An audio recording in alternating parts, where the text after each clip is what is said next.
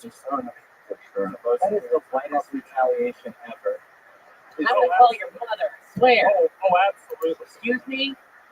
Mrs. Sparkpanougat? Yeah, your son is, When he wrote the N-word on the wall, which wall did he write it on? And how big? And which N-word? It was gonna. He also wrote faggot on the wall too, but you know. Was it all one word? Yeah. I'm going to say that one, but not the other one. No, don't say any. Don't. I wouldn't say either one. It's totally a joke. But anyways, yeah. No, he wrote it in the kitchen, right on the wall over where the plates dry. That's great. Like it's like that was his own little splashback. Yeah, that's just Most of the people, from what I understand, washing dishes nowadays are white anyway. So, it's a reference to the white festivity earlier. That's interesting. In the kitchen, huh? Yeah. Normally, if you see it. But he specifically told you, just so you know, I kicked that hole in the wall so she wouldn't have sex. No, I knew that that's what happened. Like I heard him. That wasn't the only thing he did that night, right? Like he came back and he like smashed like a mug. I was in my room and I heard like all this noise. Like, what the fuck? And then but then I noticed he put up like a bookshelf the next day, and then when he moved out, he just left the bookshelf, and I was like, what the fuck? Is like, there's a hole in the wall from this kid. Oh my goodness. That was his version of going soft in your mouth. That's true. That's true. Stand-up's been going good for you, Colin? Yep. 6 months in the game, right? 4 months? 4 months. And any highlights so far to your career? When I was 6 weeks in, I got on here, and 4 months in here, so there you go. This is the only highlight, dude. Absolutely. You're learning, and that's what's important, is learning, taking notes, growing, doing the things that people give you good advice to do and what not to do during a show. Yep. And that's how it goes. So how about one more time for Colin Shoemaker, guys? COLLINSHUMAKERR.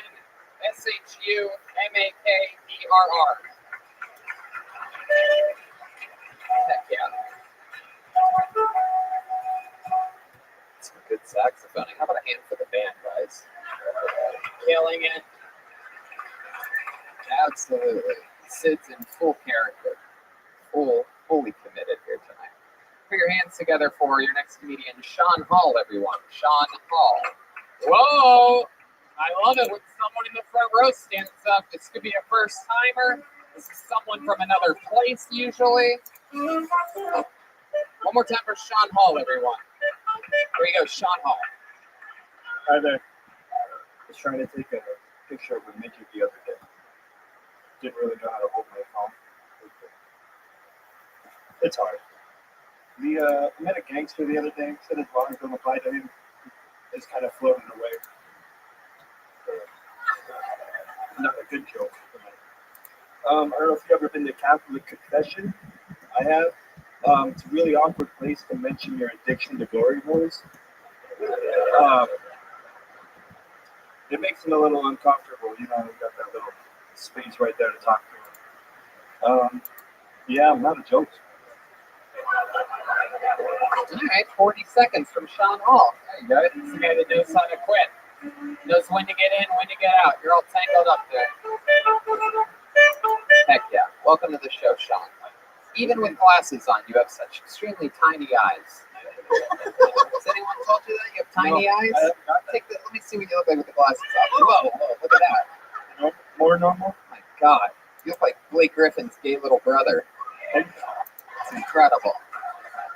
Stunning. I get Blake Griffin a lot. Yeah, no, you just get regular Blake Griffin. Those people are all idiots. I tell you that. Whoa, dude, is it the fucking Blake Griffin? 5'7" Blake Griffin? Yeah, Blake Griffin's eyes don't touch. Yeah, these things are running the fucking triangle offense. Look at those goddamn eyeballs. Those eyes look like they're trying to say, good game. Yeah, exactly. Look like Buddy Holly after the plane crash. Oh, wow. All right, too soon for a Buddy Holly reference here. Sorry. The old 1940s plane crash of Buddy Holly. There you go. Seems to be all Buddy Holly references are destroying here tonight. So, Sean, how long have you been on stand-up? Is that your first time? First time. First time. Look at that. Heck yeah. Absolutely. Nervous. Real nervous. Look at you. And what do you do for work? Ice cream shop? I work at a movie theater, and I'm just so close. Look at that. Oh, thank you very much. I gotcha. I deliver weed. You deliver weed. Whoa, you got a little rebellious side to you, huh? Or speed weed? Speed weed. No. Wow, then it sucks. Wow, there you go. We love speed weed. We bring it. Hoping I win that giveaway. Yeah, absolutely. You signed up for that, huh? Yep. We get $400 worth of weed.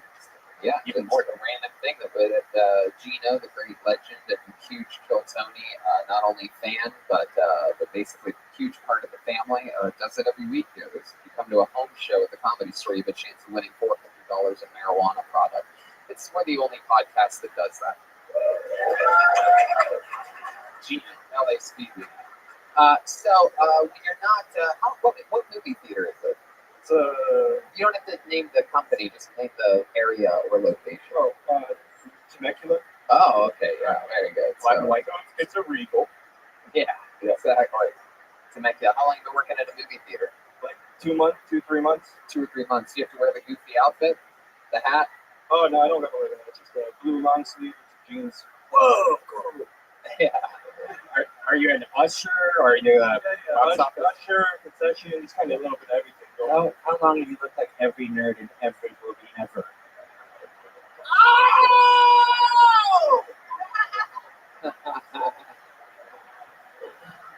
Thank you. What do you prefer? Do you prefer working the box office or do you prefer being an usher? That's actual Usher. One of his least famous songs, but still Usher. All right. What do you ever seen anything crazy at the movie theater? Not so far. No, pretty boring. Pretty what you like to. Okay. All right. Okay. All right, Arthur. A lot. Sid. This is a lot. So, Sean, what's your love life like? Non-existent since like last year. What happened last year? Had a breakup. Haven't really been the same since. Not really looking to get with anybody lately. So let's talk about this. This is the type of stuff that I love on this show. Bring the mood down. No, it's not. No, you brought it up. No, yeah, it's not bringing it down at all. So the breakup. This girl broke up with you. Yeah. How long were you with her for? Jesus, Sean, my God. You might need to get a therapist number for one of the many people that have therapists on the show tonight. Did you see it coming? No, I didn't. Yeah, I figured. Hold on, we'll get to that. I'll ask you more in depth about the breakup in a second. I want to know about the relationship. It's like 4 months, not a. 3 or 4 months? That's it? You can barely talk about this girl. It's 3 or 4 months. It's just like, it seems like you're heartbroken. Hey, you can't put the time into love. You put the love into the time. This is, my God. This is heartbreaking. Now I feel bad for you. Yeah. Hey, 3 or 4 months. Where'd you meet this girl? Bam. Band?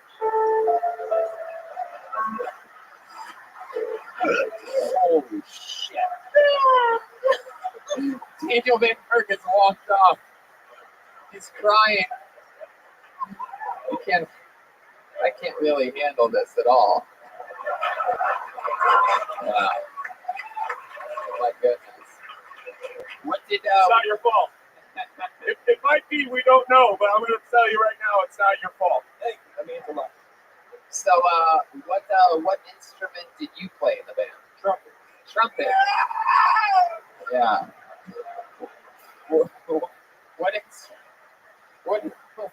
What instrument did she play in the band? French horn. Wow. French horn. Stop answering questions. Wow. Oh my God. I played the French horn. You Yeah, did? a lot of people don't know that. Is she a little bit chubby? Heck yeah. Not only did you also play the French horn, but you have the same amount of feelings for him as she does. Did she ever put the French horn inside of her? Okay, Red Dan, Jesus Christ. That's what she left me for. You made a shoehorn your disgusting thoughts into the show. Were you guys both first chair? Wow, he's checking in. He's checking. Is that one of your bandmates there? Wow, look at this. Hold on, you're in the band too? Let's play Guess That Instrument. Oh, I got that. I know this one. Oh, we all know this one. Ooh, you look like a drumline motherfucker. No. I'm gonna say this is all one horny group of friends here. I'm gonna say that this is a tuba player. I'm gonna go trombone. Bassoon. I'm gonna go flute. Whoa!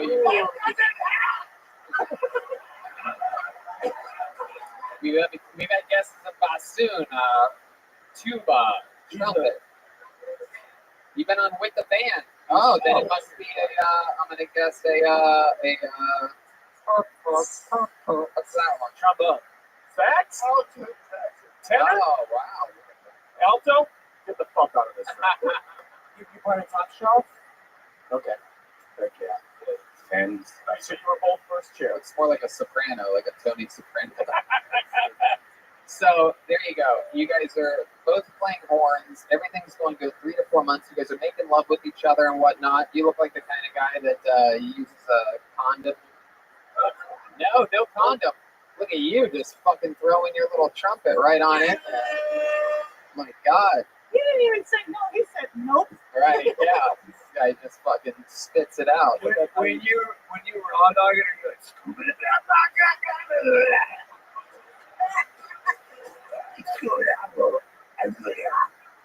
Yeah. Are you? Is that the noise you make? No, it's not that one. No. So you guys had a lot of sex, even this girl? Okay. I would say yeah. Yeah. Tony, when I was in high school, the band, everybody thought they were nerds, but they were like the first ones to be fucking. Oh yeah, definitely. That's it. They just sit around fucking blowing each other in their instruments.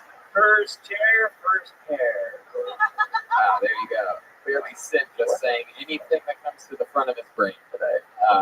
Very good. So Sean, let's talk about the breakup. Let's finally get to the good shit here. Yeah. So what did you do? You went to her place, she went to yours, you guys are out to eat. We met at some parking lot. We met at a parking lot. Jesus. Hey, were you planning on murdering her and then she broke up with you? No, I had to drive to her city, met in the parking lot, and then I got in her car, we smoked some weed, and then she broke up. Yeah, what did she say? She's just like, she said, I work at AMC, you work at Regal, this is never gonna happen. To your left. No, it just wasn't working. Well, I thought it was working out, but apparently I made some mistakes. You thought it was working, but she said it wasn't working. What was the mistakes you made? Yeah. Go on. You Come on. remember, the words have been echoing in your head for a year. Yeah, What did she Sean, say? we know that you know the truth here. Don't hesitate. We need to hear the truth. Sid, please let him answer for the love of fucking God. Sid, this show's about interviewing the guests. Sid. Save your darkest thoughts. Okay, very good. Have to do with life. Okay, Sid. Thank you, Sid. This is fucking great. You're killing it, Sid. This is great. I love positivity. There you go. Yes, there's no positivity here. The show's not about positivity. It's about interviewing the guests. Sid. Very good. We don't give a fuck. Take a breath. Relax a little bit. There you go. Sean, back to this unbelievable interview. Yeah, don't do that either, because that's distracting from the entire show, Sid. This is why the mental patients are the worst characters in the history of the fucking show. Everything else you've ever done is funnier than this, and yet you brought it back again to feed the fucking trolls. There you go. Because he reads YouTube comments and believes the haters that, hey, you should bring those back, dude. Those were the best. Actually, nobody asked us to bring these. No, I know. You're an official Reddit moderator. I know you're reading everything. So, Sean, let's talk about what you didn't do that she said in this compelling part of this compelling interview, what you didn't do right in the relationship. I was just too eager and I jumped right into it, too excited, introduced her to family, all that. Oh, God. It was too much. That was too much for her. Look, I'm not trying to rush it. I know it's August 5th, but what if we do a family Thanksgiving early? How long did it take for you to say, I love you? Like, was it a couple days? Oh, yeah. Tell the truth. Very good. Very good. I actually said it on accident. Like, I said it. I felt it, but I said it too early. I said it maybe a month into it. Wow. Wow, yes. Wow, a month into it. Little did you know that a month later she would be dumping you. Correct. How did you say it accidentally? Like, were you very... Like we were gonna. I was going somewhere. She was going somewhere. All right, later. Love you. Oh my God. You're no sweetheart. I don't believe you. I think you said it on purpose and you were like, oh, that was an accident. It's something Unless I you felt. say it back. No, I felt super weird. Like, Yeah. I apologize. Sit. When she heard it, she was like, never again. Yeah. You know what I think you should do, Sid? Is I think you should settle for someone very ugly. And then you can do all this stuff. You can fall in love. They'll fucking love it because they're not used to. You should get a chick that looks like your sax player friend here. You know what I mean? You called him Sid. Oh, I did?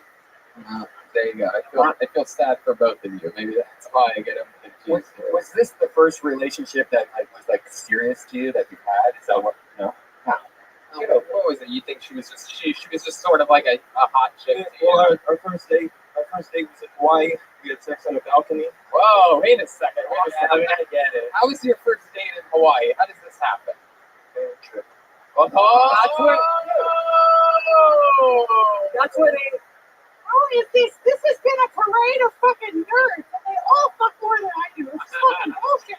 It's on TV. The only problem is these counts are too green to know that is literally when you drop the mic. I know. It's crazy that that these are all things that all the funniest shit about you is that every time I've asked you a question and you've gone like that's the shit that you should be guns a-blazing coming out with.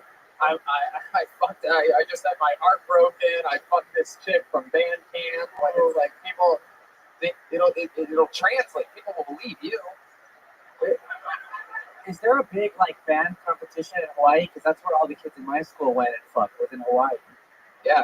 I swear to God, it was just some performance, and there's an excuse about that it was a performance. Sorry. Yeah, exactly. The tuba and the tuba. Yeah, you're like, take this Hawaii 5-0. Yeah. Put that in your fucking doo-doo. Okie dokie. How about another hand for Sean Hall, everybody? We got a long interview out of him.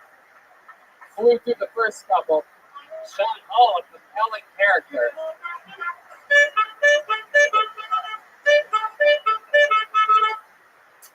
How about a hand for him? His first time, everybody. Sean Hall. Exciting stuff, Al. I think you learned a lot here.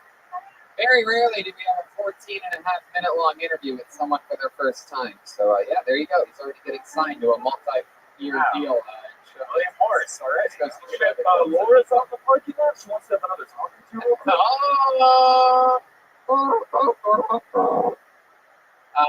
That just goes to show the type of fun, amazing show business bumps that you can have to your career here on Kill Tony. Like I just signed a multi-platform deal, and another example of the Kill Tony bump is this young man who you're about to see. This guy won the golden ticket at the age of 20 years old in Phoenix, Arizona, and he's cashed in numerous times. He's taken full advantage of the golden ticket opportunity. And we also had a guy win, I believe, the 7th ever golden ticket this weekend in Melbourne, Australia, which is very exciting stuff. He couldn't believe it. I still think that he thinks that we were lying to him about that. But this guy takes full advantage of it. An unbelievable comedian. Every time he cashes in, he writes and performs a brand new minute. His interviews are always very exciting. Make some noise for the great Tristan Bowling, everybody. Here we go. A new minute from Tristan. Here he is. What's up, Kill Tony? Oh man, I went to EDM festival recently and I did Molly for the first time, huh? Yeah! I also take antidepressants, so that shit didn't work, you know? Dude, I paid $20 to take a sweaty pill in a mosh pit. That's all.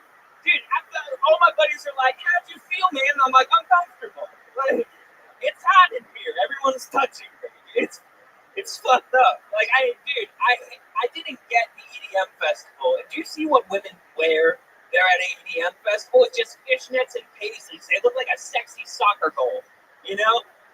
Dude, every time I come back from what I feel like my dick has post-traumatic stress. Like, it's just like looking there, like my buddy's like, hey, do you see that girl with a fat ass? My dick just has a cigarette in his mouth. You know, and being like, it's just another body, you know? I feel like every nude stick is just a wounded soldier. You know what I mean?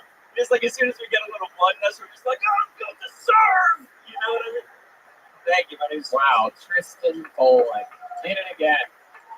My goodness. He was with us at Kill Tony Mania in San Francisco, destroyed on panel every single time. You definitely kill. The interview part's almost always more fun than even your set, which you always do good on. I like this new look. It was like every character in Beetlejuice matched together. Harry Potter in a coffee shop. Heck yeah. I'd be like, yo, I love your Patronus, bitch. Like, that's really fun. A bunch of Harry Potter fans are losing their minds laughing right now all around the world. So Tristan, welcome back to the show. Always fun. This is your guys' first time seeing Tristan. It is. It's weird. He looks like both the priest and the kid he molests at the same time. It's an impressive look he has going on. Real rock star. He always has the coolest style. You look like what happened to Marty's dad if he didn't get his parents back together. Tony, I always remember you always complimenting my style. And one thing that I did for you was I brought a gift from Phoenix, Arizona. Oh boy. I buy all my clothes exclusively at Goodwill. And Mama, if you could bring it out to me, I got Whoa, look at this. This is exciting. Yeah. My mom and dad are here, by the way. Yeah, all the way from Phoenix. I like this. Hey. His actual mom is here. What does the dad come up to? Dad, come up here. Come say hi to us. The Bowlings are here. Oh.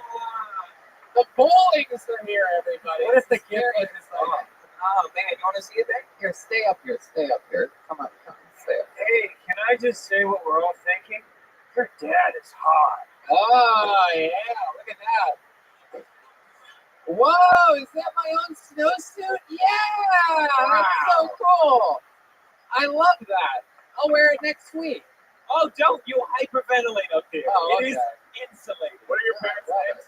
Shannon and Brad. You guess which one is which? Brad, I love you on Glow. You are great on Glow. Yeah.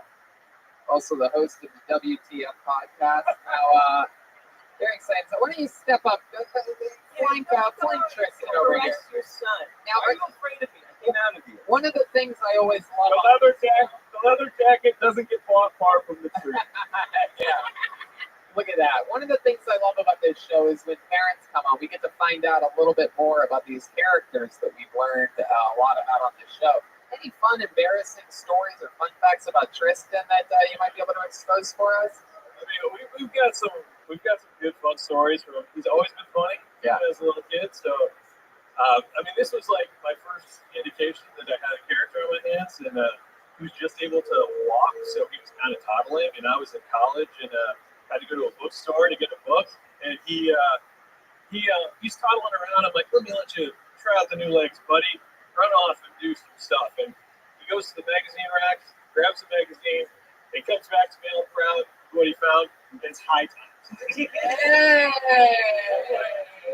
I'm like, oh my god. Dude. LA Speedway, baby. Come on. That's where his first word was speed. Yeah. And you got Grover right there. You got all these other choices. And the first thing you go to is like, you can't, you shit in your pants. You can hardly walk. You can't speak. But you know weed when you see it. Like, Yeah. Goddamn right. And literally nothing has changed. He's still the same way, shitting his pants. I was like, great. How about Mrs. Bowling? What's your favorite thing about Tristan as a child? Anything exciting? I'm gonna leave it to Brad. Oh, we see. We see you wearing the snowsuit in this relationship. Can we talk about the fact that Tristan's parents are fucking gorgeous? Yeah, they really are. I mean, it's unbelievable. And Tristan's dad is a hero to me and Tony's because he's created one of the best videos. It's true. He is the creator and graphic designer of NCAA football, the video games. Yeah. This is the guy that made those. I worked on one of them. There were many, but I thought it was a good one. It was unbelievable. I played the shit. That's my most played video game of all time by far. So if anyone's wondering if I played sports, my dad makes video games. Yeah. There you go. Also, no one is wondering. Technically, video games is a sport now. Well, Tristan, I've always said this about you. I think You are by far one of the more promising comedians that we've ever had on this show, ever seen on this show, off this show, anything like that. You just have a goddamn bundle of wild, crazy energy. You're such a promising figure. This is one of those art forms where you'll always get better, and the fact that you're as good as you are and you make doing a minute look extremely easy on this show, I just absolutely can't wait to see what you're going to end up being. And one day I'm going to hope that you hire me to be on your show. Yeah. So We love you, Chris. We love you. one of our favorite people, one of the great golden ticket winners of all time. Make some noise for his parents, everyone. Come on. Let's hope my mom don't make another one of me tonight. Here comes Tristan Bowling. Tristan, you didn't write any new raps or anything, did you? You want to go out with a bang? You want to rap something real quick? Here, rap something real quick, just for a minute. Tristan's a famous Kill Tony rapper. You got anything up your sleeve? You want a beat from Joel or something? Yeah, Joel hit me with something fun. Just Yeah. You guys like rap music out there? Do you mind if this one goes for a second? Okay, All right. sure. Yeah, do Tell it. me if you can follow along. All right. Mama came home freaking from the kitchen. Expecting the typical shit as she bitching, but she's sitting you down, talking about what she been wishing, speaking about how daddy left, out of sight without a breath. Gotta feel the hole daddy left. Mama need a nut, no, don't fret, because mama got a new plan, baby. What? Mama might get a man, baby. He's coming to dinner, so you better make a better look. The recipe ass of the ham ready. So set your plate, bitch. Yo, you better wait, bitch, because he's in the house now. Wow, he's so amazing. But wait, what do you see? Turning the corner, hey, look at his teeth. Trying to think, choking to speak. Where do you think that you recognize me from? Wait till that fresh in your memory, huh? Fucking with me in pre-algebra. Shooting your spitballs and calling me faggot, and now we have balls deep inside of your mom. Now you can see where the tables are turning to fucking with tea, and I'll promise I'll bury you. Gotta be honest definition of motherfucker. That's your other side. Now we're gonna be a promise soon. Oh, what to do, bitch? Following around now, I'm a part of your crew. Eating your food, bitch. Fucking your sister like you did that back when you're two. Eating your food, bitch.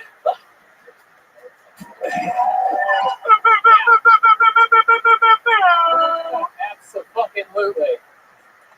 It was fun. I goofed it up a little bit at the end, but it was fun. It was fun. I had a fun time. There he goes, Tristan Bowling. Brought him back up just for that. Had a feeling he had something up his sleeve. It's so crazy. When we first met Tristan in Arizona, he couldn't even be in the same green room as us because he was too young. We were on alcohol. Yeah, it's true. Now look, he won the golden ticket at 20. He turned 20. We didn't even know his birthday was the next day. That was on a Saturday. His birthday was on a Sunday, and he was cashing in here on Monday, his 21st birthday. He's cashed in for that. Yeah, this kid, no rest for the wicked. The work ethic and talent like that. You're just going to know him forever. This is bad handwriting. Let's see how this goes. Jordan Carluche, Cornish, perhaps. There it is, Cornish. Bad handwriting, Jordan. Here he comes. Always very foreshadowing when someone has bad handwriting. Come on up, Jordan. Yeah. Come on, one more time for Jordan, everybody. Hey. So I'm biracial, half black and half Jewish, which means I like to go in the club, rain, and then pick it all back up. It's very fun. You might be wondering which way I like more, black girls or white girls. Nope. I'll just say my answer is yes. Yes. My type is women with vaginas. It's really, yeah. And I think I like black girls the most. They're my favorite. I kind of have to say that or else I'm on the top.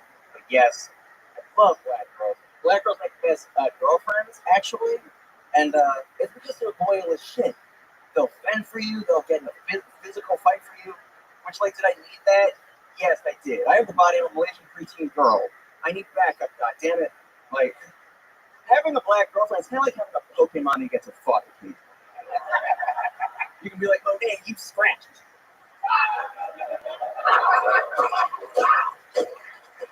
Hell yeah. There you go. Jordan Cornish.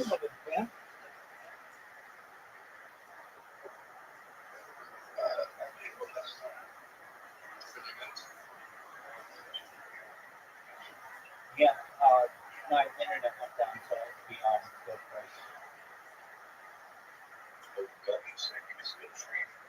Yeah, just it's archived, so I can upload it. How are you?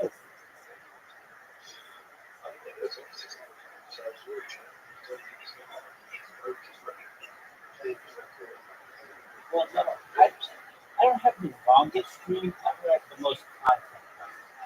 So I have the most amount of data. There are people who have had, like streams of just like the ocean for like many, many years. But that's not what I do. I have more content of a single individual than any person ever. How are things in your neck of the woods?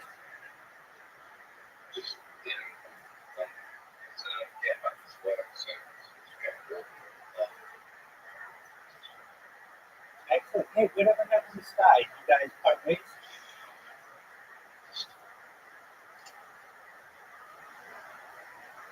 What happened to Sky? Did you guys just part ways? All right, so that's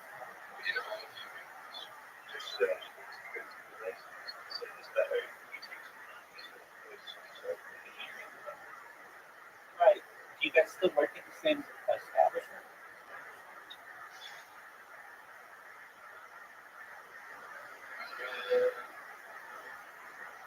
So you don't have to see each other.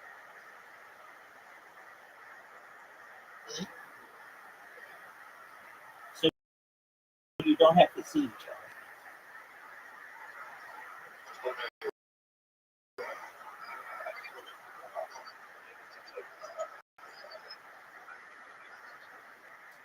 Oh, you said that, but another place that didn't pay you, so I've done it the same way.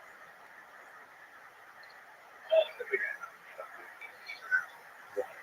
Okay. Well, so what are you up to nowadays?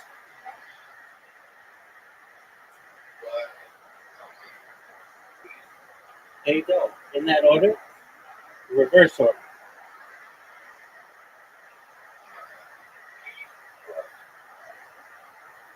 Oh, interesting. Okay. And yeah, so what's on your uh, agenda for gaming today?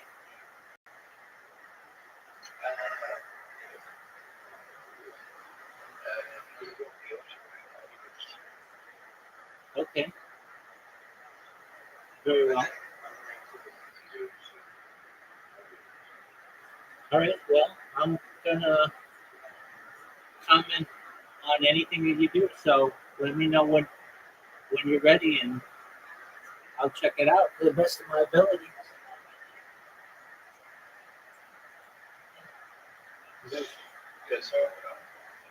Oh, you're good. What games have you been playing recently?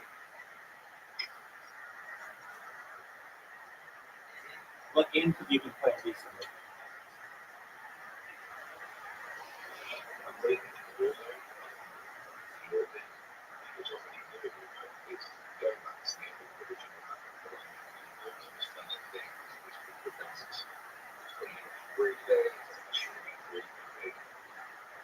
Really?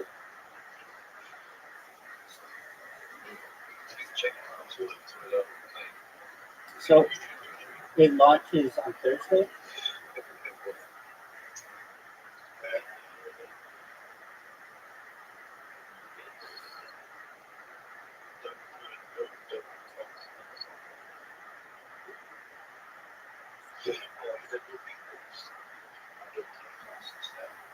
Oh, that's great. So that's great.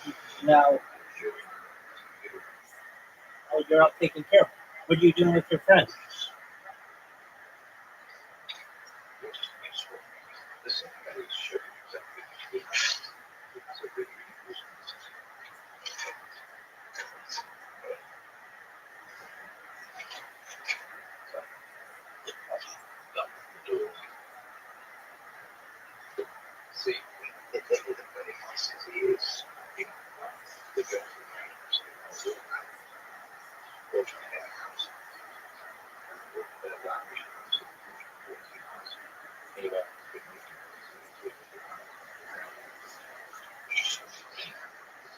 Right.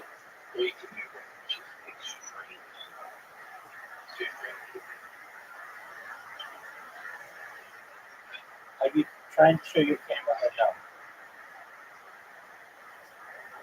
Sounds great.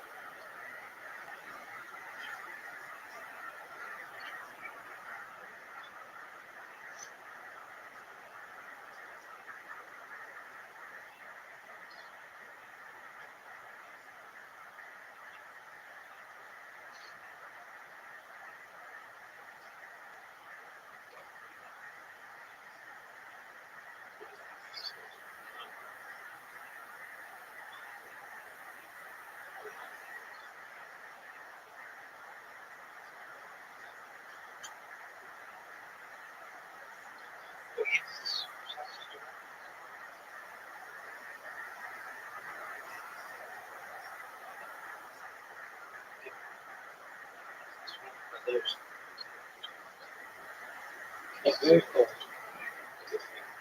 Yeah.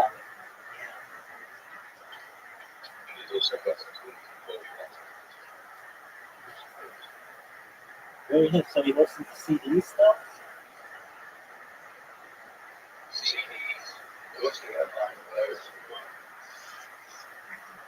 Well, that's pretty baller.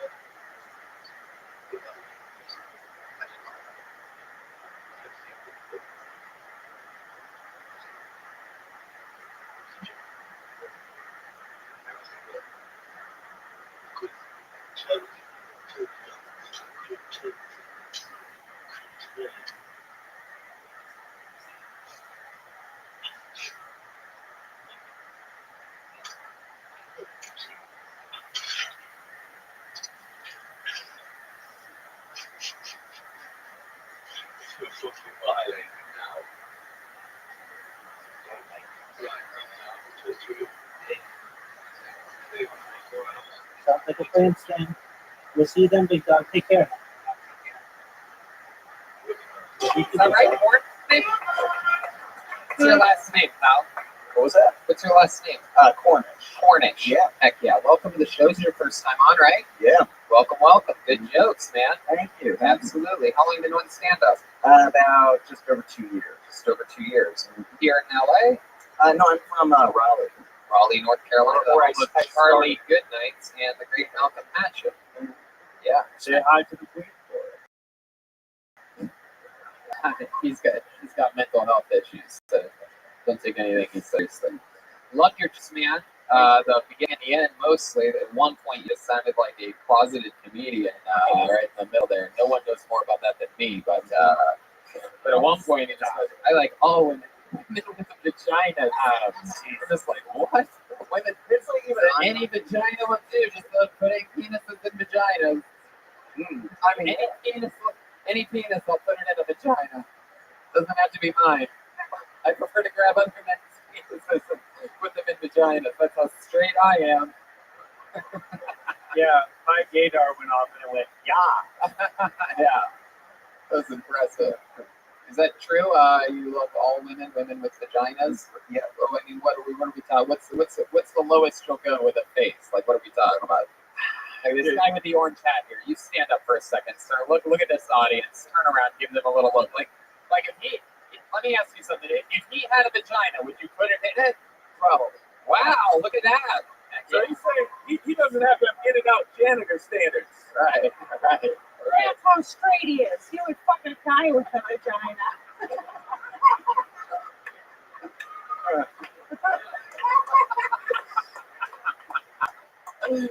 Oh, you ever do anything with a man before sexually in any way? Tell the truth. You have. Fuck yeah, absolutely. That's enough of an answer. Heck yeah. The alto saxophonist goes crazy at that one. He's interested.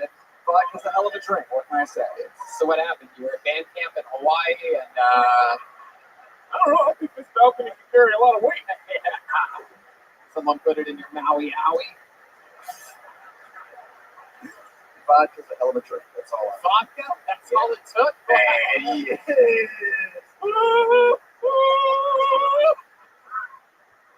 Oh my god, I've been wondering why Daniel's been trying to jerk me off this whole time. It's the vodka. I don't want to do it. Vodka, one of the most mellow liquors that there is, turn you gay. I love that. Yeah, you just had one shot of Fireball, that shit'll do it. Oh, I don't want to fuck the dog, but I did Fireball. Vodka's a hell of a drug. No, it's not. You're like, This dude wanted to fuck me, and I was in a duels deep in. I'm like, let's do it, pal. So walk us through. What happened? Yeah, what happened? So you had a few vodkas. Next thing you know, you're on your back, legs spread, holding up your balls. Missionary position. That's the gayest possible type of gay sex that I could picture. No, you don't understand. The guy's name was Vodka. He made me do it. You had a lot of it inside of you, deep in your belly. So what happened? You had vodka, then what? Yeah, I was in a gay club. Oh, there you go. Heck yeah. I liked it. 9 times out of 10, drinking vodka in a gay club is how it starts. Yeah. But most of the vodka-induced gay things that happen at gay clubs. Oh, There I am at a gay club drinking tons of vodka, and you'll never believe what happened next. Shots. so I put on my shirt that said, "I'll fuck a dude tonight." Went down to the gay club, and I told like what happened next. So you're at the gay club drinking vodka. Good vodka, good liquor for you to be drinking because clearly you're gay. It's a clear liqueur. what was it mixed with? Just straight vodka. Just fine. Straight vodka. What flavor was it? Like another alcohol. So there you are. You're at a gay club. You're drinking vodka. Then what happens? He said it was straight vodka, but I don't think so. Hey! All right. There you go. Hey, no, don't hang yourself. Sid, don't do it. No, don't do it, Sid. No. Can you imagine that order, Tony? Hey, what can I get you? Can I get vodka? Meat? What? Just straight vodka, man. I love it. So there you are. You're drinking vodka. You're at the club. Then what happens? All right. Let's let him get the interview, Sid. A guy came up to me. His was Brandon.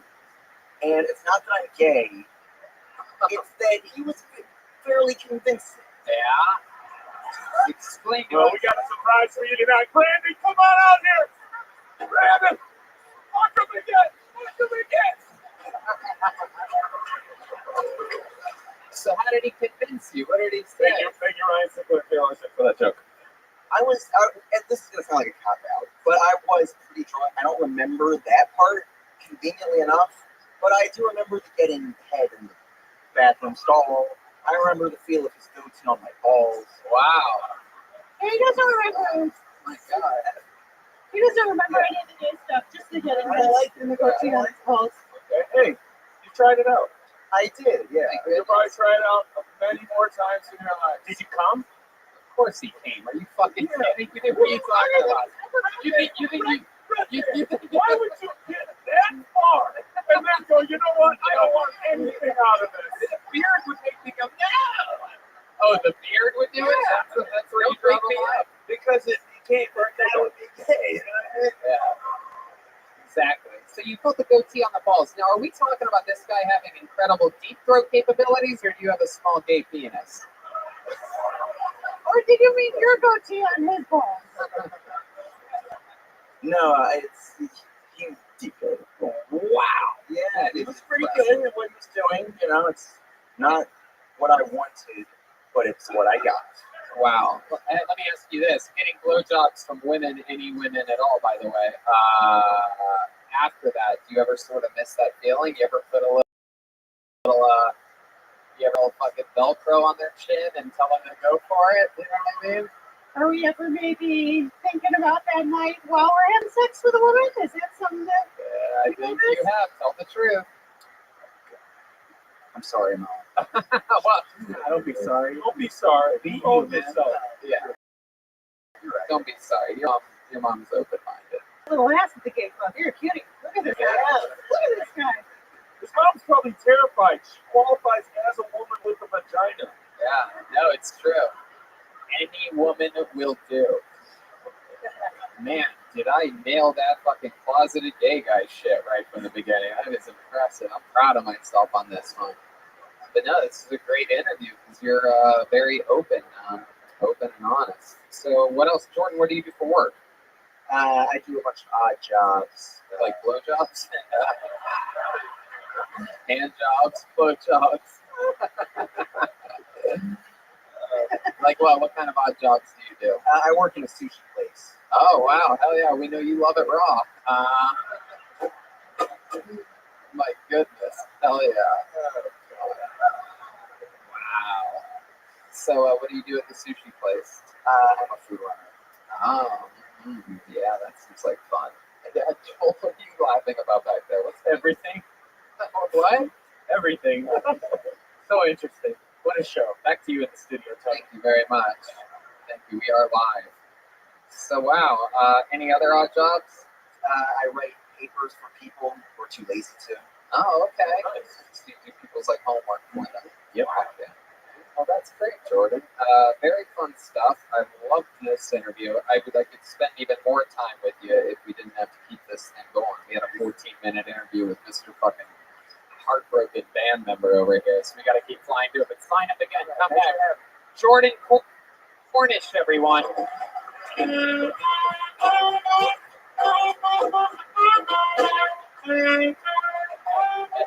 I asked him what his social media handle is. He's like, you know what, I'm okay. I don't want anybody to know this one. Maybe next time. I had a few black and Jewish jokes that I didn't get to do. I know, me too. Trust me, that ended up being the fourth most interesting thing about him. It sucks. I really did too. But his jokes were great. How about one more time for Jordan, everyone?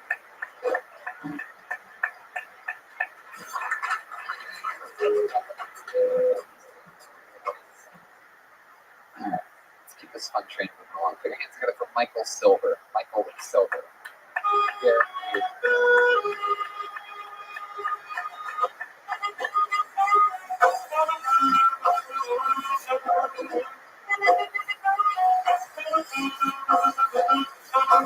Here he is. One more time for Michael Silver.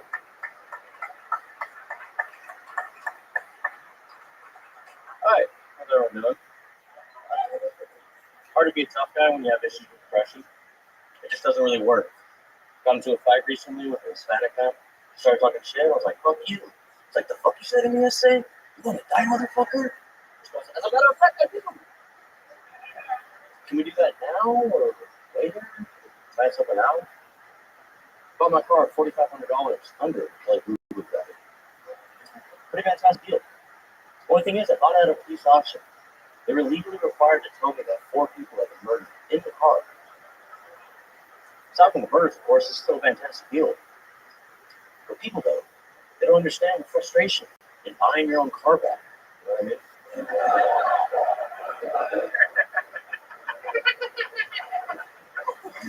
It's irritating stuff. I think it's about like 50 seconds, huh? There you go. Wow. Amazing. Amazing internal clock you have. That was great.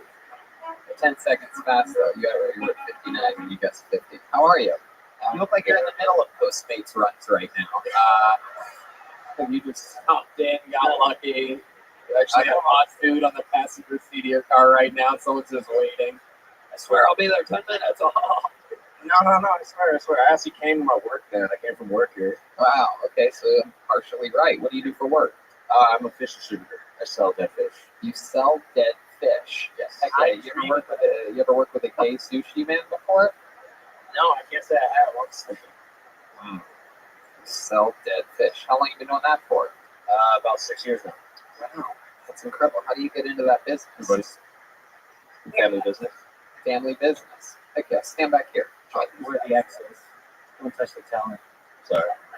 Heck yeah. And how long you been doing stand-up? About 7 months now. 7 months. 7. And you're from Los Angeles? Yeah. Born and raised? Yes, sir. What part? Venice, Inglewood area. Oh, okay. I very rarely meet people that were born and raised around that area. It's interesting. What do your parents do? My mother currently just got hired over in Texas. She's I think she's housing people with AIDS. Oh, wow. Well, the last comedian might end up working with her someday. Yeah. He just doesn't remember what happens to him when he goes to a gay club. That's the old. All right. And how about Dad? He's My dad's a network engineer. a network engineer. That's cool. What exactly does that mean, though? What type of network? He's basically like a glorified troubleshooter.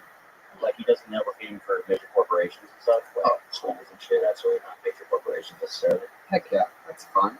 So, do the dead fish, do they often affect your normal everyday life, or people smell it? People say you smell like dead fish. That's a real issue. Like, You smell it, Sid? yeah. Yeah, no, I showered at the gym right before I got here. Oh yeah. I don't know. Heck yeah, that looks like the only thing you do at the gym. You look like this is not gonna work, but Jorge Masvidal Sassoon. That's a reach, but I like it. I get it. Yep. I got it. The 5% of people that get it laughed very hard at that joke. It was worth it. Like, yeah, look at the UFC fan clapping. Hell yeah. He's been on before, right? You've been on before. Yeah. I was on like 4 months ago. Yeah. Well, welcome back. Anything changed in your life since that last appearance? Anything exciting happened? I started dating someone. Oh yeah, where did you find her? Does she have sex like a dead fish? No. She's actually a comedian as well. Oh wow, yeah, that's what happens. Open mic, open legs. Yeah. What did you say, Sid? Because there was a thing happening there. So I didn't hear you. The word. No. So you met her at an Oaks, went out. She's a server over at Spot. I do it for myself. Oh, hell yeah, I already know the place that you're talking about. No kidding. So and then things have been going good with that? Yeah, it's just kind of like weird to believe that someone is like into it. Like I hate me. Yeah, so do we. No, I'm kidding. Why do you hate yourself? I finished depression. Yeah. Had that for a good amount of time now. Yeah, have one of those. There you go. Pop it in. It's okay. I guarantee it's just a mint for sure. I know what dripped on it. Wow. Do you take medicine for your depression? Not anymore. Wow. When did you get off of it? 2 years ago. Oh, so you're too good for it. Okay. Yep. Are there ways that you've been the things that you've been using to cope and treat it, or is there a new routine that you have, something healthy that you do for your mind, or do you just go cold turkey and say fuck it? No, I mean like I box and I smoke a lot. Yeah. There you go. Boxing and smoking weed. Great 1-2 punch. I take the There you go. You got it. You've been in a lot of fights. Yeah, I could imagine. Yeah, you have fighters out there. I can see that from them. Oh yeah, you do. So I think a police officer did that. No, he's talking about your huge knuckles. Yeah, your big middle knuckle. Yeah, we're not talking about that. Yeah, the enormous one. How did a police officer do that to you? Well, I didn't do the crime. Swear. That's a great way to start the story. Yes. That is the number one way to show people you're innocent. Yes. I mean, the moment you say you've been to like county or anything like that, people immediately assume Blah blah blah. Let's get to the good shit. So what happened? You didn't do the crime. So what'd you do? Well, police officers, they stopped me on my probation, and basically they found out I was off probation, so they started kind of being a dick. And I was like, yeah, no. And they're like, no. And I was like, okay, let's do this. Wait, you said let's do this, like let's fight? No, I was really drunk, so like I assume it happened. Oh, so in that case you blew the cops? I don't know what's going on there. Yeah, was it vodka? Yeah, let's get that vodka in your Hi, I'm Officer Vodka. Fuck my dick. The cops were it was the same cops from the Village people. He was at a gay club drinking vodka. Next thing Wait, you know, so you fought the cops? Well, I mean, like, I threw like probably like 2 punches, but like I was kind of taken by like overwhelming force. Yeah, that's what they go for in that scenario. Yeah. This was in Venice Beach, so they don't really have shit better to do. So they're like, yo, this kid's fine, let's get him. Right. What were you on probation for? That's something that you Fighting, did do. Fighting a different cop? It was when I was like 18. This is your A material. They suck. Like, it's Manhattan Beach PD. It's like they don't do shit. They stop me. It's like I'm an American citizen. I have rights, and they're like, no, you don't have rights. God. Are you a sovereign citizen? This is hilarious. I feel like you just go straight up the cops, like you can't do anything. No, like initially, like I was just like, you know what? Like I have rights. I can do this. I can do that. And then they pull out a gun and like, no, you can't. Right. They're like, get down on the ground, you stinky fish motherfucker. Yeah. Like literally, the first time I ever got arrested, the cop had me handcuffed, he looked me dead in the eye. He's like, fuck you, he tased me. Wow. The story doesn't start there. Yeah. Imagine what they do to non-white people. First time I got arrested was It I was didn't start with you getting tased. All of their teeth chiming up because they can't believe you just get tased for that. At least you're mean, man. Yeah, they are mean. Listen to them. The black people are all laughing hysterically. Yeah, the black people are laughing because he's telling all these stories and wasn't shot. Yeah, exactly. Exactly. Oh, so you live to tell about it. It's like, I fucking said everything I wanted to a cop, tried to fight them on multiple times, and then I just went to jail. I think we found your comedic voice here, Michael Silver. We got to get you a spot on Showtime at the Apollo so you can do your hit joke, Cops Are Mean. There he goes, Michael Silver, everybody. The return of Michael Silver. Always fun. Fun episode so far. Really is. I know about that break. Everything you say to me. Okay, so we're going to get back to the bucket in just a moment. However, we do have regulars on this show, everyone. A couple of very fun human beings. We've always had regulars on the show that have grown and developed and been found and discovered in our farm system here of regularship at Kill Tony. This is what many people are saying is perhaps our greatest lineup of regulars ever. This first guy, very polarizing figure. You either love him or you hate him. He has had some major breakthroughs in the last couple weeks. He does this new thing sometimes where he might try to get the audience on his side by using local references. But anything can happen. Let's see what happens here. He's one of my favorite comedians in the world. It's the great William Montgomery, everyone. Here we go.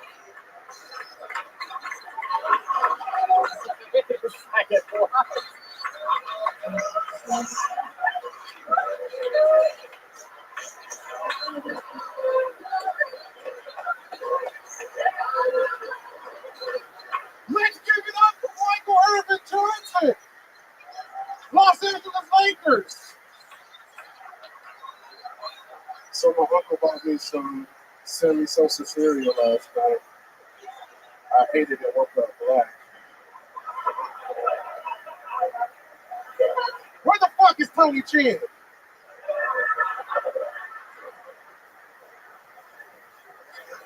My uncle, Tony Alcatraz, took me for ice cream last night. We had a good time down in Venezuela.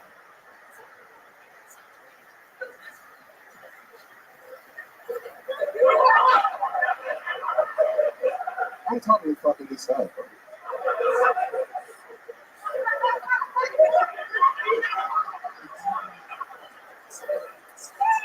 I liked it.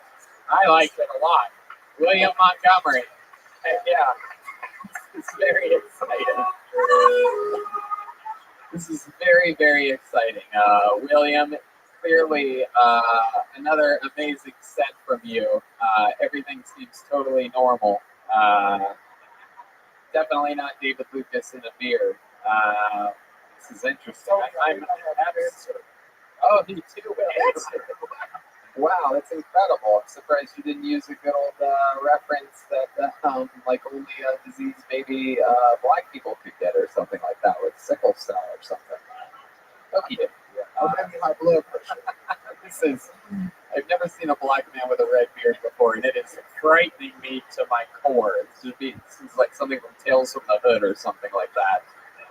You've never looked more like the chef from South Park before than right now. Here, take a step back, stand between Jeremiah and Daniel so the audience can absorb this frightening shit. I guess I've never really thought what would it look like if a black man had a red beard, but this is it. I'm so frightened that William's going to come out in blackface right now. I'm literally shaking in my boots. Tony, does this turn his Crocs into gators? My goodness. So this is Black William Montgomery. We've never seen, this is like a William from Montgomery, Alabama, I guess we could call this character. So what's life been like being Black William Montgomery? I woke up this morning and my lymph nodes hurt.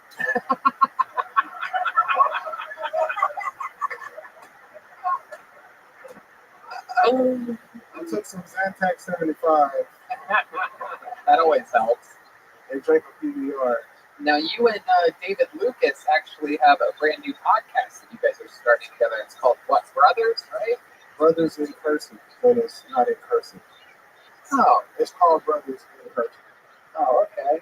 I guess that works. I I'm would filming at Death Squad, Red Badge New Studio, Burbank. There you go. Absolutely. It's very exciting. New Death Squad podcast. Fuck yeah. Well, that's exciting stuff. I don't want to keep you too long. Anything else you want to talk about or give shout outs to or anything like that? Or?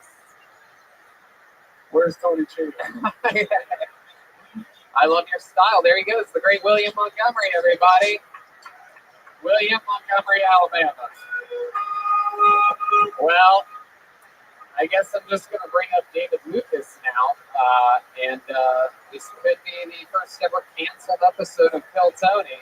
So let's just see what happens here. I had no idea any of this was happening, by the way. If you're wondering, like, oh, this is great, and Tony coordinates this wacky stuff that happens sometimes.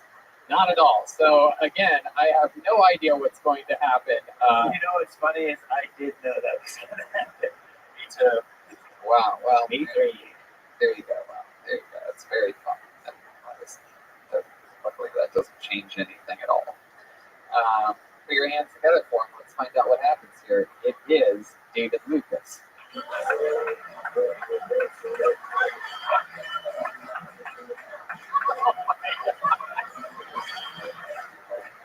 I'm tired of being big and black. You know what I mean?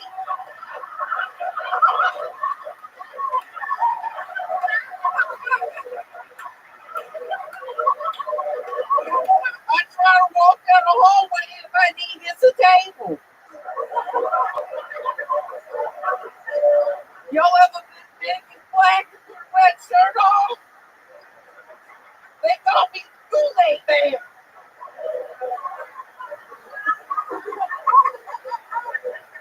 I don't drink Kool-Aid.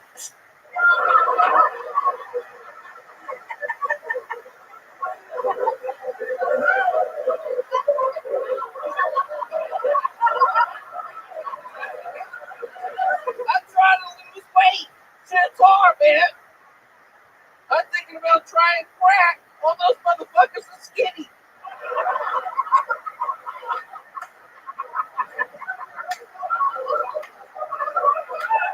Ain't nobody giving big guys no pussy. Ask my mom.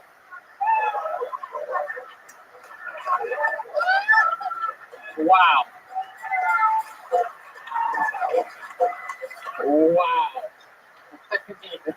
Wow. Brother Chris, shut the fuck up. You always talk. Wait, where's Brother Chris? Bro, he wrote that for Chroma Chris. He's on the road. This red man looks like cat food smells. Oh, you got roast jokes like David Lucas. Jules' dick is so big, it drags on the ground while he's riding Tony's coattails.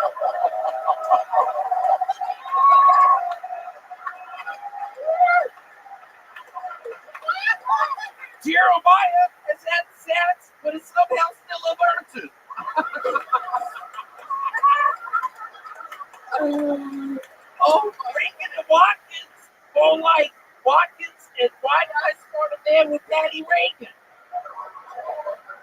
He's roasting the show. So, Tim was supposed to be here. Until I met Tim Dillon, the only other gay Republican I knew was Cody Hinchcliffe. Yeah, that's a good one. That's a good one. That is true. David Lucas, more like David Lucas. Wait, that's me.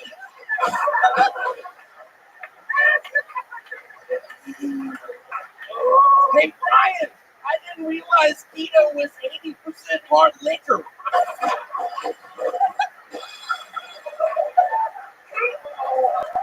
You got a drinking problem. Brian has a drinking problem.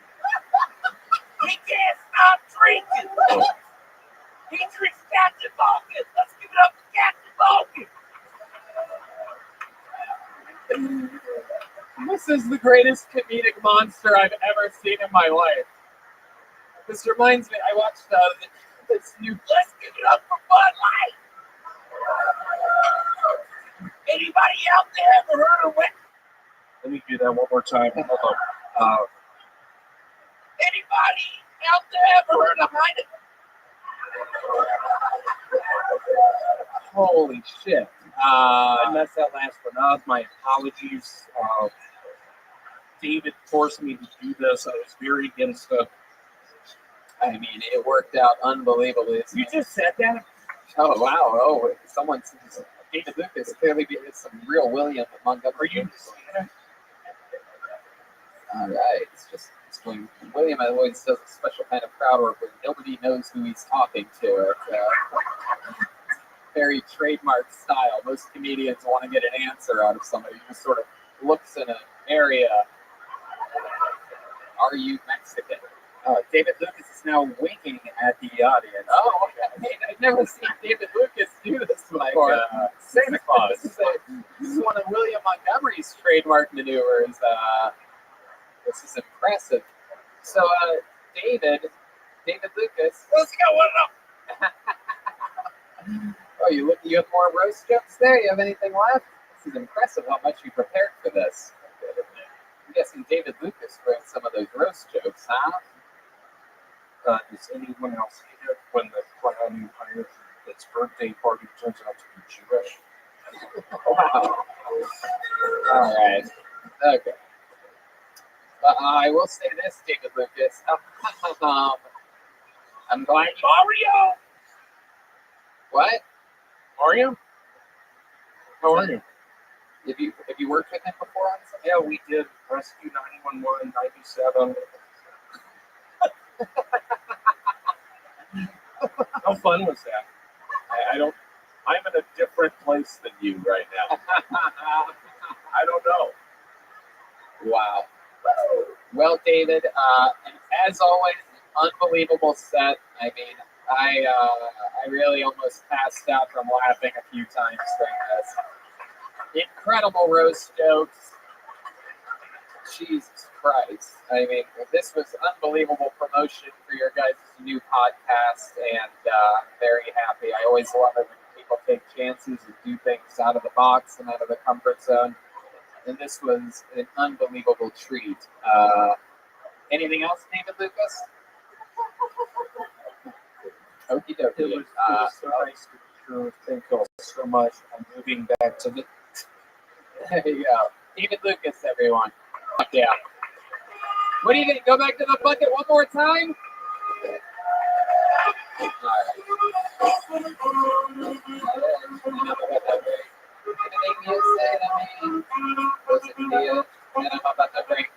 Okay, this is it. Your final comedian of the night goes by the name of Viet Minh. Viet Win? Viet Win? Viet Win. Hey. Yeah. All the way up the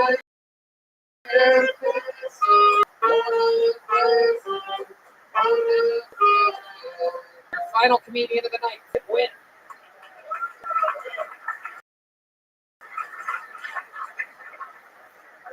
That I do speak English. I have been learning to speak English for like 15 years and usually change the way I understand things. Like I find out Anaconda by Nicki Minaj. It's about big penis. I thought she was singing about the anaconda, the big snake, because it's a endangered species, and she wants to raise people awareness on this topic. I came to the US 2016, and the first thing I did is I looked for a job, but I can only look for manual job, so I got on Google and Google for hand job. I did fine. I did the research, 5 hours, didn't get any job. Thank you. Wow. Heck yeah. Welcome to the show, Vietnam. How's it going? This is your first time on the show, correct? Yeah, it's my first time. Heck yeah. Well, welcome. We're excited to have you. How long have you been doing stand-up? About more than 1 year now. I love all the specials that you have on Netflix where you're pregnant. Oh.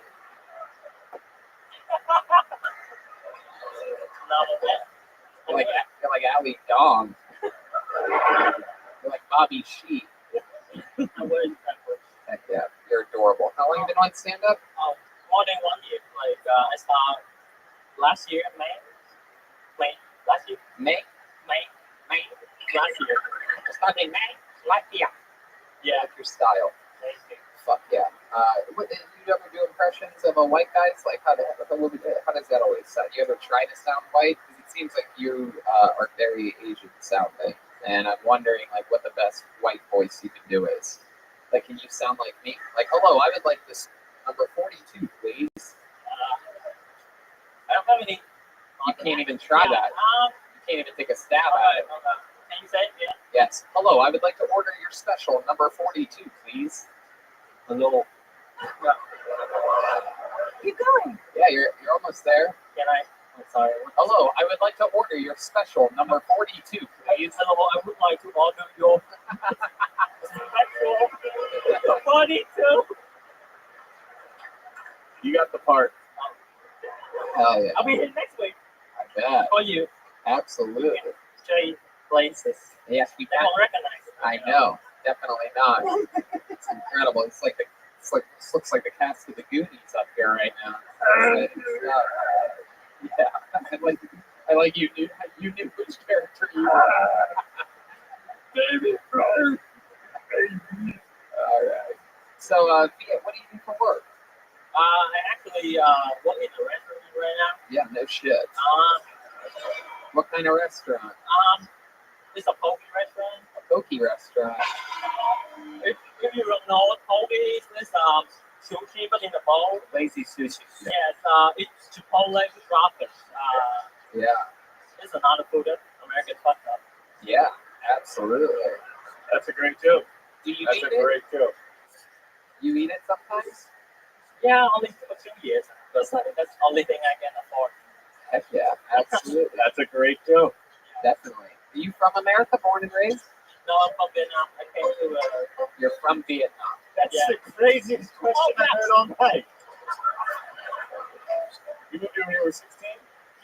2016. Yeah. 2016. 2016. Heck yeah, fresh off the boat. And you're on the show, fresh off the boat. I was born in Dallas, Texas.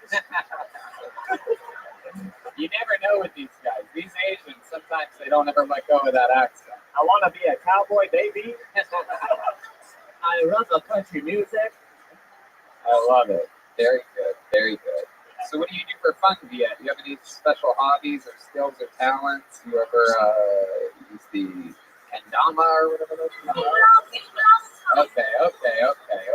We have a lot of Asian sound effects. They are all being hit at once. Very good. Let's just keep rolling through this and then we'll get out of here all happy. Take pictures sometimes. Film pictures, like the camera roll. Oh, I hate showing the camera. I don't believe it. Yeah. Not really. I'm not really.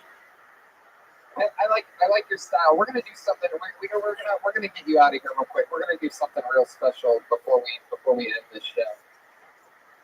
Because I just noticed someone very, very special walk in, and it's a shocking surprise. So how about one more time for Via? Win? Viet win. Thank you, Viet. Viet win from Vietnam. Viet win sounds like he's just rubbing in their war victory against us. Viet win. Don't try to fight us. You learn lesson. Friends. Okay, so I don't. Normally, this guy warns me when he's coming. Normally, we have some hint that he's coming. This is very exciting. Let's see what happens here. Danny, maybe you can help us with some dark lighting as I present to you Kill Tony legend Ichabod, everybody. Here he is. This is very exciting. I don't know what he's doing here. Normally, he warns us weeks out that he's coming. Ichabod had his first ever stand-up appearance on this show. Here he is. He's raising the mic stand over his head. From Las Vegas, Nevada. He definitely took a bus all the way from Las Vegas to be here tonight. The crowd goes mild at the frightening appearance of the Kill Tony legend Ichabod. Now, if you don't know anything about Ichabod, take everything you've heard about every guest tonight and smash it together. He's gotten his dick sucked in bathrooms from every different type of person, including animals. And Ichabod, how's it going, pal? What brings you here tonight? Hey there. Hello, yes. More frightening than ever. Here, I came to see the show.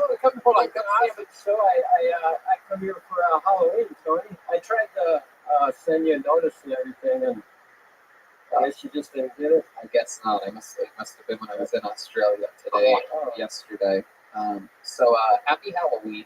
Yeah. Last year for Halloween, we had you come out of a coffin, didn't we? That's awesome. Hell yeah. It looks like you've been sleeping in that coffin ever since. Yeah. It's always fun to have you around the Halloween season. Nothing says Halloween more than you. Bus tickets are only $1 now. There was some sort of virus scare, and the prices just went all There was some down. sort of virus scare, so bus tickets from Las Vegas, no matter where we are. Jeremiah is backing up. He's throwing pills at Ichabod. Let me ask you this, Ichabod. Was the virus scare after you got on the bus? No, right. He took it. He took a mint. I believe he just lost a tooth. Oh, shit. That was a tooth. Nothing says Halloween more than Ichabod losing a tooth. Live on the show. What? Oh, great. Oh, wow. Nothing better than a gift and a virus scare in one story. This is exciting. Is it a tube? Oh, Probably. oh, it's wrapped in a paper towel. It's a bird. I'm already about to throw up. Am I supposed to open this? Oh, Bad. You brought buffalo meat on a bus. It's unrefrigerated. That's really bad. Okay, just sit it down on the ground. I'll get it later. Man, it's a federal offense. Jeremiah celebrates anytime something gross happens to me. All right, Sid. People are trying to do comedy up here, pal. What'd you say, Laura? I say it's crazy that there was a salmonella scare on that bus. Yeah, I know. Holding a handful of raw meat. Cool. Wow.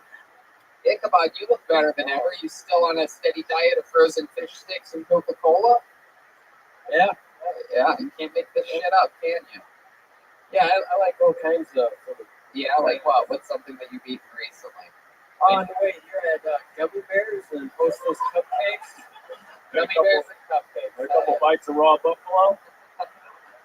Yeah. So raw buffalo meat because of the running bison joke that we have. I just don't like to get my hands dirty. I hope you're not offended at me. I don't have any space up here to keep any raw buffalo meat. But wow, this is such an exciting surprise. Anything else in your life happen crazy lately, Ichabod?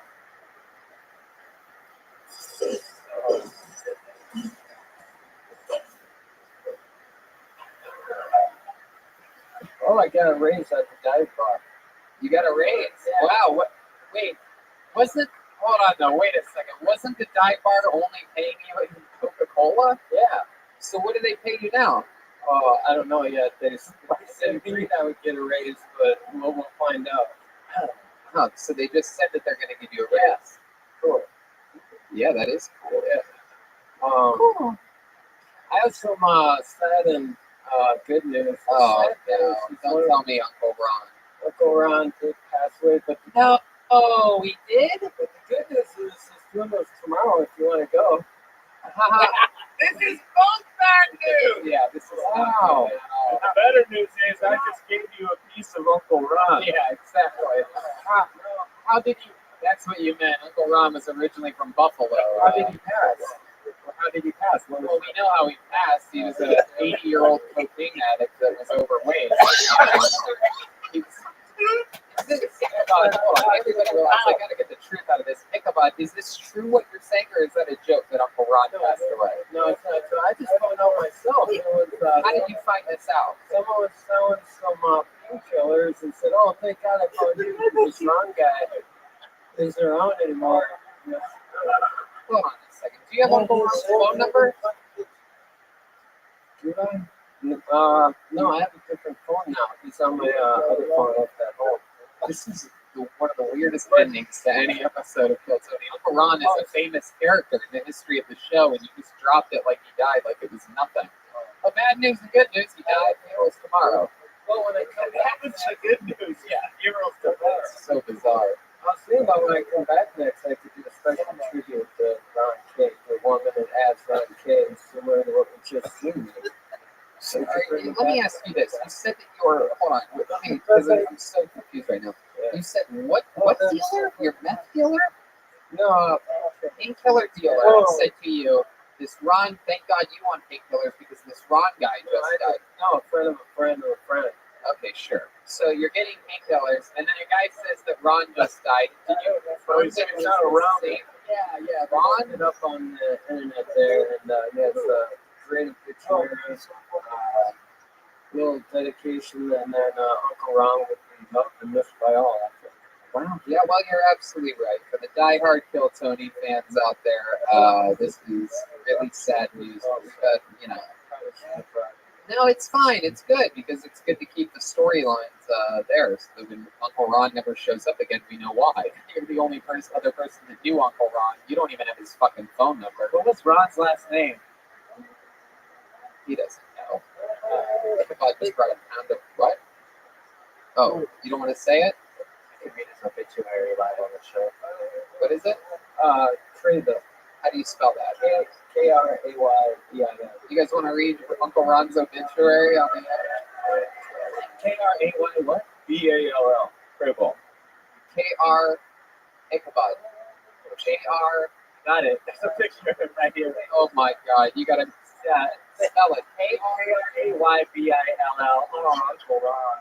K.R.A.Y. No, B-I-L-L. I.L.L. B-I-L-L. I can read it. We got it. No, we got it. It's coming right up here. Welcome back to Read that obituary. Yes, this is October. Wow, this is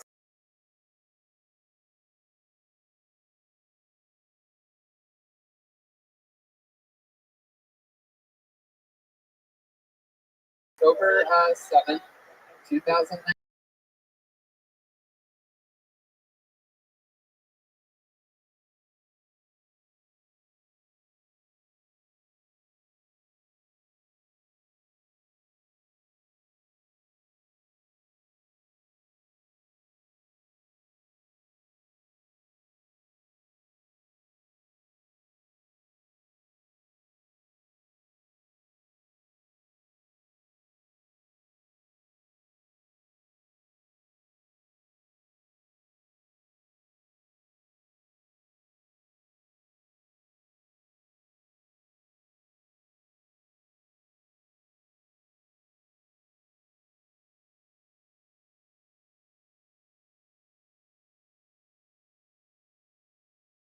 Ichabod. And rest in peace, Uncle Ron. And we did it. Another Kill Tony live from the Comedy Store. This is our 4th show in a row. We did Brisbane, Melbourne, Sydney, and Hollywood, all 4 days in a row. Look at this drawing from Ryan J. Ebelt, everybody. He did that while you all sat there doing nothing. The new Kill Tony, the book, is available now on Amazon and at RyanJEbelt.com, including all the past prints of the show, and the tour posters are all there. Be sure to check out Laura Bites headlining this Thursday, 2 different places this Halloween. Check it out. Follow her on Instagram at Laura Bites, all one word, LARABEITZ. How about one more time for Laura, everybody? And how about one more time for the great Daniel Van Kirk, everyone? His debut album, Thanks Diane, is on pre-sale right now and is available everywhere November 15th. He's absolutely hysterical, so make sure you check out that debut album, DanielVanKirk.com, for everything else. He's touring the Midwest, Nashville, Cincy, Louisville, and I still can't read that, Milwaukee and North Carolina. Jeremiah Watkins is in Huntington Beach, San Diego, Kansas City, St. Louis, Chicago. That's all at JeremiahWatkins.com, but I plugged all those dates earlier on in the show. And don't forget about us. We're traveling. Washington, D.C., second show just added. Columbus, Pittsburgh, Cleveland, and some other fun things about to be announced for the year 2020. How about a hand for the great Jeremiah Watkins, everybody? The return of the Mental Patients. For those of you that don't know, Mental Patients was been voted by all the least favorite character of all time, but an amazing return tonight. If you haven't seen the show before, every other character they do is funnier than that. So make sure you check out all the past episodes of this show. We will return. How about me on social media at Jeremiah Stand Up and listen to Jeremiah Wonders with Stephen Randolph this week at YouTube.com. That's true. Jeremiah Watkins. That's true. Fresh off of his first trip to Australia, and so is the drummer Joel Jimenez, everybody. Joelberg is an official Ludwig artist. He's on social media, mostly sorry. He's going to be at, I think, a couple of those gigs with Jeremiah, maybe Huntington Beach and San Diego. San Diego. Very good. What else, Joelberg? Australia, we love you. Thank you for coming That's right. We had so much fun in Australia. Unbelievable times, guys. And look for all this episodes this week on the Kill Tony YouTube page. Absolutely. And next week is Moshe Escher and Bonnie McFarlane. Nice. And the week after that is Tim Dillon, and for the first time ever in New York, the great Mike Feeney will be here the week after that. So a lot of funny guests coming up, a lot of funny episodes. We're rolling with pure momentum here. So we love you guys. Thank you so much for joining us. No one has more fun on Mondays than us. Good night, everybody.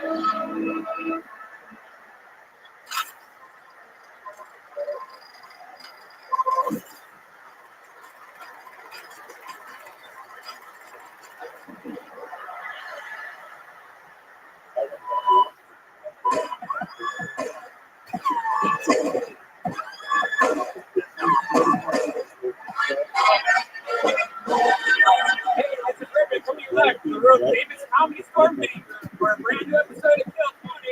Get up, Tony! Come on, guys. We flew back from Australia today for this. You guys excited to be here or what? I love you guys. Still just have that. Sorry. Not quite that Australian thunder that we're used to. Hey, it's Brian Redband, everybody! How exciting. We are back. The great Ryan J. Ebelt is here, everyone. Look at that. Drawing tonight's episode. The author of Kill Tony the book just came out. The newest version. Book number 2 and book number 3 just came out. The link is live on Amazon as of right now. This features every single one of the episodes that he's ever drawn and all of the tour posters as well. So that's all at RyanJebelt.com, or you can get it straight off Amazon. So how exciting is this? How about a hand for Ryan J. Ebelt? Big famous book is out now. We just got back from Australia today. We performed Sunday night in Sydney, Australia, a sold-out, crazy-ass show that featured our first time ever having a marriage proposal. Yeah, wow. She said yes, thank God. I was going to play the Hulk theme if she didn't. There you go. And the fun just keeps moving along. I am going to New York on a secret mission this weekend, watching Nate Diaz fight and doing some other fun things. If you're around New York City this weekend, you might see me secretly pop in somewhere to do stand-up comedy. But then the fun continues the next week as we all go to On the West Side Gangster throwing up the gangster.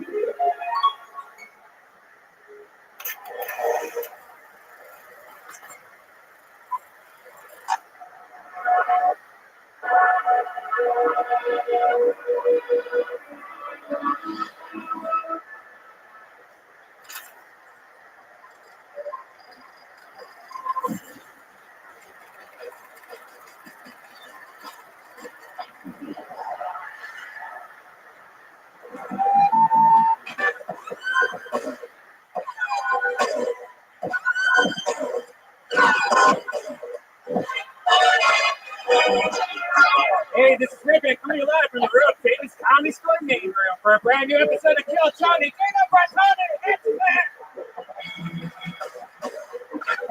Fuck yeah! Monday night, live from the Comedy Store. You guys ready to do this shit? Yowie, wowie. The great Brian Redban's here. Wowie, wowie. Oh yeah, we're doing it again.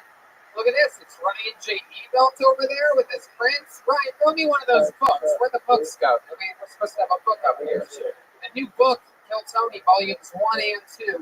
The second and third Kill Tony books that have ever been made are for sale now. You can get them on Amazon. Go to RyanJebelt.com. Every single episode he's drawn is in that episode. Every single episode, every single tour poster, every single everything. If you're a real fan of Kill Tony, no better Christmas gift or Thanksgiving gift or birthday gift than Kill Tony the book. It's a picture book for those. A lot of our fan base doesn't know how to read, so we made it easy for you. We're back on the road again. This week, it never ends. We're going to D.C. 2 sold-out Kill Tonys and 4 stand-up comedy shows that I'll be headlining with guest spots with all your favorite cast members of the show, and then we're straight into New York again. I just left New York yesterday, and now I'm going back there on Sunday. We are doing the Gramercy Theater for the 3rd time this year. That's a big deal. That's a big deal. And then Columbus, Ohio, at the Newport Music Hall, December 12th. Pittsburgh at the Rex Theater, December 14th. Cleveland, the 15th. December at the House of Blues. Ryan J. Ebelt is the book, and Jeremiah's headlining too. The little baby boy's all grown up. He's going to Huntington Beach, St. Louis, Kansas City, Chicago, and San Diego. Go to JeremiahWatkins.com for tickets. He's in New York tonight, so that's fun stuff. He will be missed deeply on this amazing episode of the show. However, let's go onward and upward. Shout out to our friends at Nitro Cold Brew Coffee, Caveman Coffee. My favorite drink. I literally drink it. Watch. Look at that drink. Oh, I drink it all day, every day. My refrigerator is stocked filled with it. It saves me so much money from buying dumb LA coffees that I used to Get it delivered to your door. This stuff actually works. This is not a paid advertisement. This is just honest from the heart. However, if you do go to Caveman Coffee Company and use the promo code KillTony, you do save money. It becomes a paid advertisement. It's like I've been saying it anyway, but you gotta make that money. You know what I'm saying? Get that sweet, sweet caveman cash. Yeah, a lot of fun stuff's happening. We have an amazing team of people that we work with here. You know, the whole thing, it's all a big deal. We have an unbelievable team. 6.5 years in the game. We are at over 400 episodes of the show. We are approaching episode 420 very quickly. Which I'll tell you right now, keep an eye on when episode 420 is and being here, because I might have a little something up my sleeve for that. No, not Doug Benson. I don't know why you would say that, because now I just shot down Doug Benson. Now it looks like I don't like Doug Benson. So that's a weird thing. You know, picking people to be guests on this show isn't easy. I do it myself. It's a tough job. Hiring can be a slow process. Cafe Alturas COO Dylan Miskowitz needed to hire a director of coffee for his organic coffee company, but he was having trouble finding qualified applicants, so he switched to ZipRecruiter. ZipRecruiter doesn't depend on candidates finding you, it finds them for you. Its technology identifies people with the right experience and invites them to apply to your job, so you get a quality candidate fast. Dylan posted his job on ZipRecruiter, and he said he was so impressed by how quickly he got a great candidate apply that he told all his friends. He also used ZipRecruiter's candidate rating feature to filter his application so he could focus on the most relevant ones. And that's how Dylan found his new director of coffee in just a few days. Incredible. With results like that, it's no wonder 4 out of 5 employers who post on ZipRecruiter get a quality candidate within the first day. See why ZipRecruiter is effective for businesses of all kinds. Try ZipRecruiter for free at our web address, ZipRecruiter.com/KillTony. That's ZipRecruiter.com/KillTony, KILLTONY. ZipRecruiter.com/KillTony. ZipRecruiter, the smartest way to hire. Look at that. A lot of stuff happening. I was joking about the Thanksgiving gift, the Kill Tony the book. But this Black Friday, secure the best deal of all, a healthier, thicker hairline. For Hims.com, a one-stop shop for hair loss, skincare, sexual wellness for men. Thanks to science, baldness can be optional. You know, I'm thick, and my dad also, he goes to a grocery store and buys this like $60 like bullshit. I told him about Hims, and now he's a member of this. All you have to do is go online. You have to go to a doctor's office. You just answer a few questions. You can get prescribed real medicine that will actually help your hair loss in just a couple questions. It's real easy to do. This stuff works. It's incredible. This Thanksgiving, when your relatives say healthy and full, they'll finally be talking about your hair and not the turkey. Order now. Our listeners can get started with the Hims Complete Hair Kit for just $5 today, right now, while supplies last, and subject to doctor's approval. See website for full details and safety information. This could cost hundreds if you went to the doctor or pharmacy somewhere else. Go to forhims.com/KillTony. That's FORHIMS.com/KillTony. forhims.com/KillTony. You guys ready to start tonight's episode or what? This is very exciting. As always, 2 of the best comedians in the world are going to sit up here all night with us and be amazing guests on this show. They always are. They've both been on before. I present to you 2 of my favorite comedians on the planet, the great Moshe Kasher and Bonnie McFarlane. Just the 2 of us. The 2 of us.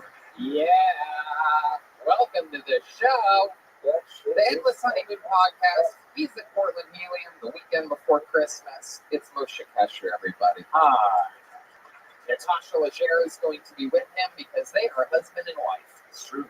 How's life going, Moshe? It's good. Actually, speaking of husband and wife, when you posted this thing and that I was going to do with Bonnie, one of the comments was like, is he wife swapping now? I'm like, what a troglodyte fucking idiot. Like, she's a wife? That's a wife. He must be fucking that. I think he must be tapping that. I cannot picture Rich and Natasha together for 5 seconds. I thought about it today because I thought, it would be a funny wife swap, but then you and Rich are both like sober Jews. It wouldn't be that different for us. You don't think I'm very different than Rich Ross? I knew you were going to be offended by that. No, I'm not offended. I just vibe-wise. You have 5 less rings than he does, but... The great Bonnie McFarlane is taping her new album, 3.5 Stars, November 9th at the Stand. So if you're in New York, November 9th, that's the night before we're at the Gramercy Theater. Why not kill 2 birds with 1 stone that weekend? Have a fun comedy weekend. Check her out on November 9th at the Stand, and then we'll see you at the Gramercy the next night. My Wife Hates Me with Rich Voss is the podcast, and you killed it at the Voss Roast. I always say that's my favorite roast that I had nothing to do with that's ever happened. VossRoast.com to check that out. A bunch of the best New York comedians going at it. Actually, writing and preparing jokes, unlike a lot of these LA fucking dweebs, you know what I mean? Some real New Yorkers just busting each other's balls. I love it. So you guys are both here. We're gonna have a lot of fun. Which I don't know if you guys know this, but there was a band on the show. How many of you know about the band? Some of you. Some of you know about the band. How about that guy in the back with the bright red hair? You know about the band, sir? You do. Thank you. They are the best damn band in the land. Every single episode, they commit to being different characters. We never know what they're going to be. They got ready tonight in a separate dressing room. Maybe it's the return of some of our favorite characters.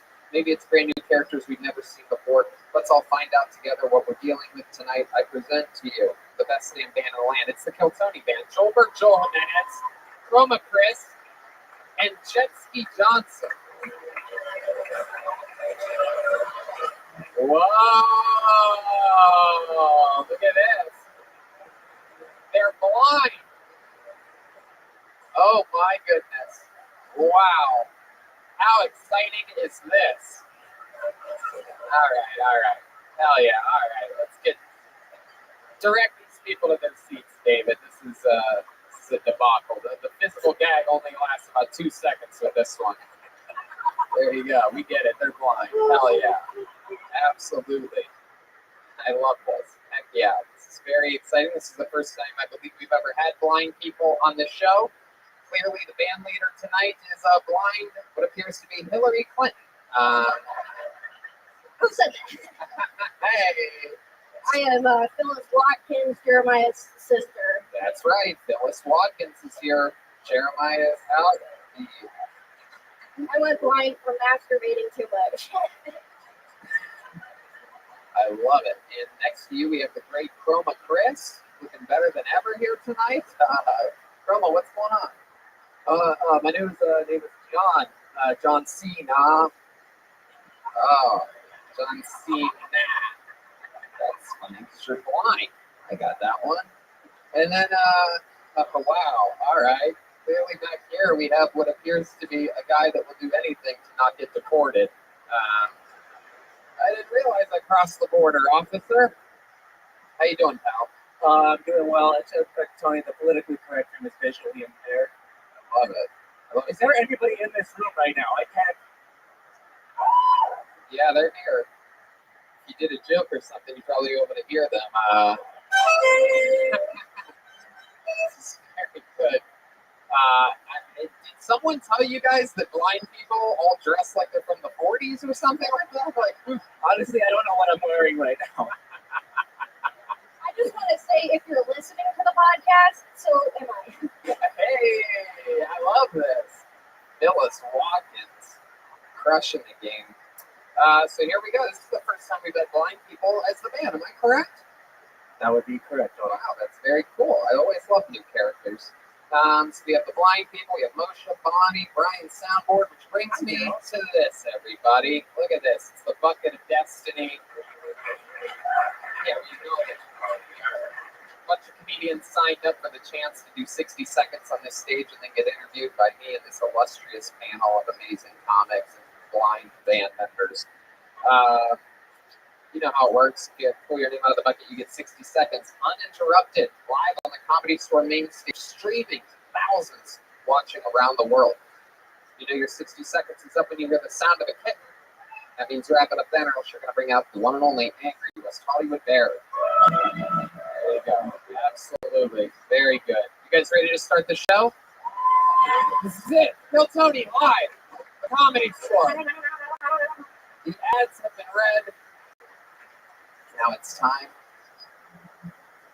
for it to be said. And the first comedian getting an uninterrupted 60 seconds here tonight goes by the name of Ahmed Mamau. Here we go. Ahmed Mamau.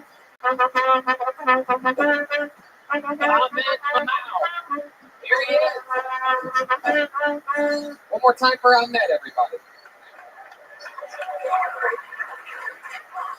Yeah, I'm here from Norway, everybody. Fun to be here in LA. And it's true. Weird thing happened in Norway. I was invited, a friend of mine who's lesbian, not to brag. She likes the vaginas, I do as well. So she invited me to a place where it was a gay club, and I've never been to a gay club. So right before I went in, the bouncer was really mean to me. I was going in, he was like, no, you go in there. I was like, yeah. And he was like, what kind of place is this? And I was like, oh, I know it is. He was like, what kind of place? And I freaked out, so I didn't know what to say. I didn't want to say gay club, but it's like, that's correct, right? So he was like, what kind of place is this? I was like, yeah, I know. What kind of? It's like, oh, it's we call it one of those homosexual houses. I don't know. And he was like, what are you going to do in there? And I was the one to be funny, so I said, I'm going to go in there and convert everybody to Islam. And he didn't like that. And so the last thing, so you know what goes on in there? And I was like, no, I don't. He was like, we should figure it out. And I don't have more time, but it was fun being here. Hell yeah, you're absolutely right. I don't think I've ever seen someone so eloquently cut off the West Hollywood Bear. You were literally milliseconds away. That was very smooth.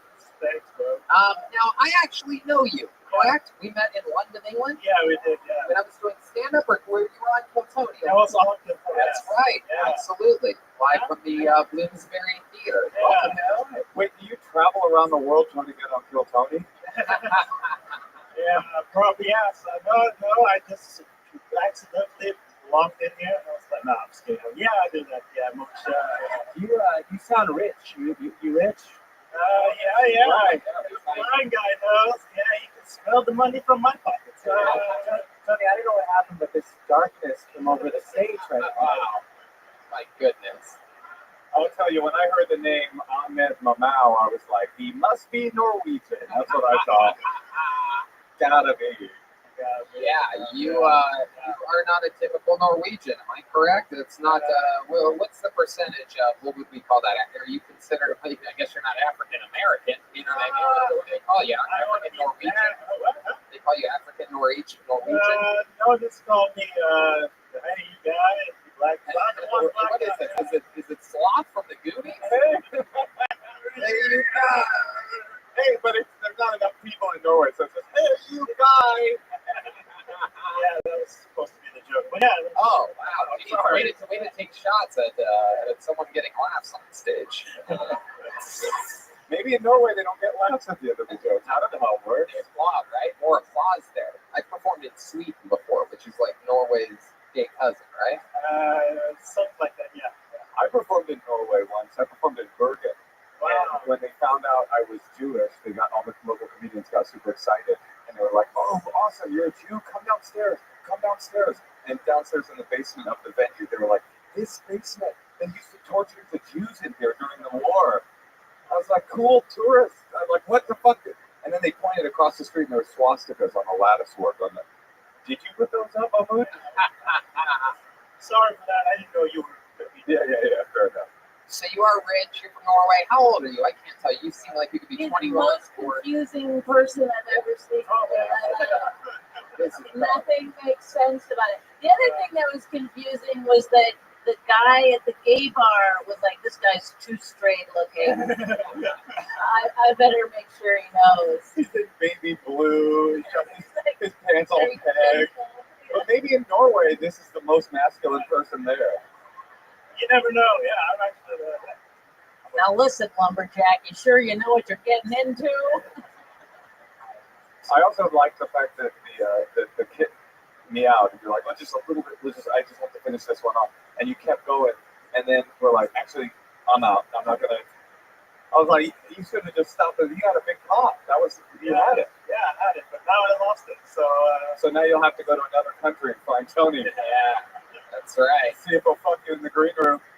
New York, maybe, who knows? I'm torn with him, Tony. I'm torn. Are you going to be in New York? Nah. What are you doing in LA? Are you allowed in New York? I'm trying to do open mics and stuff, and trying to get that sweet fame stuff. Fame, that's what you're doing. Yeah, she gets it. She knows fame. How long have you been in LA? 4 days. 4 days. How long are you going to stay here? Till Sunday. Till Sunday, and then where do you go? What? And then where do you go? Back to Africa. Back to Norway. Yeah. What are they telling the comedians in Norway? Like, go to LA for a week, you will get famous. It'll happen. Yeah, something like that. Is stand-up comedy popular there? They have like Norway's Got Talent or something like that. Yeah, they have Norway's Got Talent. Have you ever been on it? No, I don't. No. Has anyone ever tell you that there is no way you're gonna make it?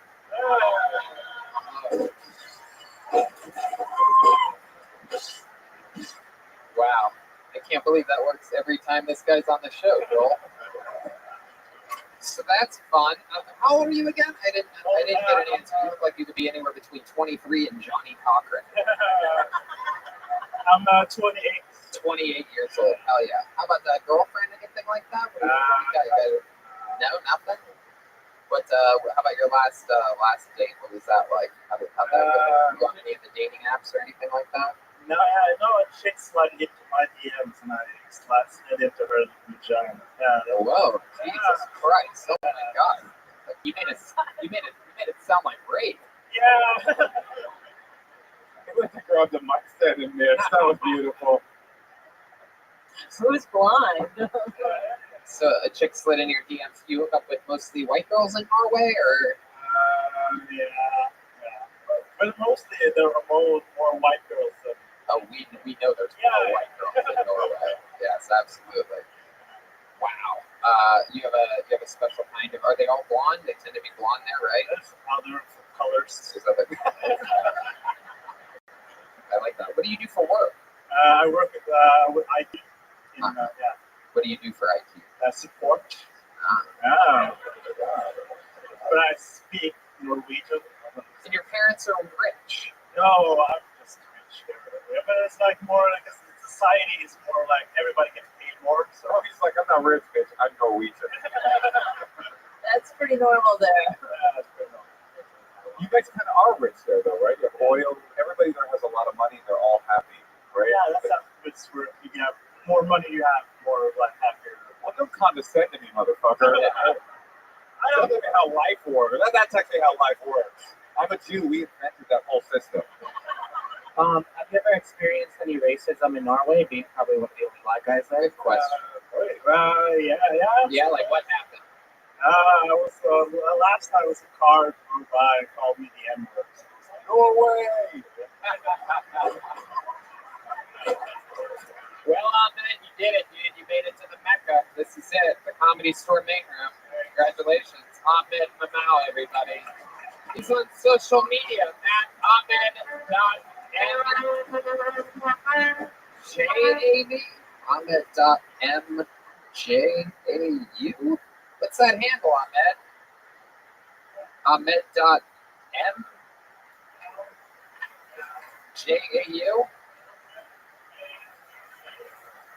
Okay, no, that's not what it says. That's not what you wrote. Yeah, give it up. Just don't even bother doing this. What is that in Braille? Really good at promotions. Okay, pulling another name out of the bucket. You guys having fun yet? You get the show? You guys from Norway. Anything can happen. That's the whole point. Put your hands together for your next comedian, Robert Scott. Robert Scott.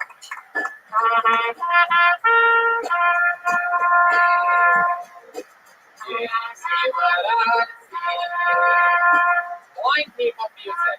We're having fun on a Monday. Here comes Robert Scott. So good. One more time for Robert Scott. Hi. I'm the guy you swiped up from.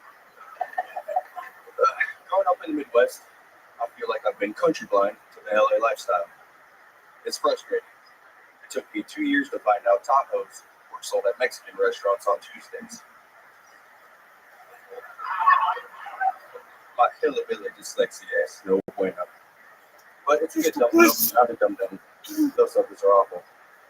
It's the kind of dumb country blindness that dropped me into a situation where I found out tranny is not the name of a hotline. Although some go by that name. Chemo by cocktail. The blindness got me again. I thought it was past this. It's the kind of a dumb country blindness that... Sorry, I did not... Thank you. There you go. There's a minute. Robert Scott. Do you hear the laughter? Robert Scott, I loved it. You know why? Because I love shit that sucks. I mean, I just embrace it on this show after a world traveler like Ahmed comes up here and works jokes out. You come up and you just took chances. You know what I mean? That's all you did. Living life on the edge. Thank you. I think it's my best part. I mean, that Tahoe joke, if we could make a compilation of some of the worst jokes ever told on this show, I guarantee you that would be all-time blooper reel. I wrote it backwards. I should have done the first one first. You did it backwards. All right, do it again. How many of you want to hear it the right way, huh? Do you hear what? All right, there it is. Robert Scott. I thought it was fastest. My parents came to visit. I wanted to be a good son, take them to a show. We get there and I realize RuPaul's Drag Race is not a motorsport. I can't win. It's been avoiding me like the next election.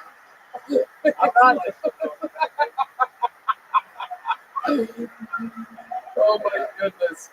I wish I was deaf instead.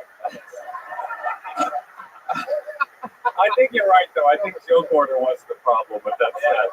Absolutely. No, I did actually. There was one admirable thing about your set, which was, I mean, the whole thing was admirable. It takes courage to do stand-up comedy always, especially when you can't do it. And absolutely.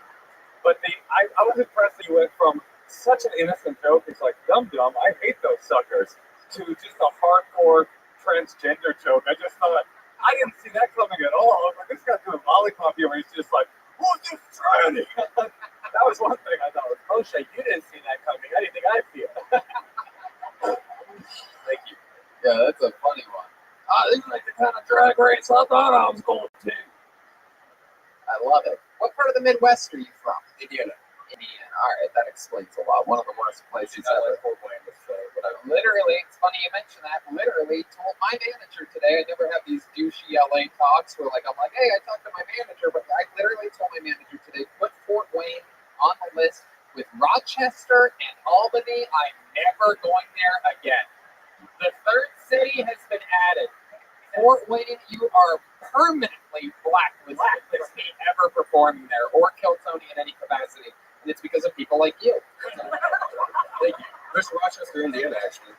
Huh? There's Rochester, Indiana. Yeah, I'll never be there either. Upstate New York is hot death, but Buffalo is the absolute worst. They do have a helium there, and I love heliums. I love the owner of Helium. He books me great heliums, like the Portland Helium, where Moshe Kasher's going to be the weekend before Christmas. Put up. Welcome. And if you like food-based puns or anti-trans puns, you'll love my opener that weekend. Where can I find one of those delicious tacos? Did I miss it? Like, I don't get it. Taco. It's taco. I'm from the Midwest. I'm a big dummy. I didn't realize that Tahoe wasn't a tortilla-based food or whatever. Ever been to Lake Taco? It was so bad. It was so bad. My memory won't even let me remember the joke. Like I have it all out of order, which probably ruins everything. How did it go again? Tell us the Tahoe joke one more time. It's my absolute. How many of you want to hear the Tahoe joke one more time? Oh my God. How many of you out there love watching people bomb on this show? This is like every comedian's nightmare. Maybe not you. Every comedian's nightmare. That to like get up and bomb hard and then have the host just go like, repeat that one that failed before. I thought we were going to get it the first time. Then he switched directions, did that drag race joke, tried to save himself. But I want the Tahoe joke. Let's do it one more time. Last Tuesday. I love you. You definitely don't need this part either. I love the header on it. Just like last Tuesday. That'll come back later. But Tuesday's part of the show. Oh, it is Tahoe Tuesday. Yeah. I still don't understand the Tahoe part. It's even worse than I thought it was. Okay, go ahead. Let's hear it one more time. So last Tuesday. Last Tuesday. Come on, try to rewrite it, make it I better. don't think you want to start with last Tuesday, because you got to say Tahoe. Yeah. At first, I thought you just fucked up the word taco. And I felt bad for you, but now that I know it was prepared, but not yourself. You gonna do it for us one more time? Yeah, but you say Tuesday, right? Yes, you can say Tuesday. I was just writing the joke for you, even though I have no idea what the. Do it your way. Do it the way you did it the first time. That's the version we want. We don't want a better version. These people are animals out here. Look at this. They want blood. It took me 2 years. You know what? At the end of it, when you do it this time, can you slit your throat with a sword afterwards? At the end? No, not your wrist. That'll take too long. You need a good beheading, and the sounds are better. The wrist, it's just like, oh fuck, I have minutes left to live. A good throat slicing. Oh. You ever hear someone after getting their throat slit? Yeah, this whole thing was so. They say Tahoe instead of taco. I was working with this Hispanic guy at a factory, and that's kind of how I got the. I thought you were doing the joke. You keep teasing me. I love the backstory. Oh, yeah, right. Inside the actor studio for us, the Easter egg. What a tease. Last Tuesday. So just because he was Hispanic, you thought he said taco? Wait, hold on, let him do it. Here we go. There he is with everyone's favorite joke of the night, Robert Scott.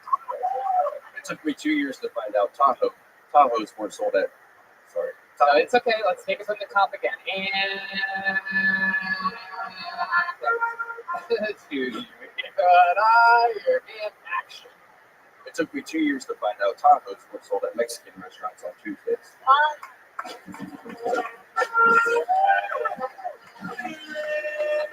The crowd goes wild, ladies and gentlemen. Now I still don't get it. Wow. So Robert, you've been on the show before, right? What do we find out about you? Anything interesting during the interview part? No, no. Oh, hey, look who it is. You say Tahoe 3 times. Mexican Beetlejuice shows up here. How about a hand for Comedy Store legend El Tocho, ladies and gentlemen? Very rarely do you get to see him on the show. The Presidente de la Cocina. So, what do we find out about you in the interview part? Any highlights? I didn't really have a good life, I guess. Oh, yeah. What did we find out? The last girlfriend I had walked into urgent care with a sore throat and came out from miscarriage. Oh, my God. Yeah, that's right. Now, that's the kind of funny stuff you need to bring to the stage.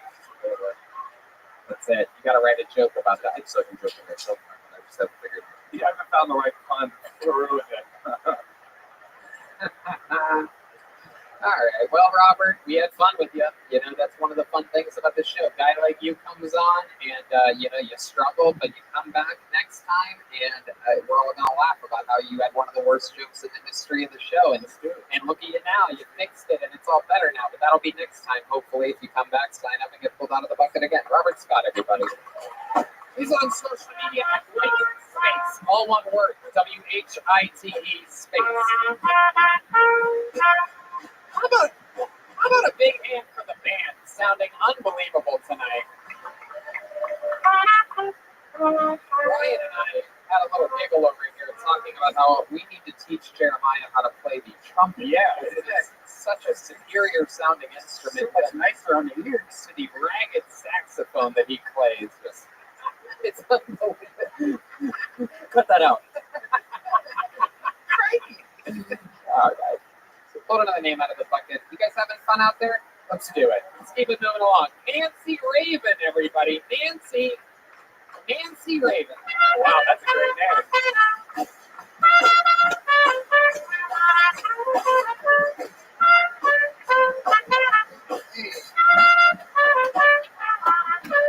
One more time for Nancy Raven. Thanks, guys.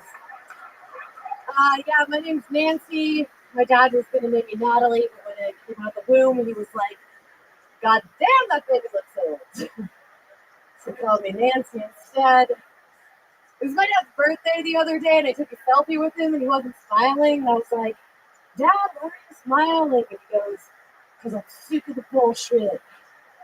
He was just like, oh, happy birthday. Love you. He is getting old, though. He just got a heart transplant. He almost died. It was really scary because I didn't know who was going to change the oil in my car. You know? So thank God he survived. He was talking to me and he was like, Nanny, it's really crazy to think that I have a stranger's body part inside of me. And I was just like, I know what that feels like. We had so much in common. I don't know why, but every guy I'm attracted to looks like he's about to ask me for $5. That's it, guys. Hell yeah, Nancy Raven.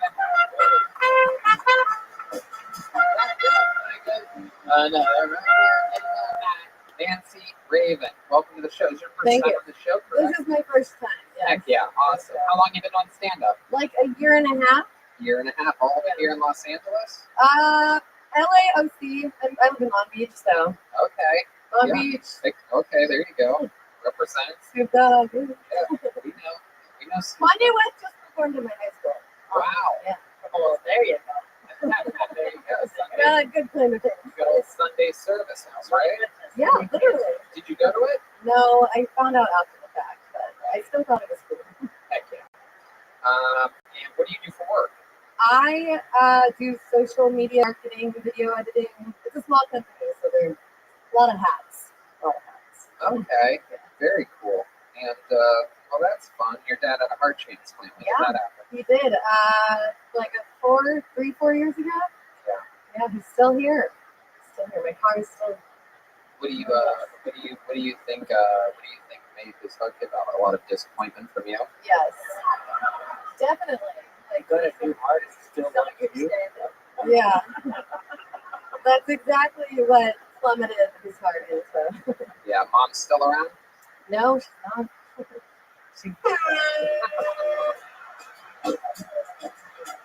I have a short life ahead of me, is what we're saying. What happened to your mom? This is getting so depressing. No, we're into this. Go ahead. Yeah, I love it. Oh God, she had a brain hemorrhage when I was 8. So yeah, I got it. Wow, when you were 8, that Yeah, was it's okay. that was It's okay. hard. Fine. You've turned out terrific. I've turned out great, you guys. You did it. You're doing it. Life's good. Life's good. Dad's Life's healthy. good. Life's good. Yeah. I love it. Life's So, good. like when you do stand-up comedy, do a lot of guys hit on you? It's a very incestual business. I mean, sometimes, but I would say not an overwhelming amount. Yeah. You single? Yes. Yes. Wow. You seem like the kind of lady that would hook up with a Norwegian-looking artist. Where is he? Yeah, a guy who would take you to There Lake he is. Tahoe. There he is. And yeah, he actually is about to ask you for $5. So, how'd you see him in the I'll audience? give you 10 if you take me. Hell yeah. I like that. What type of guys are you? And you say that they look like they're about to ask you for $5. I think just like grungy. I like grungy guys. Oh, okay. Yeah. Not pretty boys. Right. Like I don't like the chiseled. I see what you're saying there. I see what you're getting. I see exactly what you're insinuating. Pretty boys, chiseled, wearing a black hoodie, hosting the show. You know what I mean? I get it. I understand what you're saying. You're not her type. I get They're the dad bods. Wow. Uh-oh. Look at this. Uh-oh. You ever been to the ice house before? You ever? I like a man that's working the controls, if you know what I'm saying. Yeah, you're into that. Huh? You like having sex with a hot dumpster fire? She's like, I guess if I were to say my perfect type, it's a guy who plays an air horn when I mention my deepest trauma. I love it. Wow, Nancy. How often do you come up to Los Angeles to perform? I've been to California like 4 or 5 times, Cool. but I come up to LA like semi-frequently. I'm more in Orange County, but I still come up here. I love it. What do you do for fun when you're not doing stand-up comedy? You seem like you have fun hobbies, axe throwing, anything like that? Axe throwing? No, not axe throwing. I don't know. I like to go to music festivals. I like to travel. Oh, yeah. I like to cook. I Okay. learn All half right. marathon. Slow it down. Slow it down here. I have Where do you travel to? I went to Europe last year. Oh, so hashtag basic. Yeah. Oh, Jesus. I can't see her. I don't know. It's just from what I heard, you know? I lived in Colombia for 6 months. Oh, you went every way from the That's basic. hashtag whoa. Awesome. Like, Both and basic. you like cocaine? No comment. Yeah. Oh, you're a cokehead. Oh, shit. Wait a minute. This interview just took a great turn. No. Colombia. Wait, hold on. You lived in Colombia for 6 I months. taught English. Hold on a second. I taught English. You lived in Colombia for 6 months. You like going to music festivals. Your mom's dead. You're addicted to cocaine. There's No question. Absolutely. I can't. But you taught a language you barely speak? You taught Well, English? you don't know me. That's what you did there? Yes. You taught English for cocaine? Yeah. That's how they pay me. Yeah. You ever almost overdose or anything like that? No. No. I haven't. How about like Jesus Christ. No, I've never overdosed or come I think you look great for a girl who lives out of her car. Thank you. Thanks. Do you really think you have a short life expectancy? I wouldn't. I mean, I wouldn't be surprised. It's longer or shorter than you dress. Hopefully, slightly longer. It is a short dress. Well, Nancy, Now you look like don't. Wait, it's crazy that there's a cocaine addict named Nancy Raven. First of all, You should have just said no, Nancy. You should have said no. I said no. So you like avocados so much you got a tattoo on your arm right now. Yeah, I did. You bought a Latino guy, so. I do. I eat one every day. Latino guy. What kind of toast do you put on? Sourdough There you go. with like a soft boiled egg. So good. okie dokie. How about one more time for Nancy Raven, everybody? She did it. Killed Tony.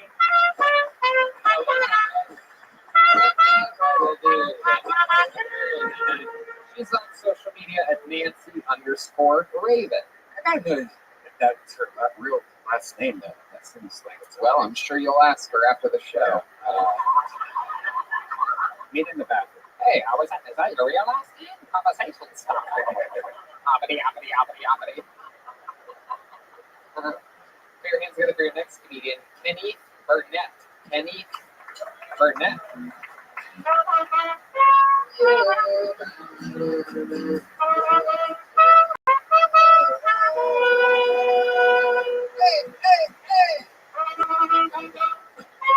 One more time for Kenny Burnett.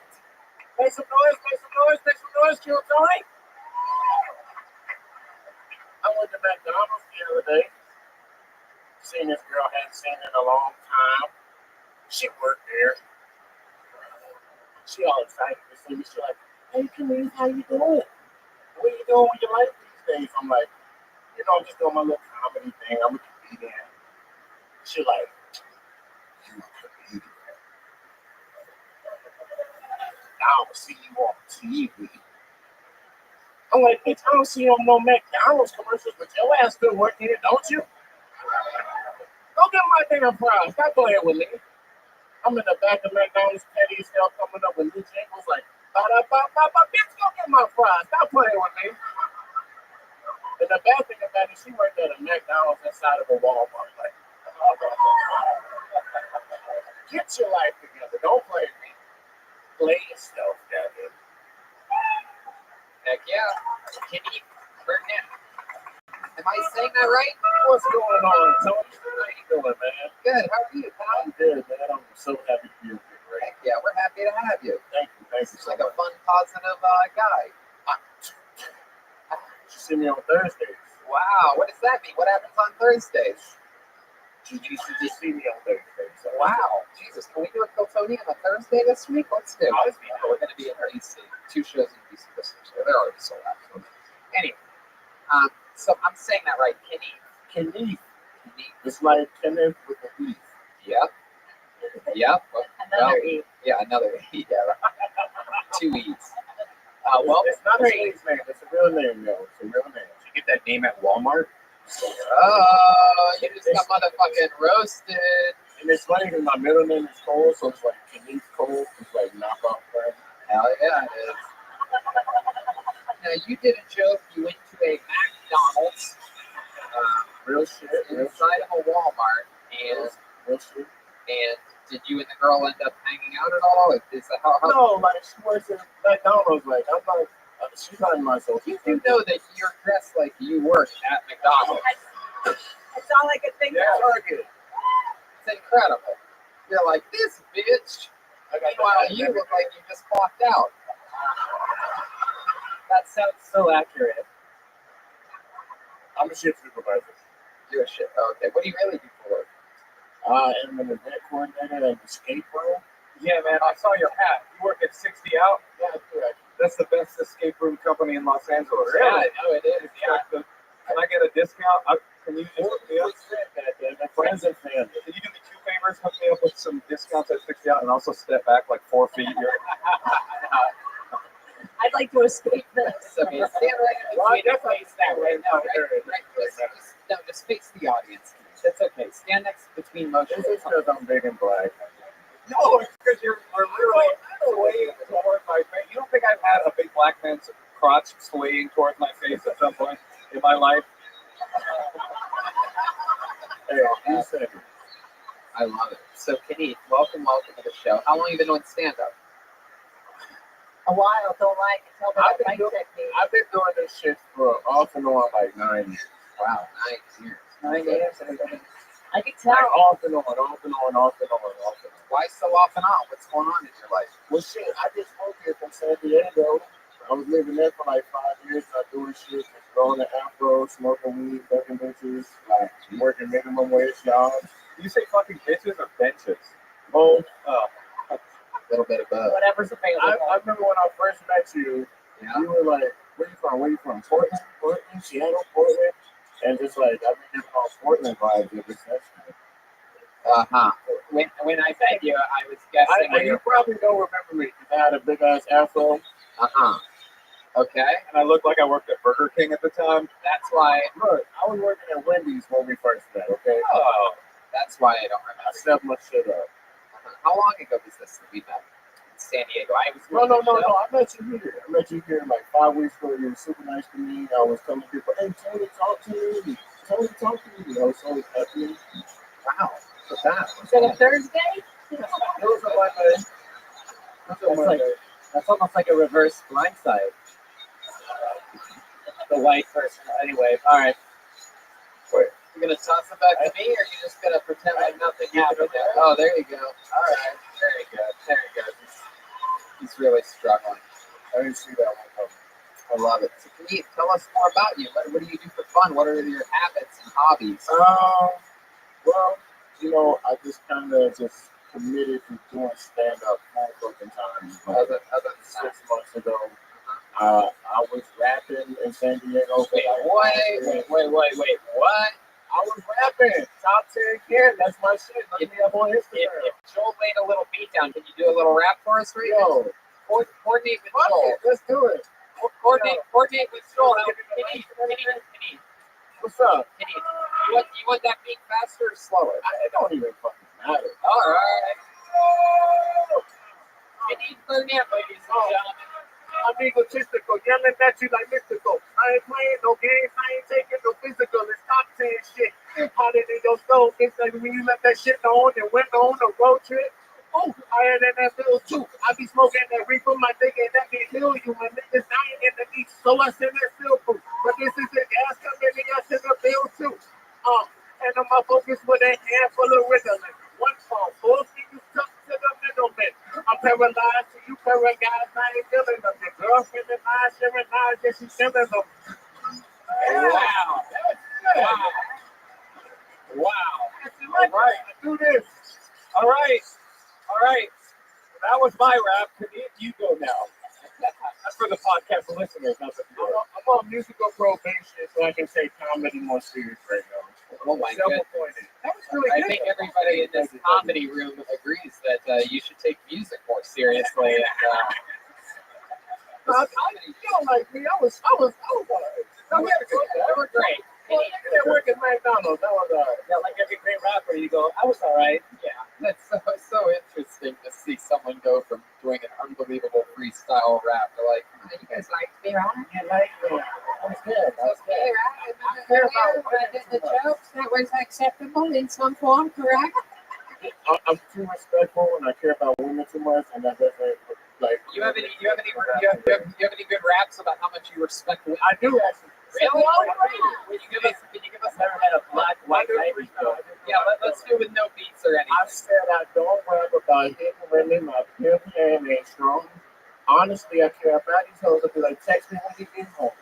I get a text 20 minutes later, like, hey, Maybe. I'm like, are you physically in the house? I guess I will. That's not me.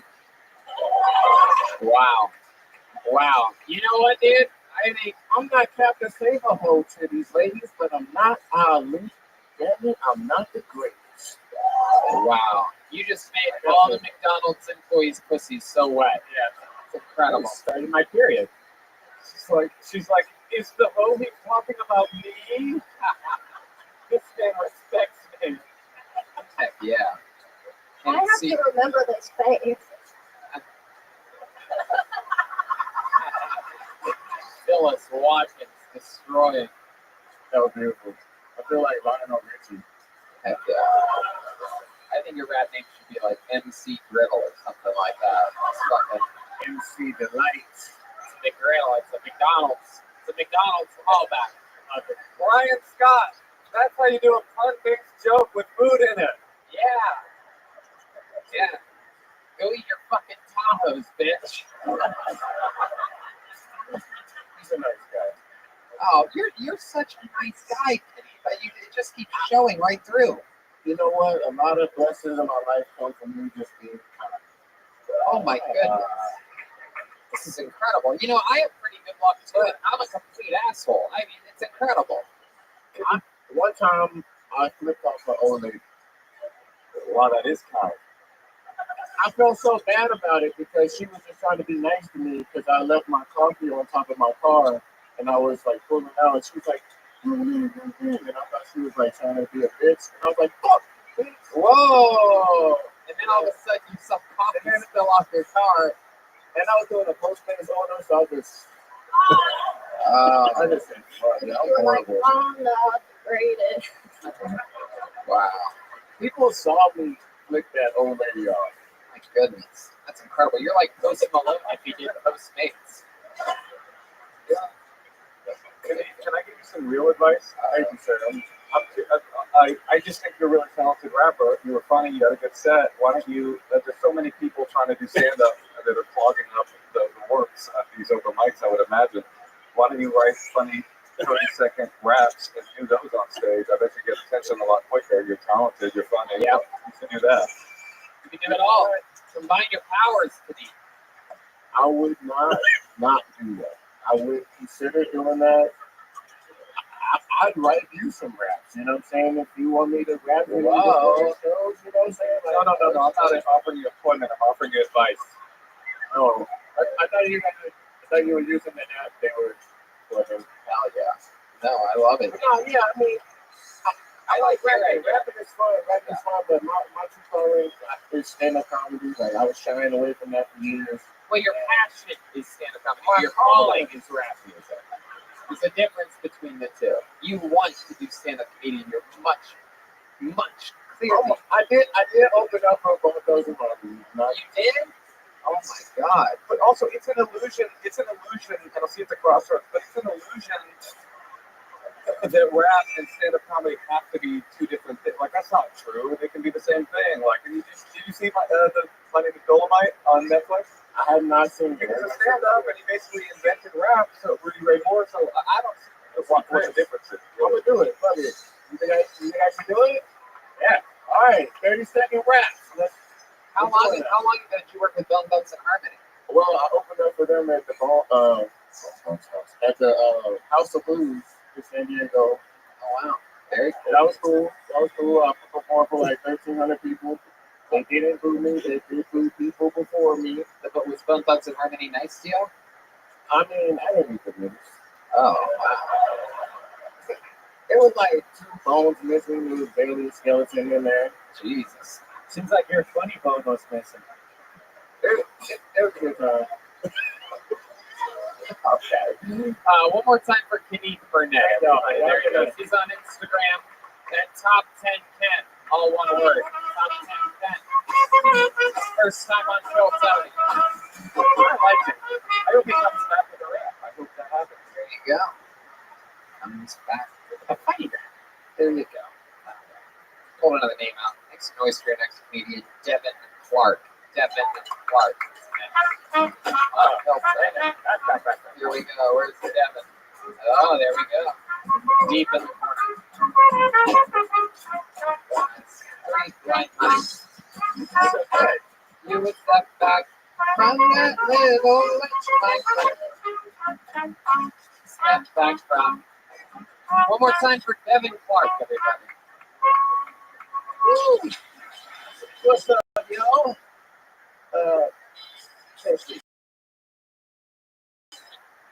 When somebody told me that the chick was anti-gay, I was confused. He's filled with so much hate. But if somebody told me that Arby was anti-gay, I'd be like, yeah, that sounds like Arby's. That sounds like the Arby's, don't it? Arby's is terrible. Arby's tastes like they're anti-food. And for some reason, I ride the bus a lot. And for some reason, I see no one thing I see on the bus is Arby's. You can eat that shit on the bus, the official bus food. And another thing I noticed, that bus drivers are way too damn nice. They won't let anybody on there. One time, the driver actually stopped and picked up a clown. Night clowns, man. Wow. Holy shit. Unbelievable. 60 seconds from Devin Clark. Hey, first time on television. Yeah, that's what it looks like now. Heck yeah. Look, I love it. Great performance. Man. How long have you been doing stand-up? 7 years. 7 years, absolutely. Where are you from? Bay Area, Fairfield, California. Oh shit, Pepper Bellies. Hell yeah, that's one of the only comedy clubs in America that got shut down because a murder happened in the club. Oh, damn. Sounds fun. You're funny. Yeah, you I guys are good. told myself if I got pulled out of the bucket, I would do something special for the show. Oh, yeah? And I wanted to reveal a deep dark secret. Yeah, let's do On it. this podcast. Let's go. And I never told anybody.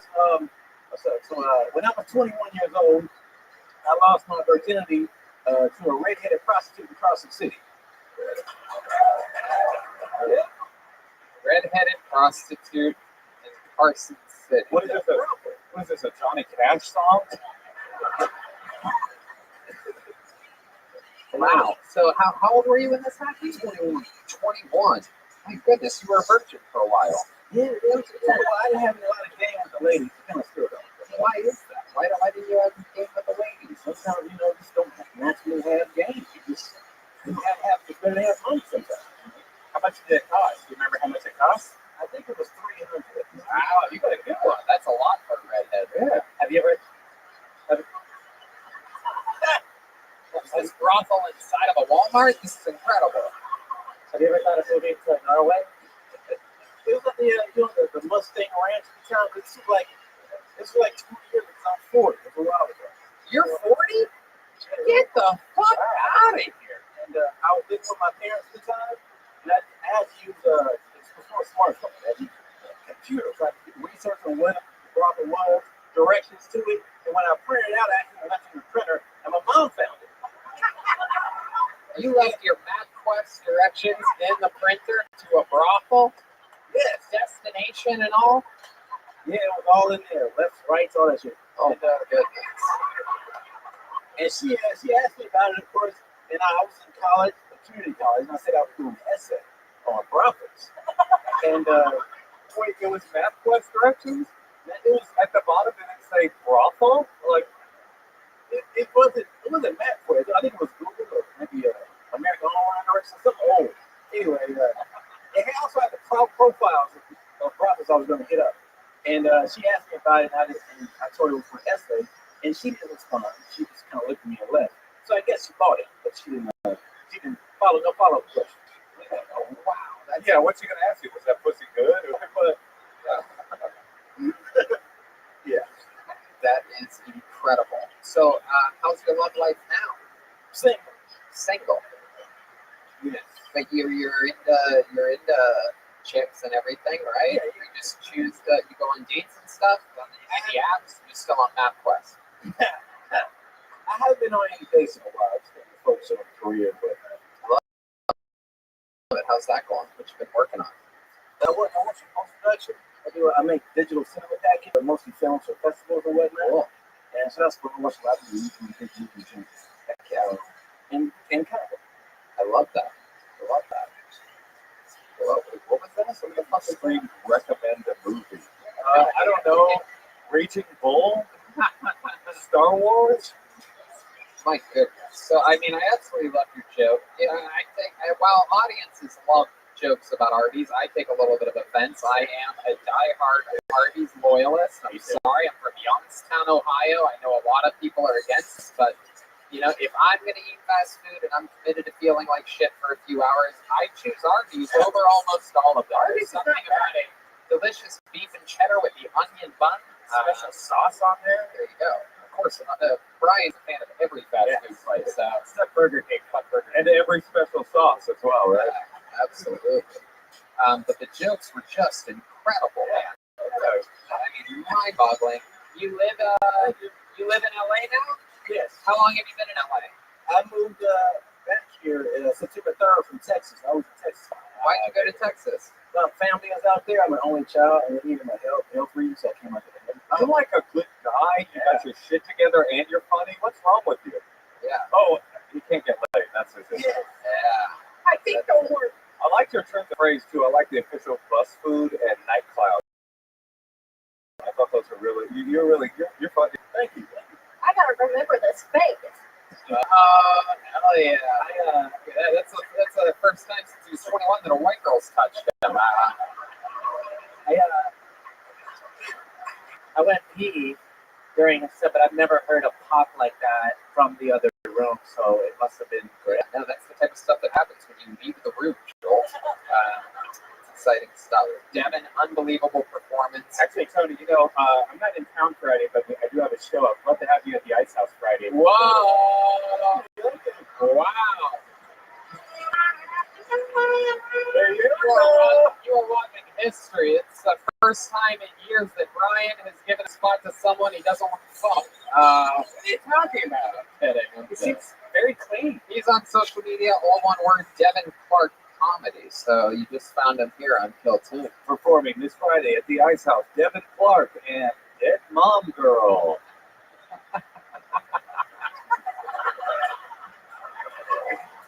That's how they'll be remembered. Oh, I went too hard for Kill Tony. Hey, I believe I know this young lady. She's been on the show a few times. It's been a long time. Put your hands together for Dicey. Is Dicey here? It's been a long time. We know Dicey. Hey.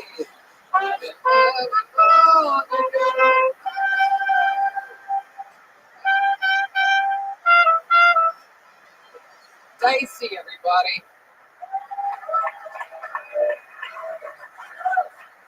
So,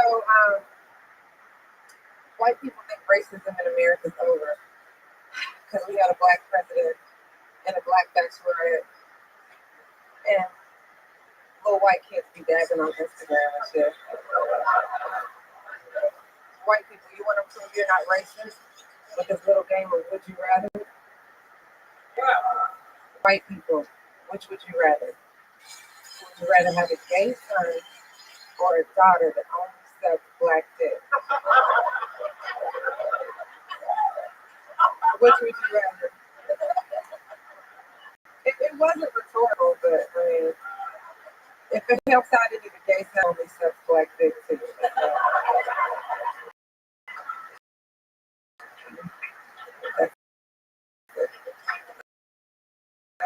Hell yeah.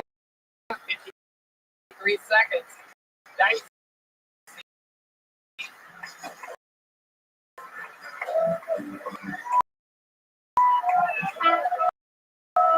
We love you guys.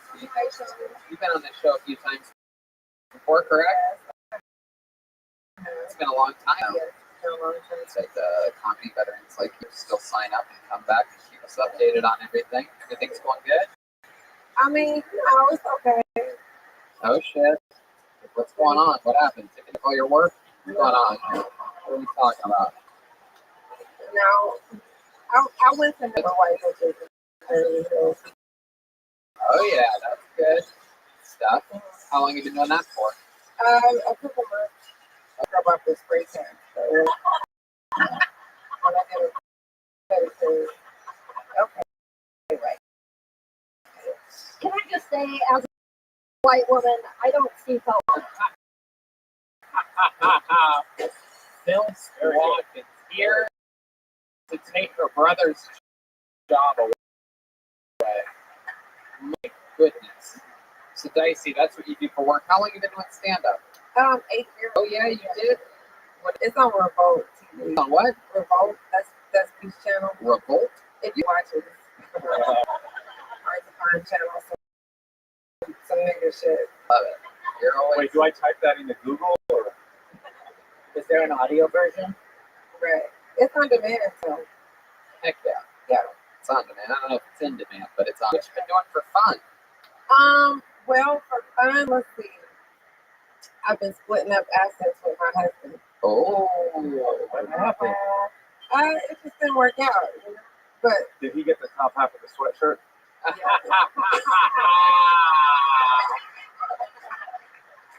It's very funny, but it is a cool look. You know? Oh, you're awesome looking, but the joke was there and it had to be grabbed. I am attracted to you, and if I wasn't married, I'd be making the move right now. Hey, look at that. I love that. Honesty from Moshe. How long was the marriage? You guys have been married for a while, right? well, no, we've been married for 4 years, but we've been together really years. So Can I ask what happened? I mean, I'm in a bad marriage, so I'm wondering. It's got stinky ears. I don't get when people say they're getting divorced. I'm like, how bad could it possibly get? You know what I mean? we just didn't build anything together. You know, like we only like an IKEA sort of thing. right? One of those benches that dude fucks all the time. Was there like a moment? Was there a part where you realized that things aren't going to just slowly fade away, or was there something that he did that you got sick of, or anything like that? Well, he kept a big secret. Oh, yeah. Don't tell us. It's all good. Thank you so much for coming out. What? I wouldn't tell you. Oh, come on. Come on. You gotta give us something here, I guys. can't. He's not gay, and it wasn't a kid. But he had something on the side. He had a little Arby's. From Norway. Was it like you had a McDonald's? He had a little herpes. No. We can talk about something else. Yeah, this conversation got a little dicey. Yeah. That's my name. That's my name. Don't wear it. I love it. I would like to, but I'm married. Have you ever been with a white guy before? I've never been with a white man. Wait a minute, you're the richest one. No. I mean, I've been broke since I haven't been with a white man. Would you like to do the Ice House Friday? Jesus Christ. It's only because you do nails and he knows you know a bunch of Asian women. No, seriously, I'd like to have you on the Ice House Friday also. You're really great. Heck yeah, this Friday. It's going to be like the movie Friday by how it's being booked so far. It's a black cast. The movie Friday. The black people laughed at that. The white people are staring at me. Well, Dicey, another very fun, amazing performance. I wish I knew more about the situation with the husband. I guarantee you that would have taken this whole interview to another level, but I'm going to ask you right next. All right. I love you. Good job. There you Dicey, everybody. From the Dice House, Dicey is on social media at Dicey Approved, all one word.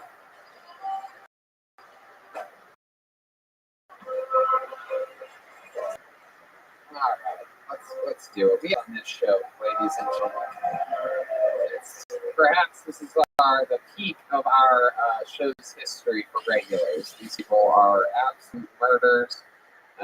It's really evolved from, sort of developing brand new costs to showcasing absolute monsters that write and perform a new minute every single week. This guy, very controversial character, guru improviser, has his own set style, very different than most comedians. Most of the fans of the show either absolutely love him or hate him. So let's see what happens here tonight. Makes moves for one of my favorite top young rising comedians in the world, the great William Montgomery. Here he comes. He's got a steady pace coming to the stage. Here he is. Come on, everybody. This is him live in the flesh. the big red machine, William Montgomery. Rufio, Rufio, On the third one, you'll do it. Rufio, Rufio. I mean, look, Moshi, it's exciting to meet you right now.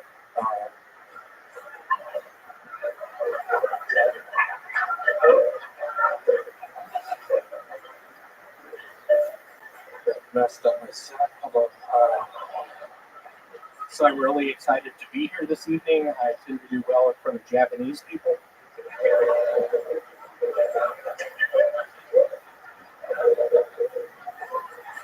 A little bit about me. I had to Urban Dictionary TTYL last night.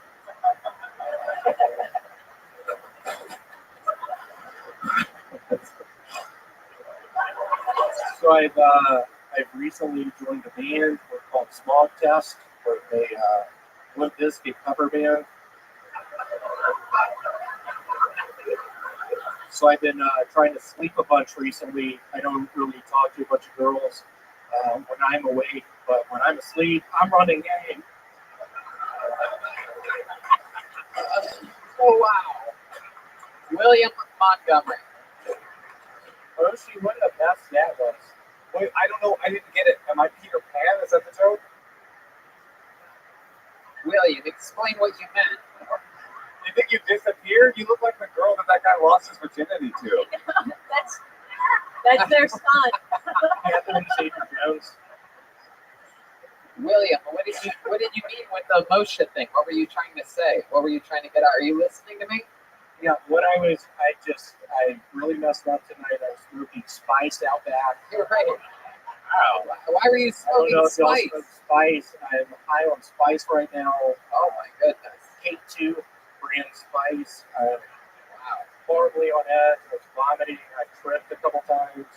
What you tripped, like you fell over, or you were like tripping, like Fell down some stairs. Oh wow, that's incredible. Fell down a flight of stairs, like 5 steps, and I'm kicked out of my apartment. I have to move tomorrow. If anybody wants to help me move, Wow, that's come up to me after the show.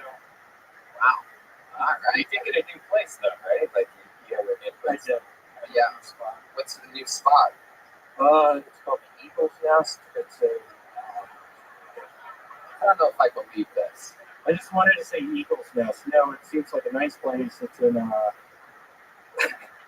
Echo Park.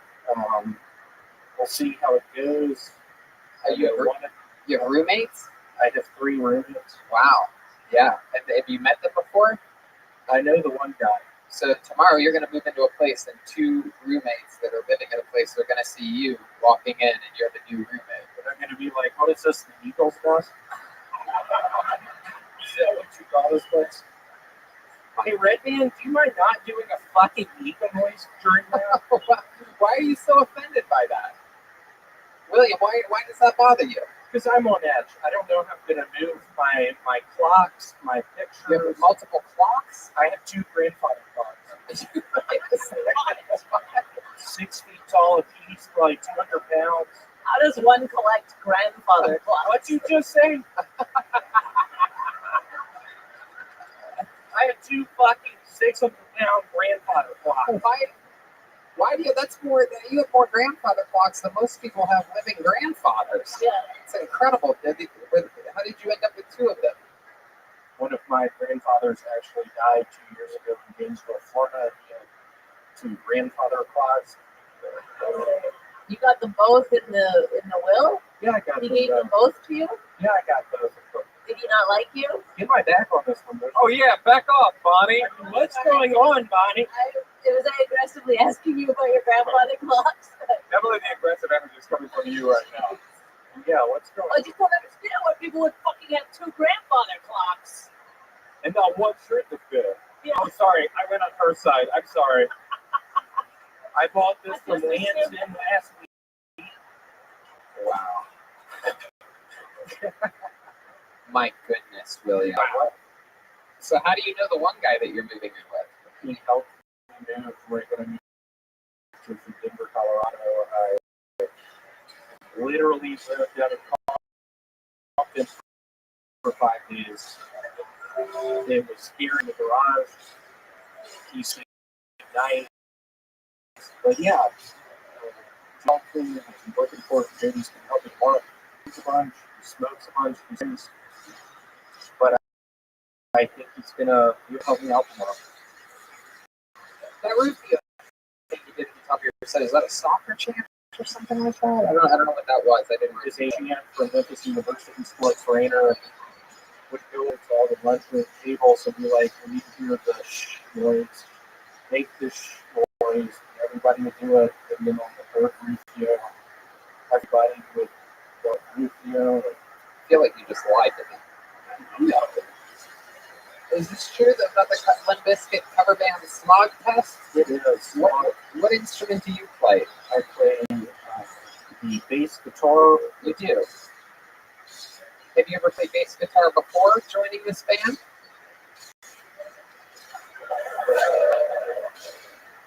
William? Tony, I am so sorry. The spice is really hitting me right now. Well, there you go. I'm just trying. I don't know how to play the bass guitar. I'm on edge right now, to say the least.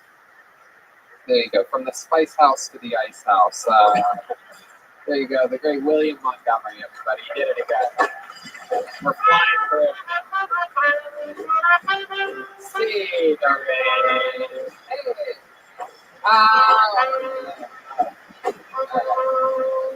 Well, we have one other regular on this show, known for his aggressive roasting style and incredible joke writing capabilities. Make some noise for him. It's another one of our favorite humans in the world, the great David Lucas, everybody. Here we go. Here we go. Here he is, David Lucas, everybody. Yeah. I had to go to jail for a few days and shit. And I didn't know you're not supposed to eat the snacks that the inmates eat when they're banging. Like a nigga left honey bun, chips, and noodles and one shit. I was like, damn, this is a nice ass welcome package. Then 2 hours later, my bunker came in. He's like, oh, I see you ate the shit, huh? Now you gotta give me some of that man pussy. Man pussy? He's like, yeah, nigga, that booty. I was like, can we titty fuck?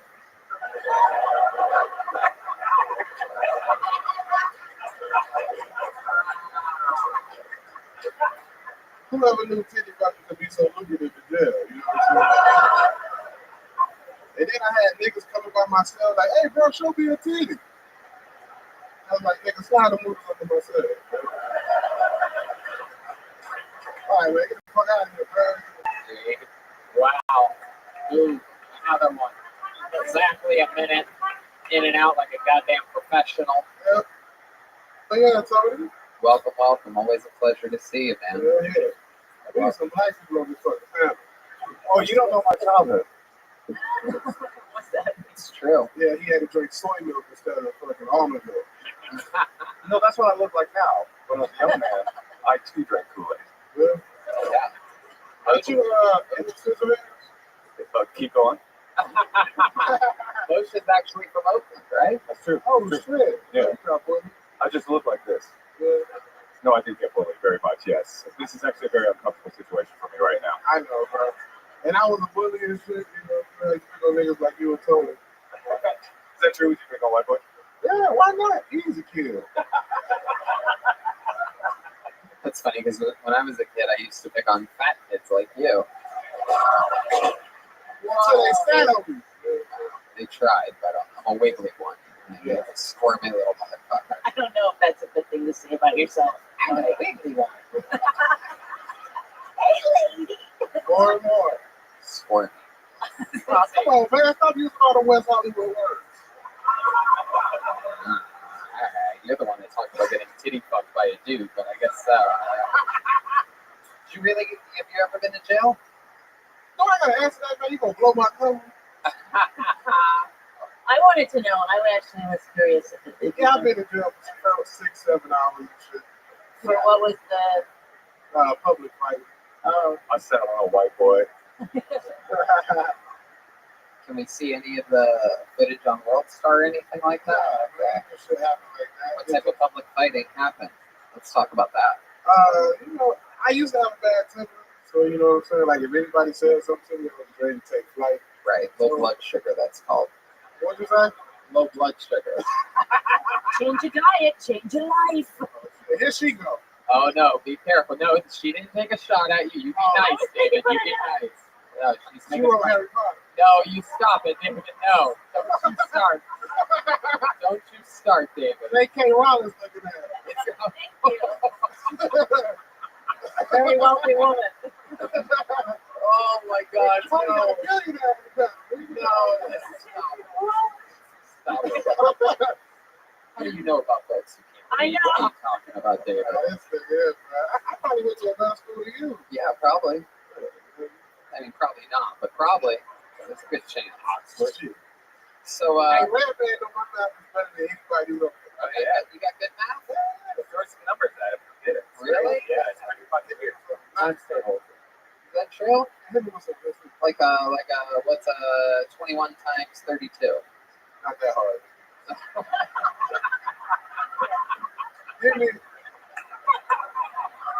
Hit me with like 3 digits at the top. Three I can drink digits. it a little bit, man. Like 17 times 7. That's 149. Wow. Sounds right. Everybody knows No, what it's it not. is. It's not. Excuse me. That is 119. Sorry. Wow. You are the largest calculator I've ever seen in my life. TIE. That's great, but can you rap? Hell no, I can't rap. Can you call the police? I just did.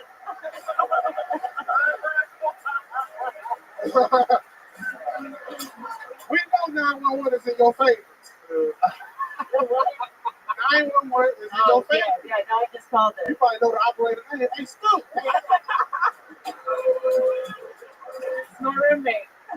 We got a black man over here barbecuing this shit. Oh my goodness. You know, like you call the cops when you ask for a manager or not.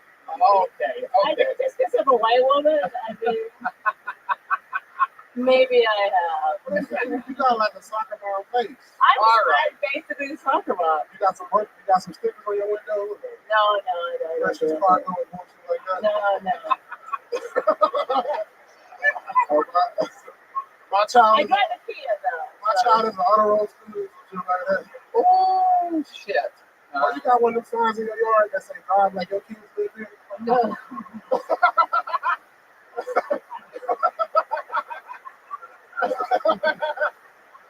David Luke. I'm sorry, y'all. No, you're great, man. Fucking killing it. I gotta remember this face. Uh-oh. Let her feel it. Let her feel it. Oh shit. Sit your ass down. She left her booty in her seat, nigga. The way David turns on people in a fucking second is one of my favorite things. It's unreal. Oh, y'all niggas supposed to be blind.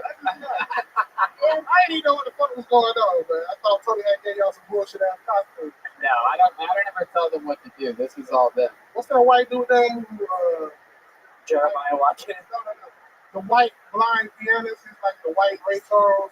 Stevie Think about the Wonder. way you look tonight. The way you look tonight. Yeah, nigga. Stephen Wonder. No, nigga, he ain't blind. He's gay. Middle 80s black man. That must be the first time the N-word has been thrown about in a conversation about Elton John. That's like the first time. That N-word ain't blind. Wow. He can do whatever he wants to do with all that kind of money. It's true. He could titty fuck you in prison. It's true. And he'd probably really enjoy that. Nah, probably not, man. I ain't with that shit. No, of course. All right, relax, David. I'm not saying you are. It was about Elton John, not you. Elton John was like Elton John's gay. Oh, he is, right? Yeah. Yeah. Why do all gay people be successful? It is an interesting I thing. might be gay for like 6 months to get right, you know? Yeah, absolutely. It is get me a nice apartment, you know, get my credit fixed. Yep. And who knows? You might like it. Shit. Yeah. I like that money, too. That's right. Fuck that. God damn, a nigga might need to try gay for 90 days. Heck yeah, that might be the move. That's a sight on right there. Might also be. Try gay for 90 days. Yeah. Heck yeah. Treat that shit like a diet, man. Well, we know then you'll really struggle with it.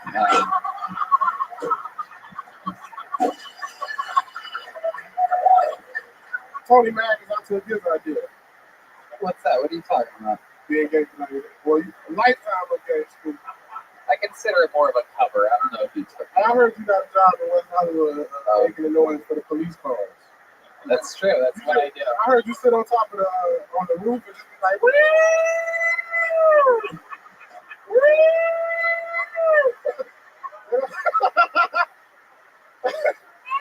That's true. You're absolutely right. That is what I do for a living now.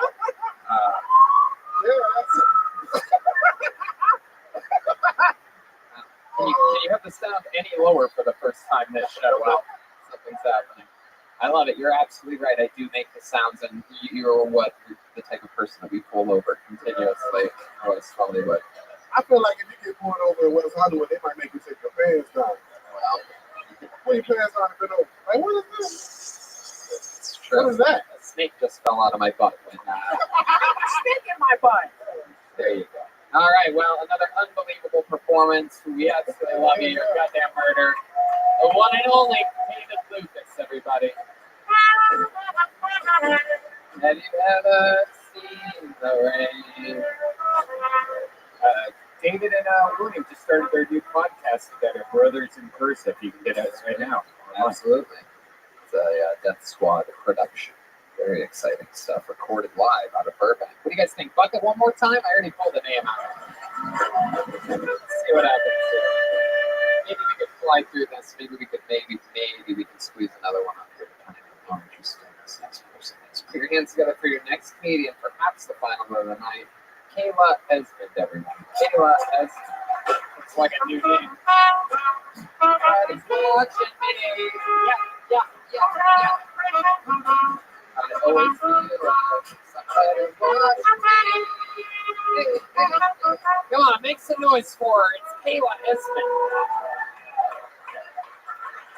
You know, there are a lot of upsides to being fat, but I feel like we need to talk about. For one, I would be very hard to move. That's right. I'm a fat alcoholic. Give me 3 full drink lives to take my ass down. But I'm also a fat feminist. So I pay for my own drinks on a date. What I'm saying is I'm a cheap date but an expensive rate. And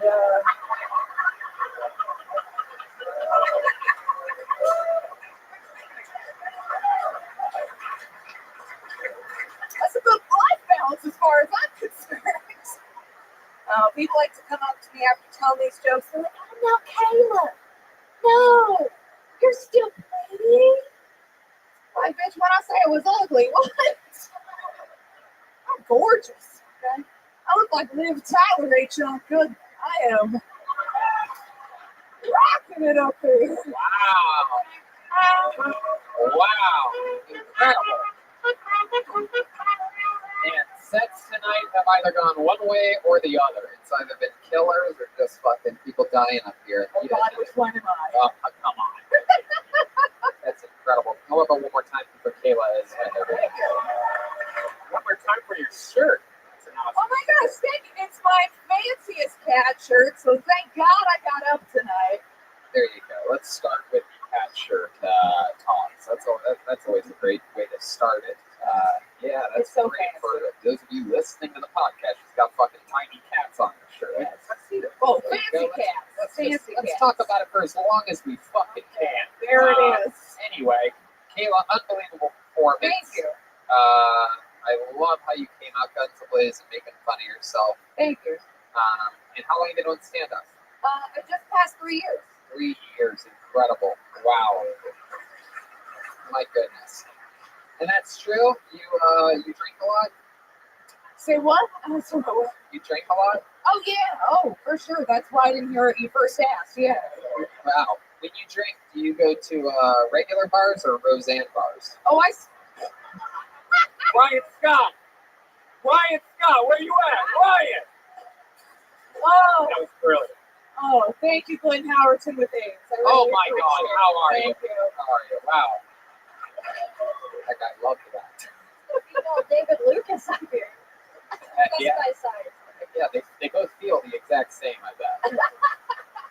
So welcome, Kayla. 3 years in the game. Incredible. All of it here in Los Angeles? No, I moved here a year ago from Little Rock, Arkansas. Actually, a year ago yesterday.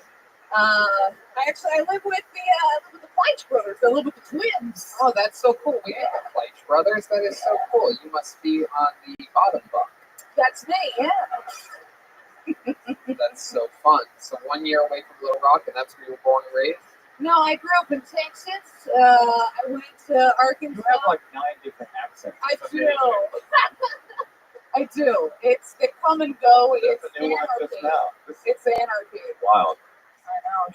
I just want to say I'm such a huge fan of your wife. Thank you.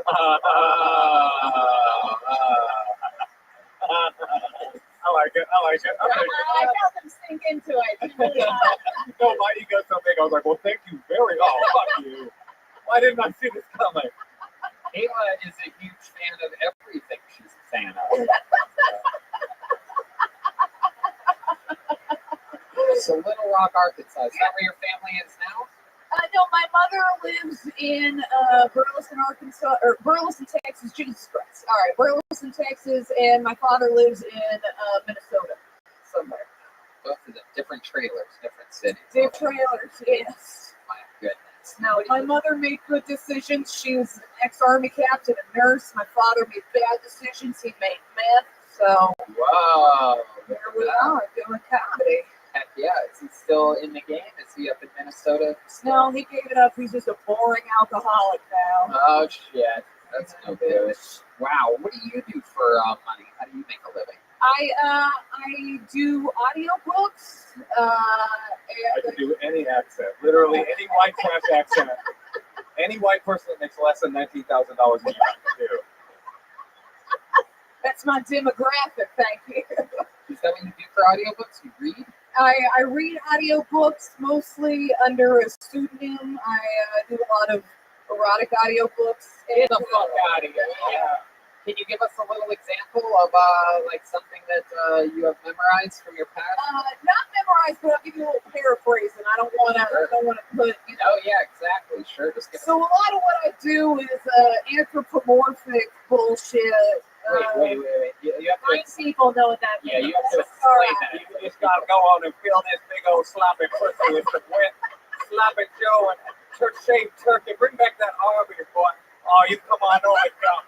Oh, some folks call it a sling-lit. I call it these nuts. Now I did one one time that was squirrel people. I guess it was for furries. Oh boy. It was like squirrel people, and one of the lines that really stayed with me was this very long paragraph about how hairy the squirrel dude's dick was, and that's just right here forever. So we're not gonna use All right, an let's example see. of what like a reading would sound like. All right, let me try to give this to you. All right, here we go. And as he came at me with the hairiness he'd saved from the summer, and his big, hairy squirrel cock, I knew this was the squirrel man I was meant to spend my life with, if not at least the night. Chip and Dale. Wow. That was incredible. Thank you so much. There was a significant change there between your normal voice and your sexy voice. Thank you. When you want squirrel dick, it's Different. It's a whole different world when you're trying to get that squirrel. I'll tell you what. I'm curious what kind, you don't have to be specific, but like what kind of money can you make doing erotica for furries? Not a whole lot.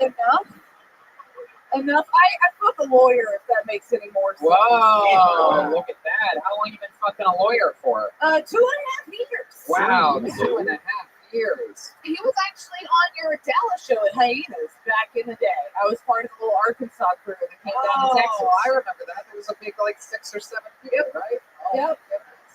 Wow, that's so cool. Oh, yeah, this is. I thought that was the Love That Chicken from Popeyes theme for a second. You would think. Wow. So, where'd you meet the lawyer at? I met him doing comedy in Little Rock, actually. Oh, okay. I aborted his baby on stage. It was a good time. What do you mean by that? Fell out your pant leg? Say what? Nothing. He said fucking nothing. What did you say? I accidentally aborted his baby on stage during a comedy show. Wait, so what you're saying is true? Yes, absolutely. How, okay.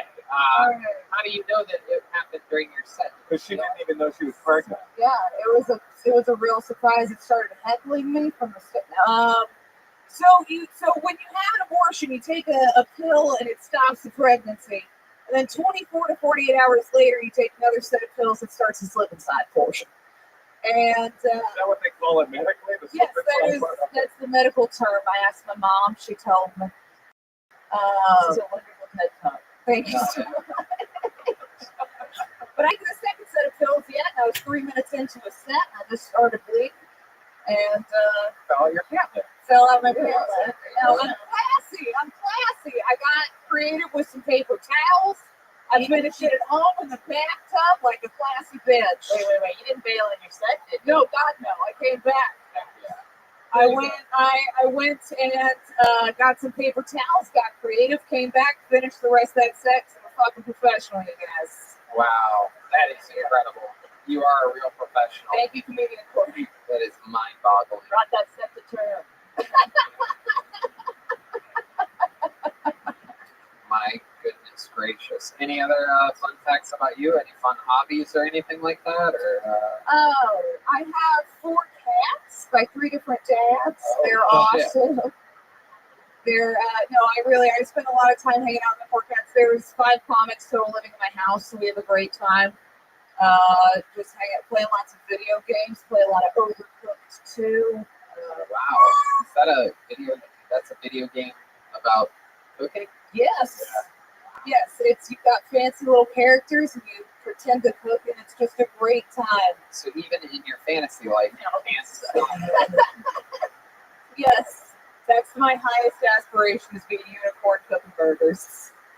All right. I mean, unbelievable performance. Very Thank you so fun much. interview. Kayla Esmond, Thank you. everybody.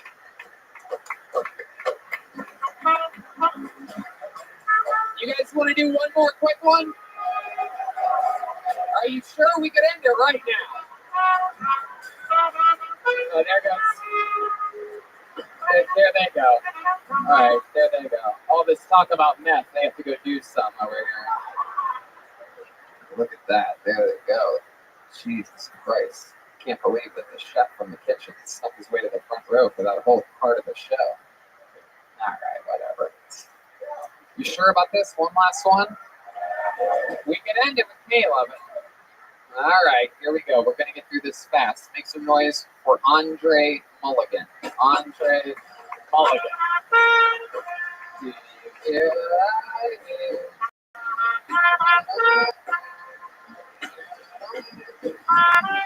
This is it. Your final comedian of the night, Andre Mulligan. Make some noise for Andre, everybody. I took my belly ring out last year. I did, man. I used to be a male stripper. Yeah, I did, man. A lot of people always get mad about this, but did y'all know people don't like playing basketball with guys with belly rings? Guys get real mad. Like, hey, oh, man. I hate that, man. Yeah, I used to be a male stripper, man. One of the things about being a male stripper, women think I can fight because I got muscles. Like, these are sexy muscles. These are for the women. First thing they do, they be like, hey, I want you to fight him. No, if I fight you, dog, I'm going to dance. And be like, what? Come on, you want to do this? Come on, come and get it. Come on, come and get it. Come on, you ain't going to do that, man. Unless I wear a sexy thong, you ain't going to touch that. You can't do nothing with blood on your your chest. You can't go home to your girl be like, oh, I was just dancing. No, you was at the strip club again. No, I tried to swing on you. Just sexy though with baby oil on. Thank you, man. I'm out there. Oh yeah, Andre Mulligan. Absolutely. There you go. Do you see what I see? Andre, welcome to the show. Heck yeah. Thank you. Look at you. Look at that jacket. My goodness, that is incredible. Clean drug dealer. Is it? All right. I'm not a drug dealer, but I know they work and shit. So. Oh, okay. How do you know that? I see a lot of niggas get shot. You just kind of nuts. Really? Where do you see them get shot at? All the time, man. Like Elton John concerts, stuff like that. I'm the one who called the cops. LA business, man. A lot of niggas get shot. Wow, that's incredible. So is this true that you were a male stripper? I was a male stripper, man. I was. How long did you do that for? I did it short time, about 13 years. But wow, 13 years. I mean, I peed on a few girls, but not like. What? Because that's an R. Kelly song that you just played. You know the rapper who made him rap and the girl did the. Yeah. I'm just saying we should be fair and let him dance a little. No, I want to see those muscles. I want to see those cheeks. I will say this, is that very rarely do we go to that bucket one last time like this. And I mean, you know, it's a very tough episode to close because it's all improvised. We never know who's going to come out of the bucket or this and that. But I will say this, is that Andre, this is our first time meeting each other. Let me tell you something. Our relationship from this point, let me tell you, the performance was, you know, it was good. It's good. Right? Go take off your jacket. Yeah, don't take off your jacket.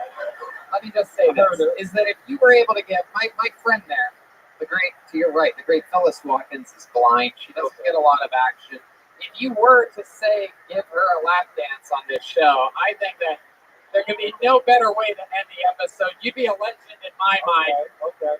Then I get to go up again next week. It sounds like the audience might even throw some ones up here, right? Yeah, I'll bet you they do. We have a very loyal, hardworking fan base. These are all people, you know, we give away the Norwegian coin comes flying up. Absolutely. We give away the podcast for free. I'm sure some of these people will come up and tip you. So, okay, hit it, Red. Then I can go another time, right? We got let me grab a chair. Give me a chair. Oh, shit. Jesus Christ. So, Phyllis Watkins is going to the chair. This is incredible. We got Danny Lucas up there on lights. Phyllis, you're almost there. You got it. Don't put no dick in the yeah. Now, I don't want no stick. Yeah, break it down.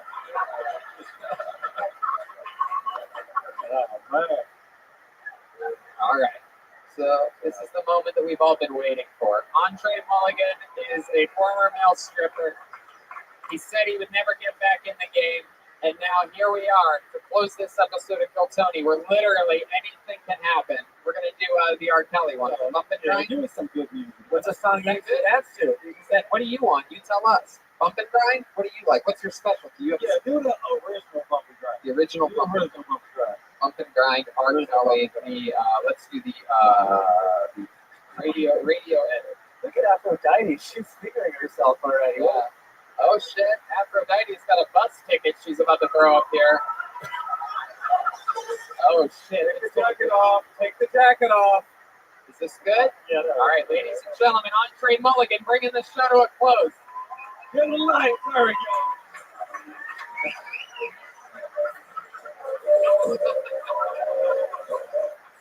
Slow it down. Slow it down. No, we don't want to get thrown off YouTube. Oh, okay. Oh, let's slow it down. Do the slower version. Yeah. Oh, shit.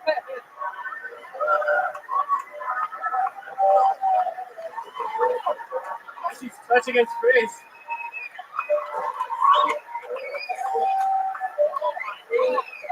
He's giving her a back rub. Oh shit! Whoa! This is incredible. Oh my goodness.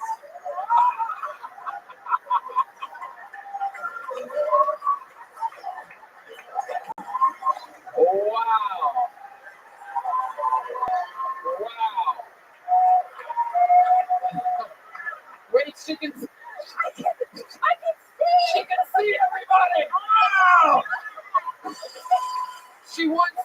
blind, but now she can see. My goodness, that is incredible. How about one more time? His first ever appearance on Kill Tony for Andre Mulligan. Heck yeah, this guy's got a walking stick in his pants. Phyllis Watkins can see again. Andre, any? How can we find you? What's your social media? All one word, Andre Mulligan. Is that right? Yeah, Andre Mulligan. Well, welcome to the show, man. And, yeah, we'll figure out a way to come here and again. It's all good. We'll get you back. That's just your first time. Andre Mulligan, everybody. Aphrodite wants to put this in your pants. We let her do what she wants. She's 72 years old. Heck yeah, absolutely. There you go. All right, Afro, don't. All right, Afro, get out of there. How about one more time for our guest tonight? How loud can this place get for the great Bonnie McFarlane, huh? November 9th at the Stand. She's taping her new album. Listen to My Wife Hates Me with Rich Voss and her. Check out bossroast.com where she gives an unbelievable performance. How about one more time for the great Moshe Kesher, everyone? He's got the Endless Huntington podcast. He's from Portland and Helium the weekend before Christmas. Hey, look at this drawing from Ryan J. Ebelt, everyone. It's another one that goes with the collection. While you all sat there doing nothing, he drew that entire thing. That's available at RyanJEbelt.com along with every other episode ever, including the new Kill Tony, the book, Part 2 and Part 3. Part 3 includes both 1 and 2 all together, for those of you that bought 1 when it first came out.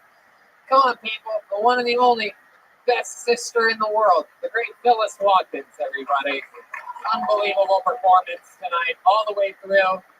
She once was blind, but now she can see. Anything you want to plug or promote on your social media? I want to say my brother's podcast, Jeremiah Wonders, actually stands for Jeremiah Wonders, but penises taste like. Oh! Shots fired. The Watkins family is at war, it appears. Unbelievable performance. She is Jet Ski Johnson on social media. All one word, Jet Ski Johnson. It's great having you. Yeah, unbelievable. The trumpet is just so great. There he is, the great Chroma Chris, everybody, over there on guitar. Facing the wrong way. Chroma, what do you think about tonight's episode? What do you think about it, Chroma? It's out of sight, Tony. Whoa. How about one more time for the one, the only Joel Jimenez, huh? Heck yeah. He's mostly sorry on social media. He's an official Ludwig artist. Anything else, Joel? Shout out to Caveman Coffee, Speedweed. Watch Women Aren't Funny. Watch the Honeymoon Special. Support these guys. They're great. Absolutely. Heck yeah. They carried all your weight tonight, that's for sure. Yeah, baby. Storecade's coming. We're going to pro wrestling event here November 23rd. That's my wrestling podcast, The Store Horseman. But Kill Tony's back out on the road. Columbus, Pittsburgh, Cleveland. Still some tickets left for this weekend's 4 stand-up shows in Washington, D.C., where some of my new friends, the Trumps, could possibly be in attendance. Yeah. So who knows what can happen there. Also, shout out to the Secret Service, who I found out the other night that the Secret Service, this is true, what I'm about to tell you, the Secret Service of the United States of America are huge Kill Tony fans.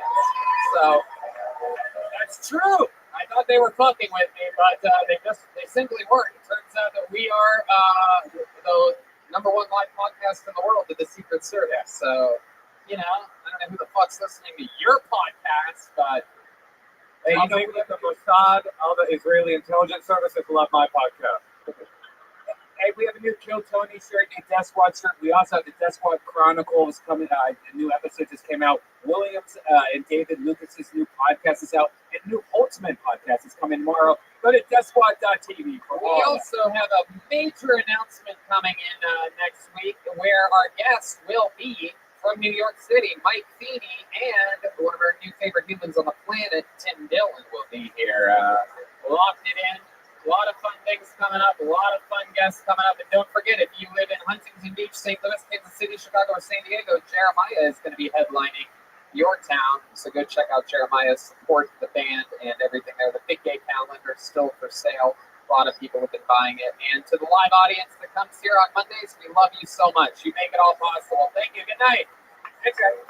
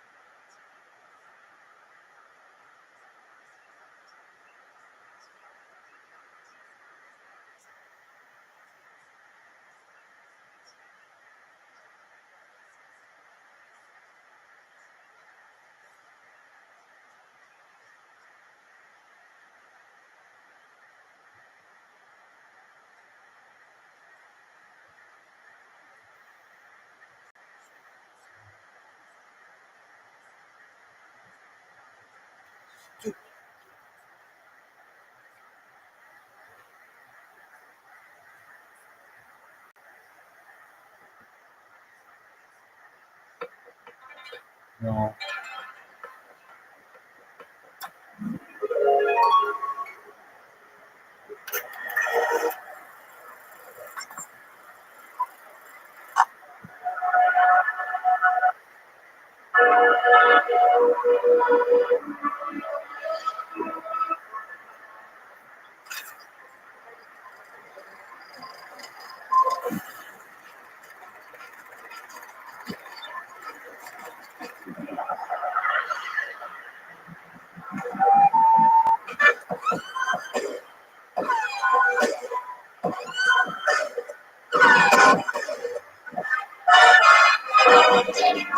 Hey, this is Rabbi coming to you live from the Road Famous Comedy Store main room for a brand new episode of Kill Tony. Get up for Tony!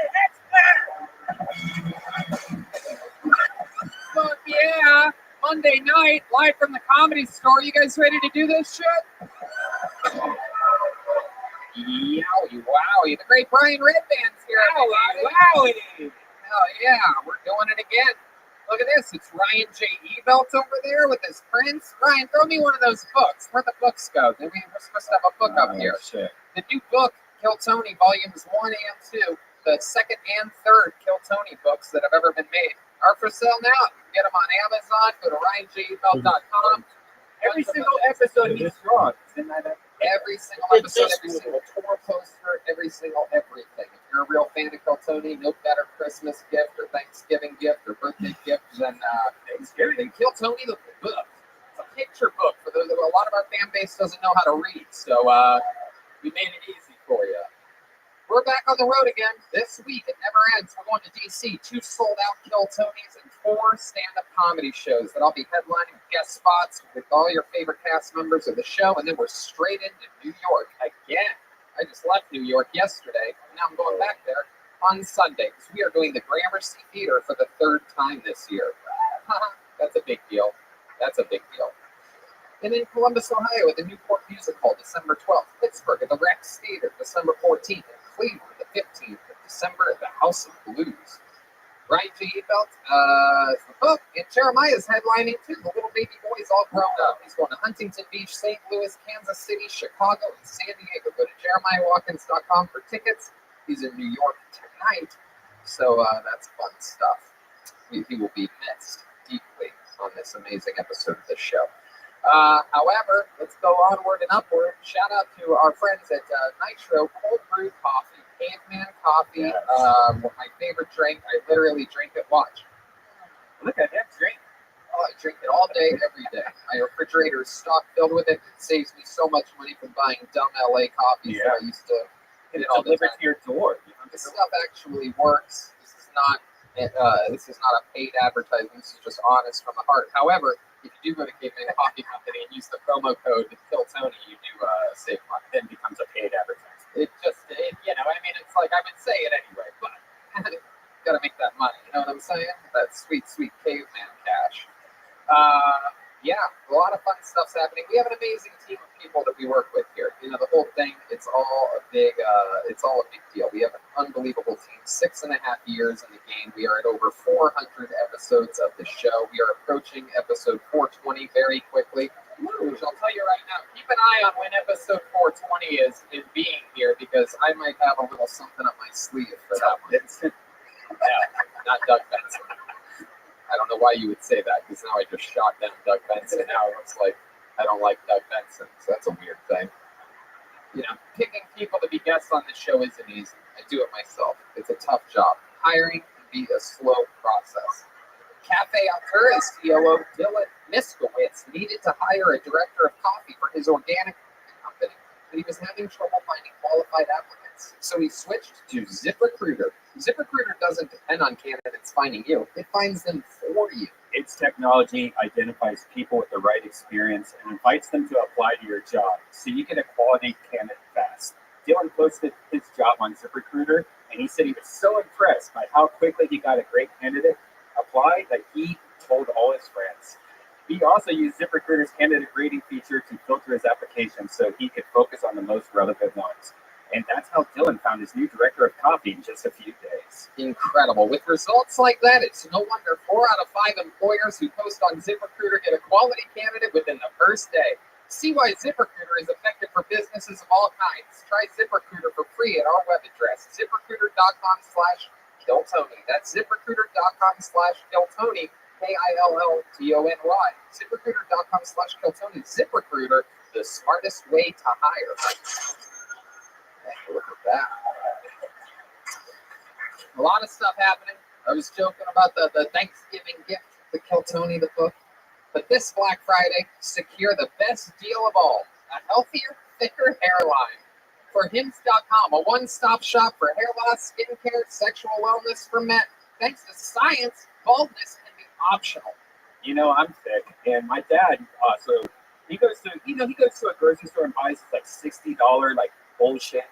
I told him about Hims, and now he's a member of this. All you have to do is go online, not go to a doctor's office. You just answer a few questions. You can prescribe real medicine that will actually help your hair loss in just a couple questions. It's real easy to do. The stuff works. It's incredible. This Thanksgiving, when your relatives say healthy and full, they'll finally be talking about your hair and not the turkey. Order now. Our listeners can get started with the Hims Complete Hair Kit for just $5 today, right now, while supplies last, and subject to doctor's approval. See website for full details and safety information.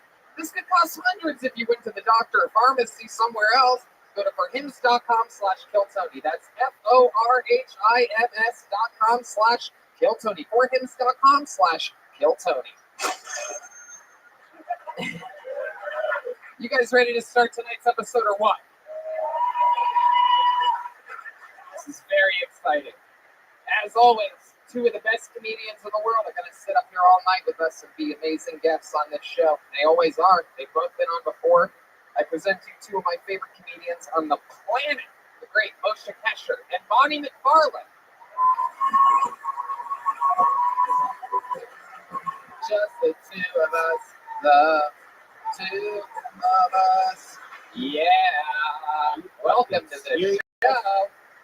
The Endless Honeymoon Podcast. He's at Portland Helium the weekend before Chris. It's Moshe Kasher, everybody. Hi. Natasha Leggero is going to be with him because they are husband and wife. It's true. How's life going, Moshe? It's good. Actually, speaking of husband and wife,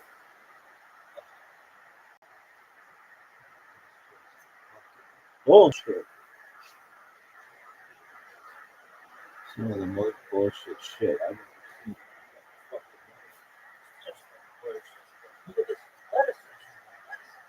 just really impressive. It's so good.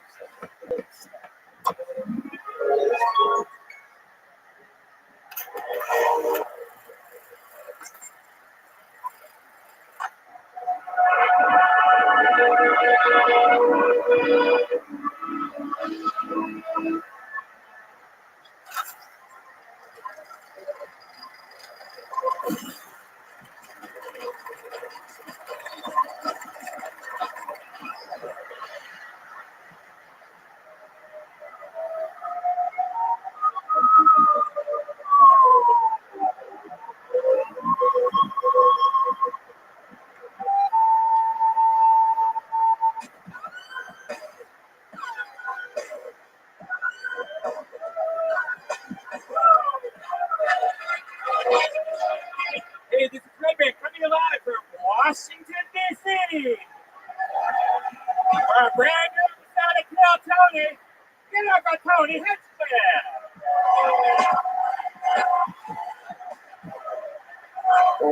Washington, D.C. Here we go. The first ever fucking Kill Tony.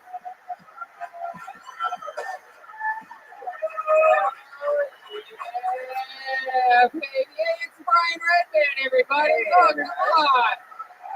We're here. We're live. What an energetic, fun crowd. We're live from a fucking ghetto-ass basement in Washington, D.C. We're on like the second floor, but somehow it's a basement. I don't know. I haven't figured it out yet, but we're here. It's Washington, D.C., the nation's capital. How you guys doing tonight? You excited about that? Very fun. It's our first time ever doing one of these in our nation's great capital, the home of our greatest president that we've ever had of all time. It's very exciting to be here. We have 2 shows that are sold out here tonight. We're doing stand-up comedy 4 times here this weekend. So if you guys get excited, still some tickets available for a stand-up show for I Headline, Red Band, Jeremiah, and Joel, all these guest spots, and we're going to have a lot of fun. It's exciting stuff.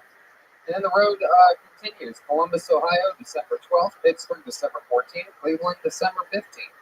Ryan J. Edall made some really cool Washington, D.C. special, very special Kill Tony posters. Those are available after the show. We'll sign them. We'll take pictures with you. You can touch our hands if you'd like. Oh, exciting stuff. Jeremiah's a headliner now. He's all over the road. November 16th, Huntington Beach, St. Louis, the end of November, Kansas City, the end of December, and Chicago Zanies Rosemont, the beginning of January. Also San Diego, December 6th.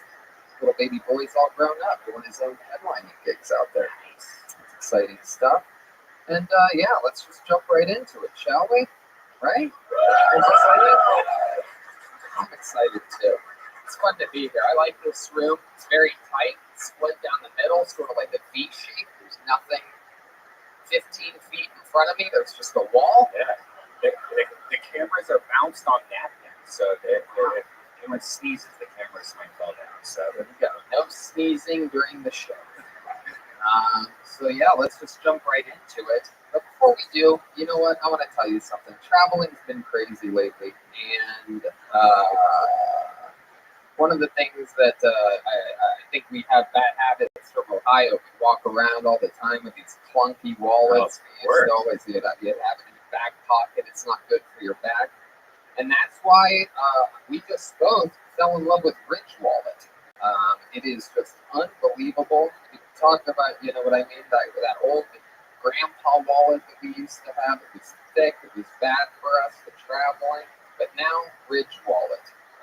Yeah, I don't know if you're like me. I usually hey, I'll just buy a new wallet at Target, and I'll stuff everything in it. My wallet was like the size of a cheeseburger, and I would just be sitting on it all the time. He likes thick cheeseburgers. Thick cheeseburgers. So it says cheeseburger. We're talking about a double patty. Yeah.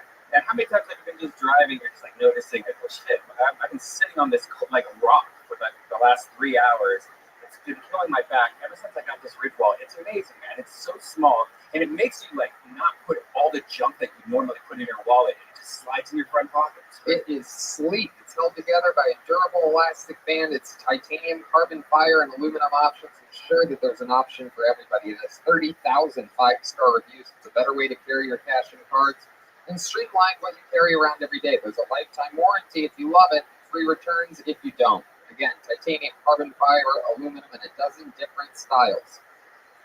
Get 10% off today with free worldwide shipping and returns by going to ridge.com/killtony. That's ridge.com/killtony. Use code KILLTONY, all one word, link in the description, and you save 10%. There you go, Ridge Wallet. How many of you like wallets, huh? New sponsor. Come on, give it up for Ridge Wallet. Come on.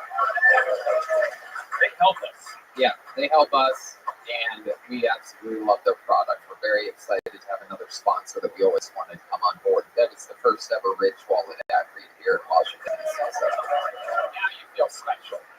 Oh, now it's about us. So let's get this fun train rolling along. As with all of our road episodes, no guests tonight, no one to clutter this shit up or give away the ending of the new Joker movie. You know what I mean? Let's just have a smooth, fun episode. But there is a band, ladies and gentlemen. They made it all the way here. Yeah. This is their first time ever in Washington, D.C. I told that there's great comedy crowds in D.C. So let's see how you guys treat them. Every single episode, they commit to doing different characters. We never know what they're going to be or what they're going to do. This is a very small green room that we have tonight. So I actually, for the first time ever, had to face a different direction. I had to face the stage. I was on the other side of that wall facing this way while they got ready behind me because there's no second green room. There's no offices here. This is literally the basement scene from Inglourious Bastards here in Washington, D.C. Like, if anybody fired a gun, 6 people would die from one bullet. So let's see what they are tonight. I get the feeling this might be special because this is the nation's capital. Ladies and gentlemen, I present to you the best damn band in the land. It's the Kill Tony Band. Jeremiah Watkins, Gilbert Chilhan. Whoa!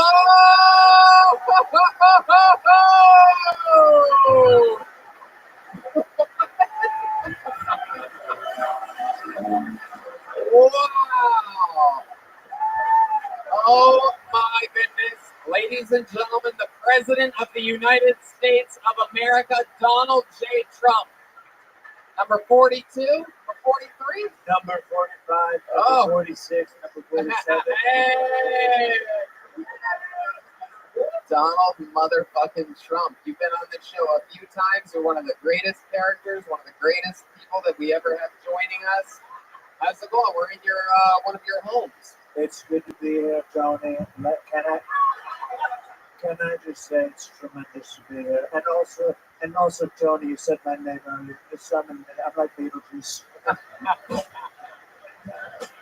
I love it. Oh, wow. And then clearly back here we have what appears to be let's see how learned this man is.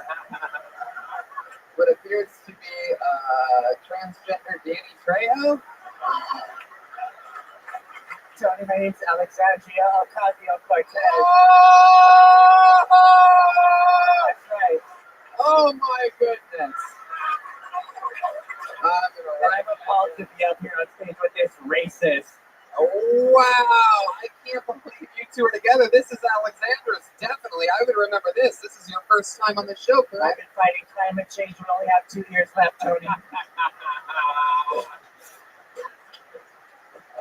Oh, I am excited about this. What an incredible dynamic. 2 different sides of the spectrum. Donald Trump, how does it feel being this close to Alexandra? I don't know. She's got 2 strikes against her already. 1, Gordon Gross. 2, Mexican. We all know it. Wow. Well, I am excited about this. 2 amazing political figures. One of them a president. One of them certainly will never get farther than Congress her entire life. So this is exciting. This is probably the biggest deal you're ever going to be part of if you're just a liberal hype train. It really accomplishes nothing, has no experience, and no real talents whatsoever. Can I just show off the shoes I bought because nobody can see them from behind? Oh my God. Wow. You know how hard it is to find a size 11 at a Goodwill? A lot of rumors amongst diehard fans of the show that Joel will find any excuse to dress like a woman and when he's picking characters. And I will say, Joel, that wearing women's shoes when you are behind drums the entire show is a little bit shady. It doesn't really help your case as to being a manly man that just gets into character. They're flat, they feel good on the drum pedals. I had a Russian book with this up there, so I'm ready to go. Which brings me to this, the dirty DC fucking Thomas Jefferson bucket of destiny. This is it. A lot of sign-ups tonight. I'm very impressed. I'm very proud of you, Washington. A lot of people with balls out here. Maybe it's a local killer comedian. Maybe it's someone trying it out for the first time. You guys know how it works. If I pull your name out, you get 60 seconds uninterrupted. You know your time is up and you hear the sound of a kitten. That means wrap it up then, or else you're going to bring out the angry DuPont Circle Bear. Is that right? That's the right reference? I think so. Now, a little fun fact for you, since the entire front. How are you? Hello, how'd you find out about me?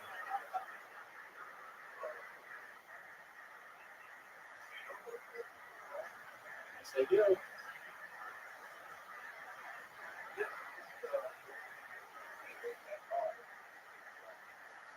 Yes, I do. That's correct. Yeah, I'm live on 16 different YouTube channels simultaneously.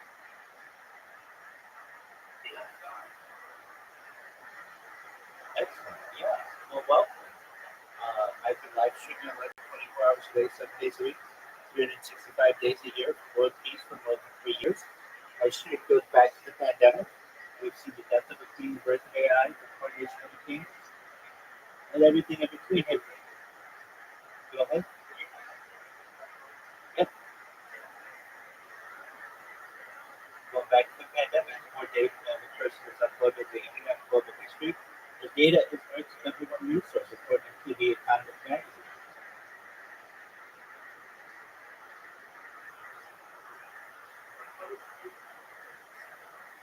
We will be able to study the human body from a biological standpoint, the circadian rhythms of human sleeping habits, eating habits, behavioral patterns, everything about a single human individual. We've never had this much data on one person. Additionally, it's like a time capsule for society. Literally every moment, every day, essentially, I have been live streaming not just my life, but the news of the world. And so you can go back to any moment of the last 3.5 years and know exactly what was going on.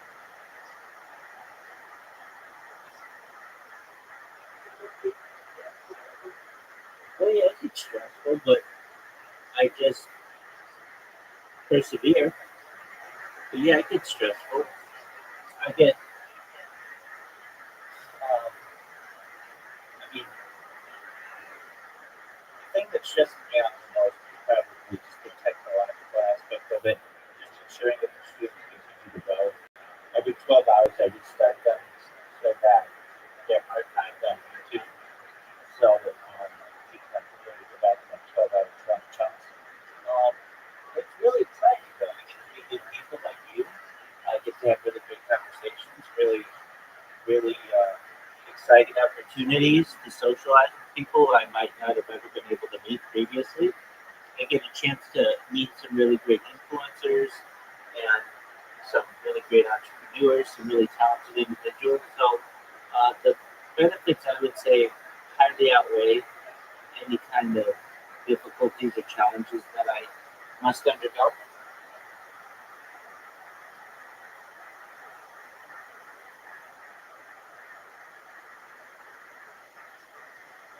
You ever use funding? I'm self-funded, so I'm a certified project management professional.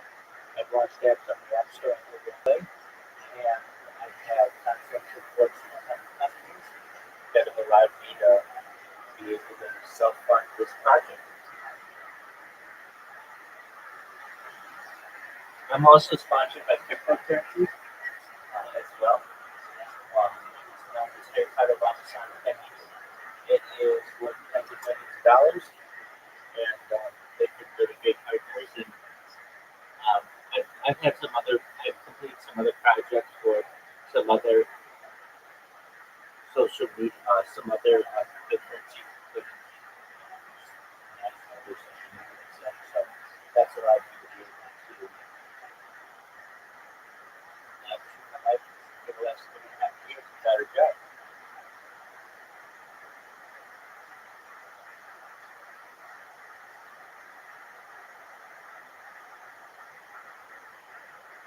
Do you have any other questions?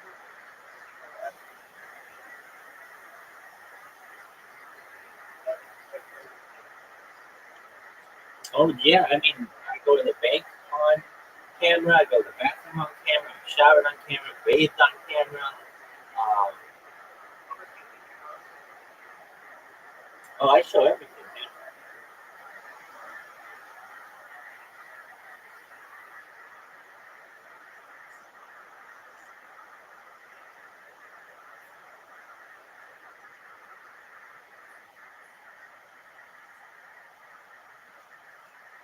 So generally, like you can't show nudity on YouTube, but you can on Twitter. So you know, like go to the bathroom sometimes on Twitter, or just depending on what I want to show. But I've streamed as far north as Santa Barbara, as far south as San Diego, as far west as the Pacific Ocean, as far east as the desert cities and mountains. I've streamed in Beverly Hills and Disneyland, and everywhere between basically every major spot in Southern California.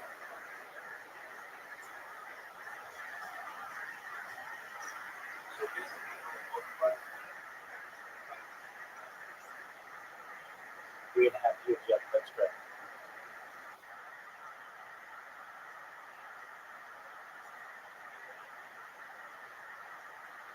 Yeah, but I mean, if you really know what your devices are doing, they're already recording you. Edward Snowden did this in the early 2010s, so you really don't have privacy anyway. I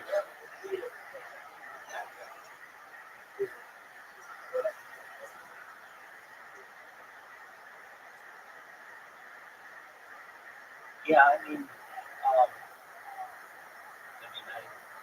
I fortunately don't have any children at this time, so I haven't had. Like I don't think I could do this if I had children. It would have too much of an effect on them.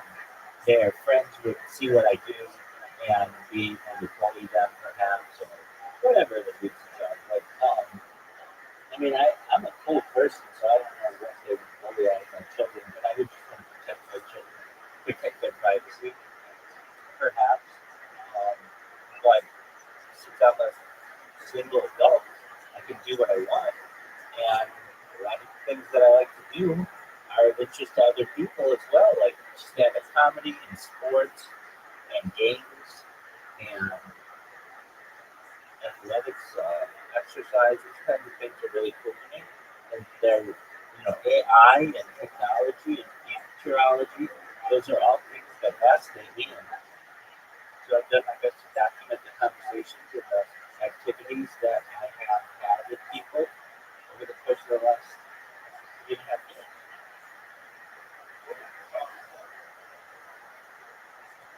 What can you think of sort of the good thoughts? I think it's fascinating. I've got a lot of people in there. I mean, I started this Discord server less than a year ago. I have more than 1,600 people who really think what I do is cool. Additionally, I have people who are in here every night who put games together. I have people who I've met through other influencers. I had an influencer in here this morning at like 3 in the morning. He's a big influencer. He's one of the top 25 big influencers. He's one of the Street Savage. He came in, we talked about gaming, and cannabis, and kick. He's a kick partner, if you know what that is. And yeah, exactly. So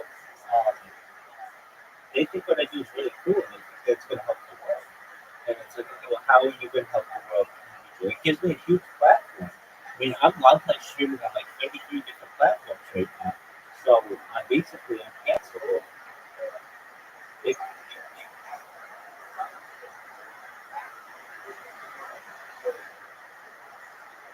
That, yeah, I mean, that's one of the benefits of it. I basically become uncancelable. So if YouTube doesn't like what I say, well, that's fine. I'm archived on Rumble. If Kick doesn't like what I say, that's fine. I'm archived on Twitch. If Twitter doesn't like what I say, that's that's okay. Archived on Instagram. I mean, I do my best to multi-stream.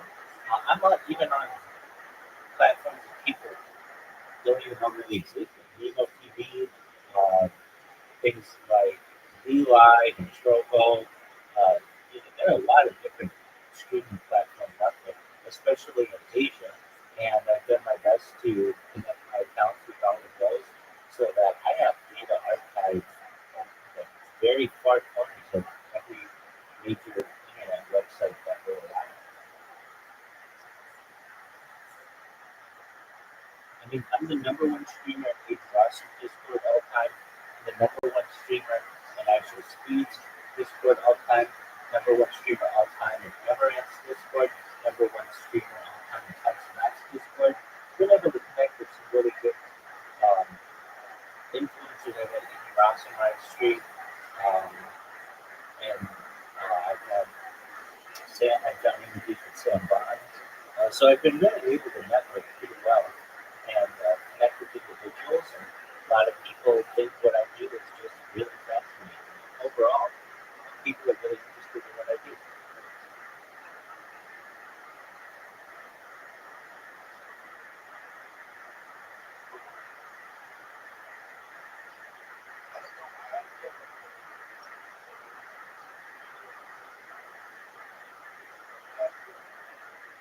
Absolutely. Have you ever seen the movie The Truman Show?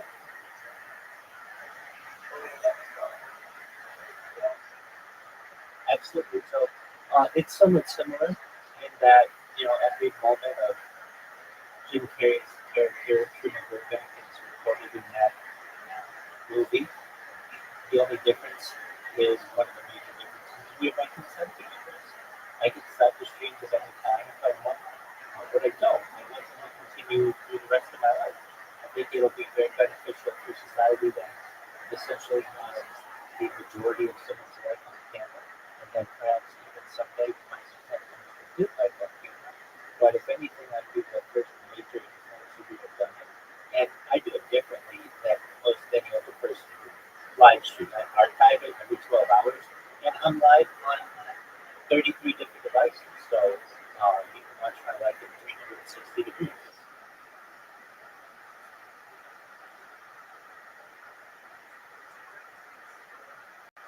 Absolutely.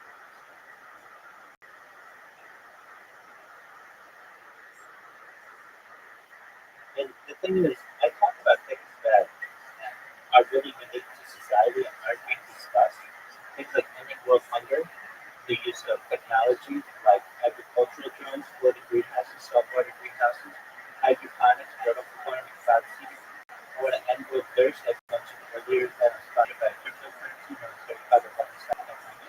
We have built wells in Nigeria. I'm going to help with those types of projects in the developing world. Additionally, I'm an advocate for the lifestyle program. And most importantly, to end world thirst, I'm an advocate for desalination technology. We pump earth's seawater onto it and make it drinkable. I also talk about things like anti-gravity, antimatter, alien disclosure. I talk about faster than light travel, faster than light communication, de-extinction. People don't know this, but the first successful de-extinction took place in the year 2003 with the Pioneer Impact, which was a boat located in Northern Southern France. Fast forward to the year 2021, a company out of Dallas, Texas, is founded known as Colossus Scientific. They've made their goal within the next 3 years, by 2022, to reintroduce the woolly mammoth into the Arctic Circle using African elephant surrogates. I think this is a mind-blowing project, mind-blowing goal. Following the reintroduction of the woolly mammoth in the Arctic Circle, they want to reintroduce the Tasmanian tiger, followed by the dodo bird. The dodo bird's been extinct for 400 years. It's just too fascinating to bring back some of these once extinct animals. And these types of technologies aren't really being discussed in the mainstream, but within the next 3 years, they're going to become a reality. I also talk about things that affect you, affect your friends and family. I have no data on my personality. As I said previously, but Economist Magazine stated that in 2018, data overtook petroleum as Earth's #1 resource. That means I'm essentially sitting on a gold mine that will be utilized by AI, perhaps, and large language models just to get a complete record of someone's life. And I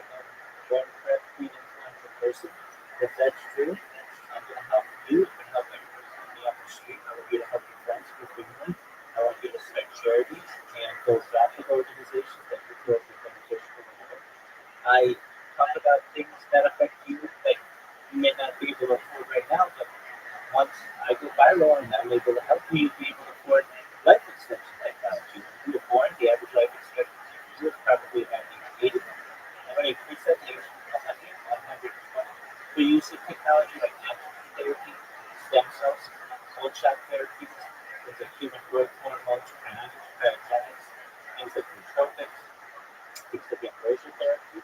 But you may get to be 120 and you may say, all right, Rabbi, will your plan came to fruition? I'm rich and I've got a great life, but my body's not great life. Now what? Well, this is when your consent, if you want, and maybe another type of technology that you may be able to utilize is known as microcoding technology. That's where we scan your brain, like a CAT scan or an MRI, again, with your consent, right where every atom is in your central nervous system and your peripheral nervous system. So later download it, Android and avatar site inside the a clone of yourself, robot, in 3D, whatever you want to be. But essentially, what I'm talking about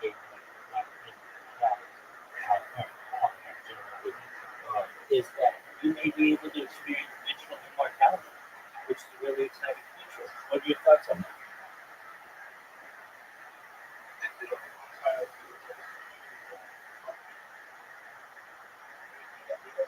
Exactly.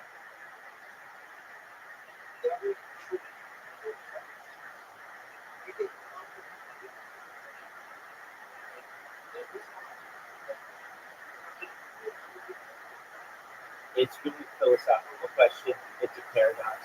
It goes to the ship of Theseus, essentially the idea if you have a boat and you dock it, and then you take that boat apart piece by piece and rebuild it right next to the original boat using the original, or using a different boat. It's a paradoxical idea.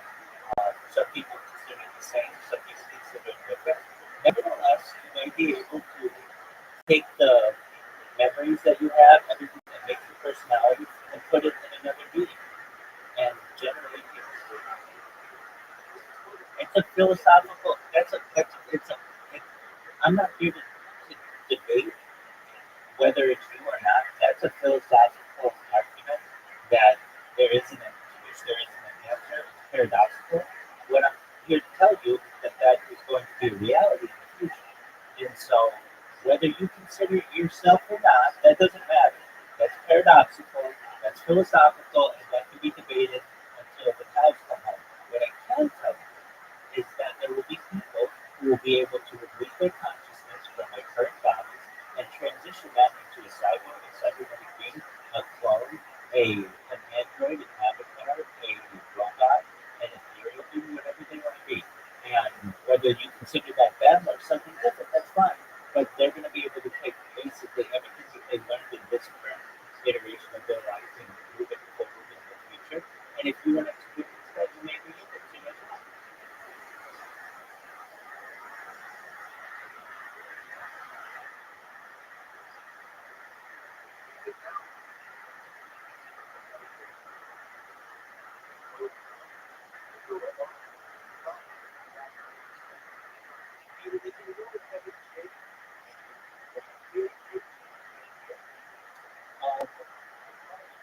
Yeah, but I mean, a generation ago, we didn't know what people were dreaming. Now we can attach certain sensors to them to know the different states when they're in REM sleep, when they're doing rapid eye movement sleep. We can know what their brain is processing, when their brain has high functioning while they're asleep, low functioning, and it's just a matter of time until we have technology that will be able to image what they're dreaming in real time. And especially with AI and the move towards artificial general intelligence, and then what's really going to be amazing is artificial super intelligence. All the things that I discussed are going to happen at a much faster rate than we would have in the past.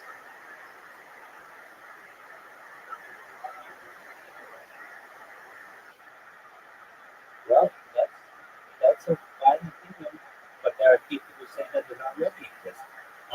Sam Friedman of OpenAI has said that they will. That,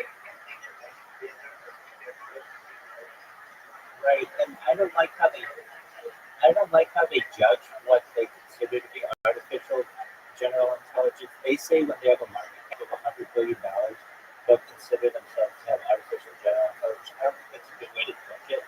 it's really about passing the Turing test. And can you replicate? Can you have your device be able to replicate human text and about the knowledge of the subject?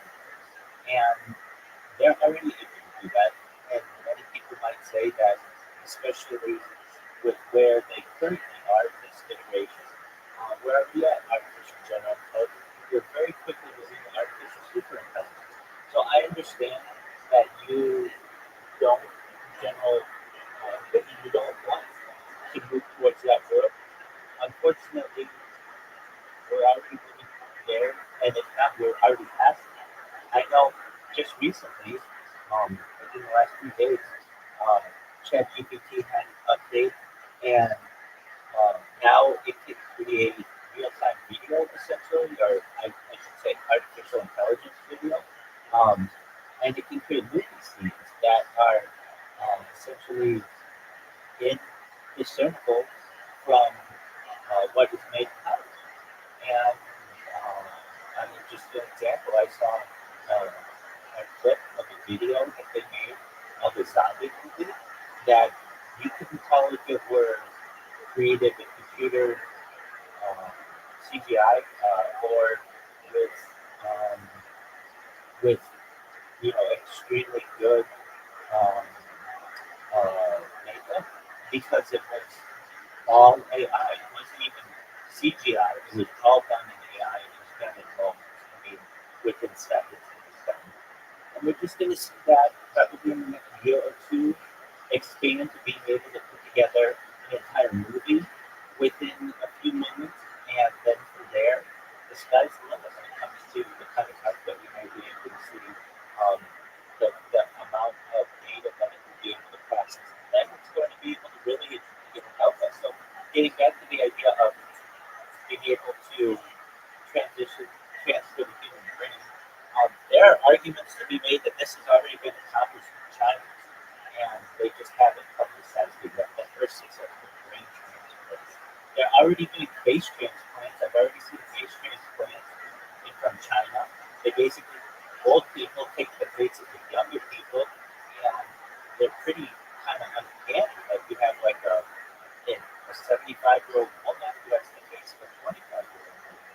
But this is already being done, and the argument's made that it could done with the human brain as well, and just hasn't been declassified yet.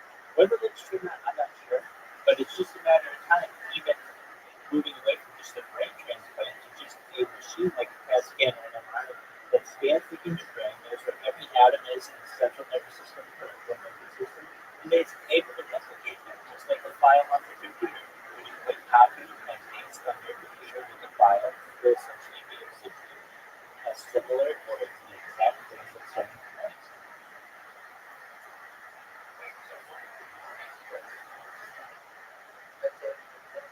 Absolutely. Great question. A lot of them have died at like a younger age. So like, let's say somebody was in a car accident, but their head was preserved. They will essentially donate that head to science. And then there are people who will buy that face, very wealthy individuals, so that they can have a wrinkle-free face and their age. In fact, I think if I go to I saw it on Twitter a year ago, but if I just go and I have a face transplant,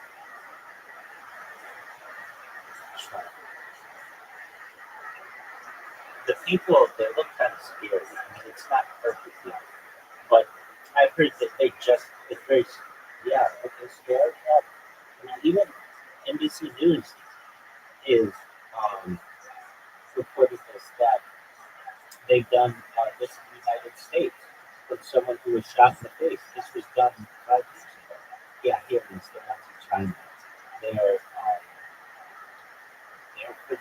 okay, I found it. Yeah.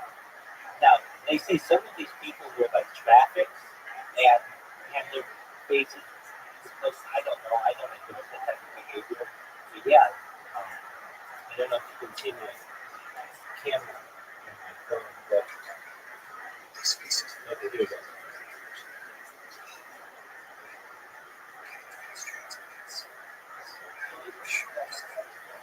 Yep.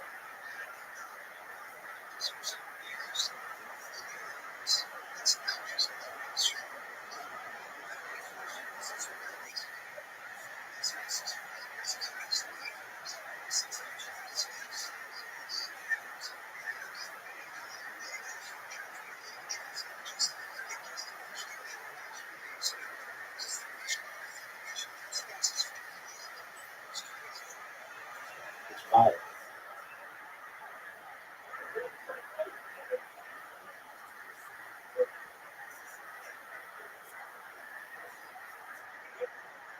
I mean, there are really people that that's essentially that working harvesting, the international working trade.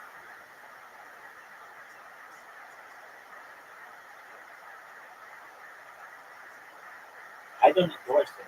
I just talk about it. And many of the topics that I discuss are fascinating.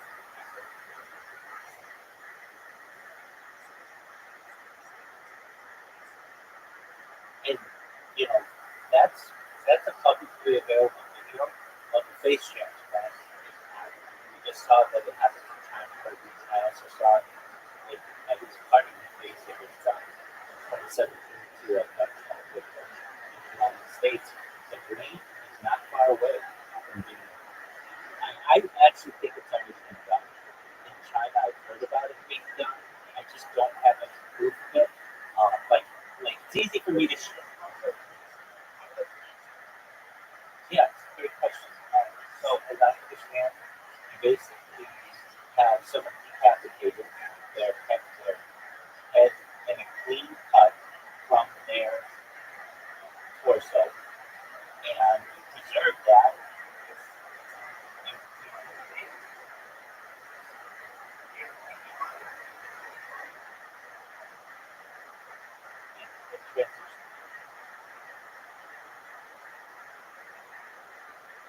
And so long as it's preserved and the host body doesn't reject it, you essentially are able to have someone to be living their life in someone else's body. Now I don't endorse that type of behavior. I think it's much better to scan someone's brain and then be able to replicate that. If that's much more humane and likely future. But it all needs to start somewhere, and the brain is the last organ known to man that is not been able to be transferred. We can do heart transplants. We can even do organ transplants from animals. We can do blood transplants from animals.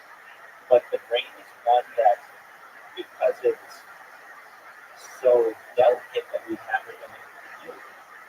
But arguably, that has already taken place.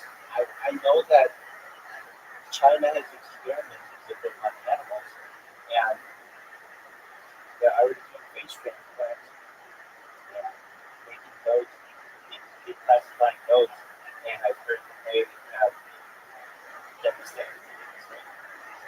And that one's harder to do because, like, a face transplant, you can just be like, look at the person's face, they have a different place in the head. But a brain transplant is different. It's covered up, and it's difficult to prove that somebody was once someone else.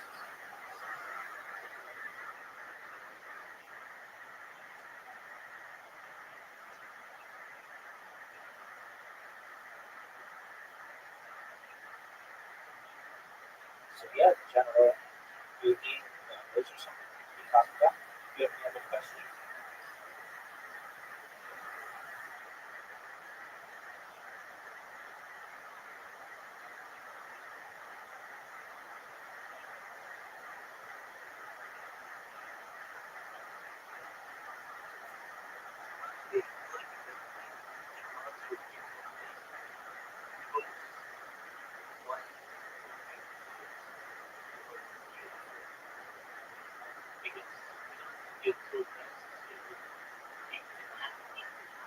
people have felt that for 250 years.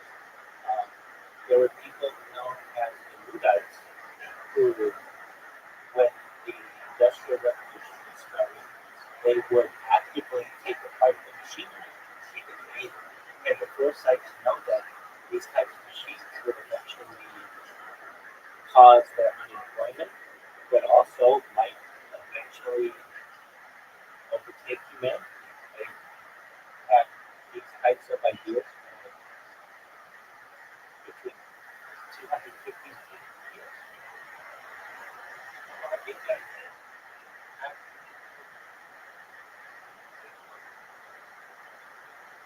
it's inevitable.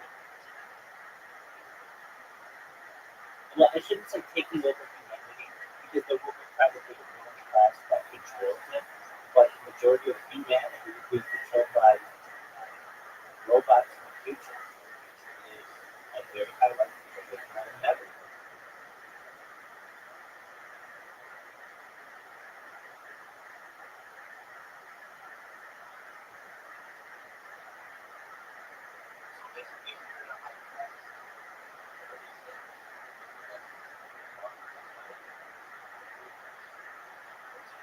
Precisely. Now, don't think that you may not be high class. I can just tell you that you probably are much more well off than you think. In the United,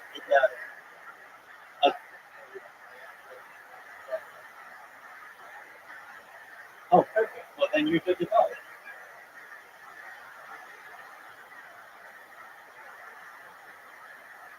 And you've been very fortunate to be so. So, yeah, you may be in the ruling class in the future, and if that comes to fruition, then you may have some control over the technology that may govern the majority of the population.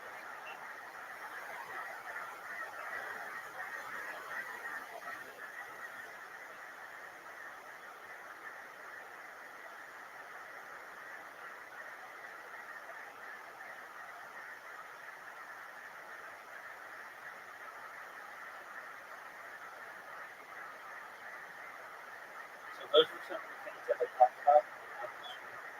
Additionally, very much into stand-up comedy. You know, if you're a fan of stand-up comedy, and right now in the middle of the marathon, I like podcasts a lot. So I watch just about every Joe Rogan on the stream. We have Friedman and just major interviews and influential people. Currently, I'm in a marathon of Kill Tony, which is the largest live podcast in the world. And it airs every Monday from the Tommy Joe Rogan's Tommy Weather Show in Austin, Texas. And it's just pretty lighthearted, just joking with people. Basically, amateur comedians have 60 seconds to give their spiel, their stand-up routine, and then they're pretty go ahead, your host.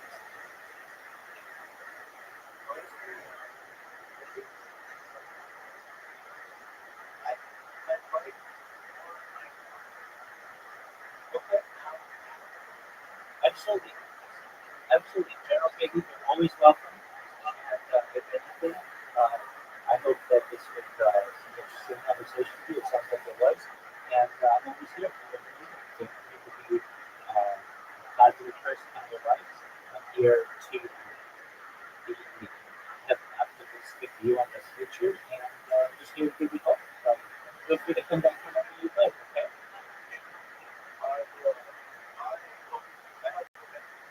Thank you. I appreciate it. Take care.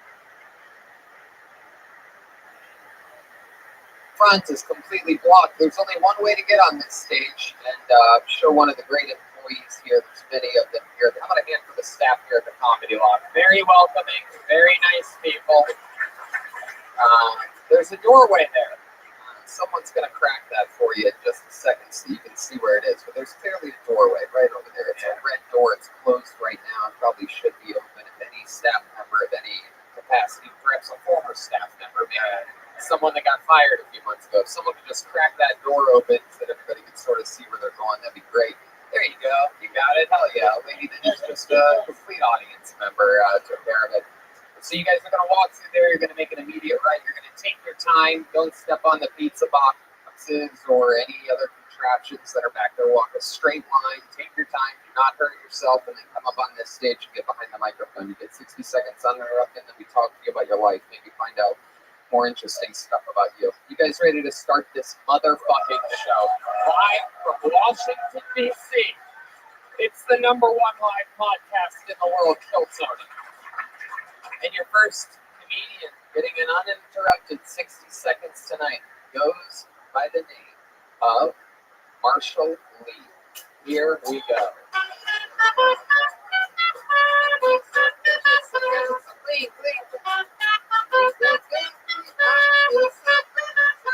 Marshall Lee, ladies and gentlemen. Here we go. What's up, DC?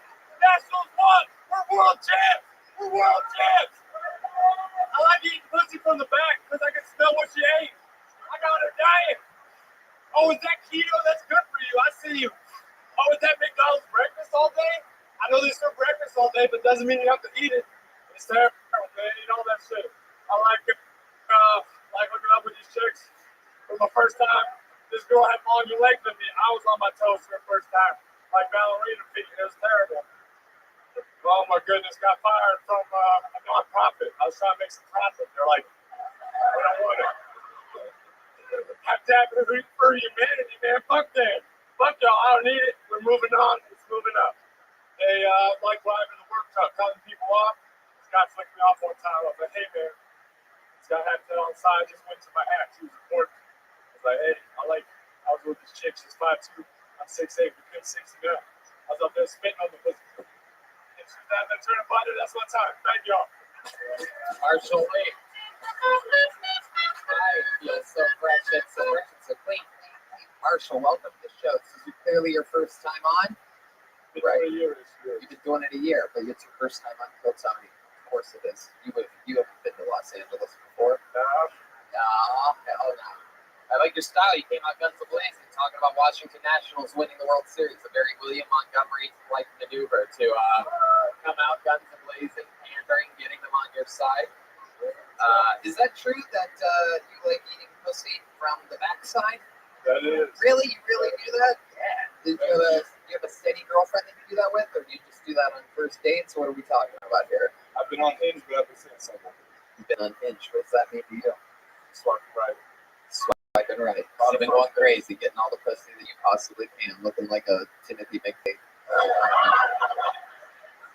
Oklahoma City bomber from the mid-90s. It's a reference I've never used before in over 400 episodes of this show, but you brought it out, I think. I love it. Anyway, so when you meet these girls and you go on a date with them, that's what you'll do? You'll say, hey, get on all fours, I'm going to eat your pussy from the back. That's not what I said. You don't say it? What do you say? I'll buy these first round. Wow, first round. Wow, it takes one drink. What else are you adding to that drink? Yeah. Exactly. Raising a roofie over here. Tall guy like you. You're the first comedian in the history of the show that's almost hit his head on the ceiling while performing. 6'8" girlfriend, man. I know you're tall like yourself. 6'8"? You're 6'8"? Really? I'm 7'9". I'm the tallest man in the world. Guinness raised me. Can you even fly? Like, what happened for you? Yes, I have wings, actually. Very strong, very fast. You mentioned that you like eating pussy from the back. At one point, a few seconds later, you said out of nowhere, you reset, and you said, I like hooking up with chicks. Now, in the history of this show, and it even just happened a couple weeks ago, one thing that we've noticed is when people say things that bluntly, right, that often they've had a very gay experience in their life. I like hooking up with chicks. Really? There's been a lot of gay experiences? On the show. On the show? What show? On this show, he's saying, yeah, it's right. Really gay lately. Yes. How about with you? Any gay experiences in your life? Change that. My brother's homosexual. Your brother's a homosexual. And you love him. Have you ever thought about killing him? No. But you've never had any homosexual experiences yourself? No. No. Are you sure? You positive? Trump, does he seem like he's lying to you? This guy's a fast. Hey, how you feeling? I call it like I see it. You said that you work for a nonprofit. Is that true, Marshall? What was the nonprofit? Habitat for Humanity of Northern Virginia. Oh, I owe you a couple $1 million for the upsetting. What do you do for work now? Green roofing, landscape on the roofs. Wait, you do landscaping on people's roofs? Commercial buildings. Commercial buildings. Where they put grass and trees on the roofs. Right. Do you even have to get on top of the roof, or do you just look up at the side and just do it from? You're so tall, 6'8". Yeah. How long you been doing that for? Too fucking long. You ever think about jumping off the roof that you're working on? Looks better every goddamn day. Yeah, absolutely. How about for fun? Any hobbies, Billy? Playing basketball, love working with bamboo. Wait, what do you? Wait a second. What do you love doing with bamboo? Trying to make shelves and cup holders and ashtrays. Wow, this is interesting. How long does it take for you to make like a bamboo ashtray? How long does it take for you to answer a question about a bamboo ashtray? 30 minutes. 30 minutes. To make a bamboo ashtray? Wow, my goodness. Well, you had some real bamps during your set. I also heard a few goos, so that makes sense. That's actually what I call Vietnamese with these bamboo ashtrays. Donald J. Trump. Wow. Anything else crazy we should know about you, Marshall? It seems like you probably have. You passed out on a roof. Wheat pen. How did you just smoked so much that you fell asleep? Is it early in the morning? It was my buddy's pen, and I ripped it. And I was holding it a long time. Didn't drink a lot of water. I saw purple, saw black. I was out. You literally passed out. Were you standing up when you passed out? And I found the wall. You sort of did the old slouch. How long were you out for? What did your friend say? Just a couple minutes. Sounds like a near-death experience. I don't know if that's really a pass out. Trump just came when you said you found a wall. Hey.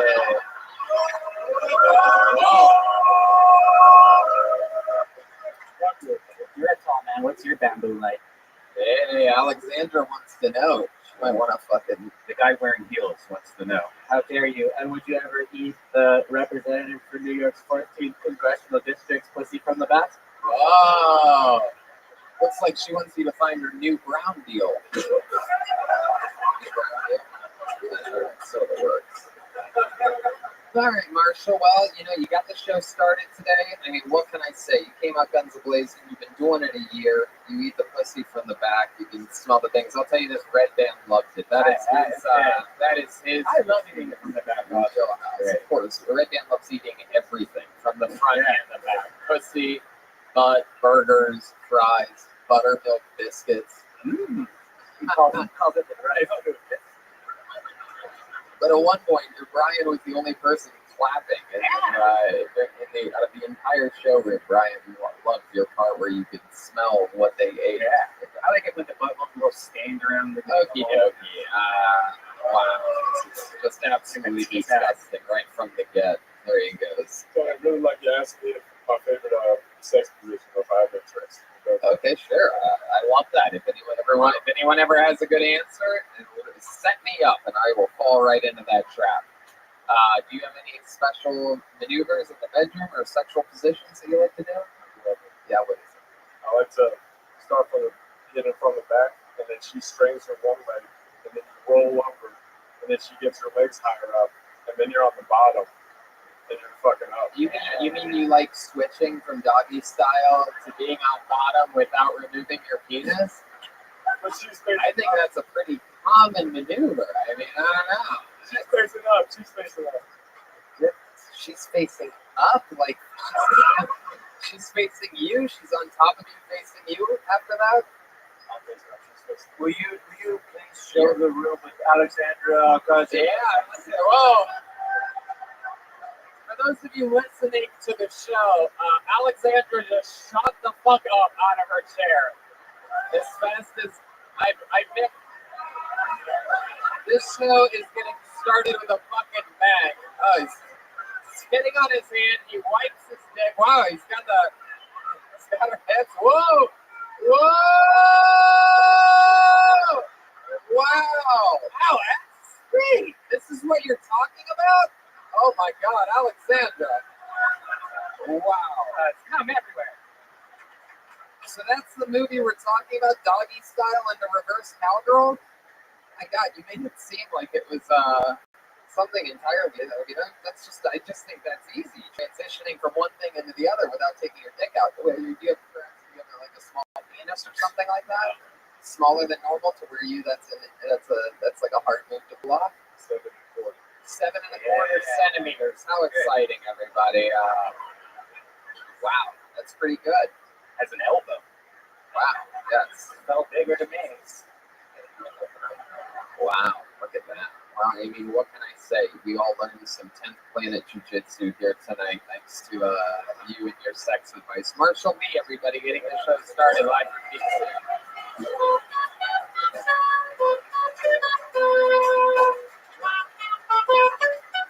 That's a way to get the show started. Joel shot up off that drum stool faster than I've ever seen him stand up Who is before. this Joel that you keep bringing up? Oh. It's like a woman out of the ass.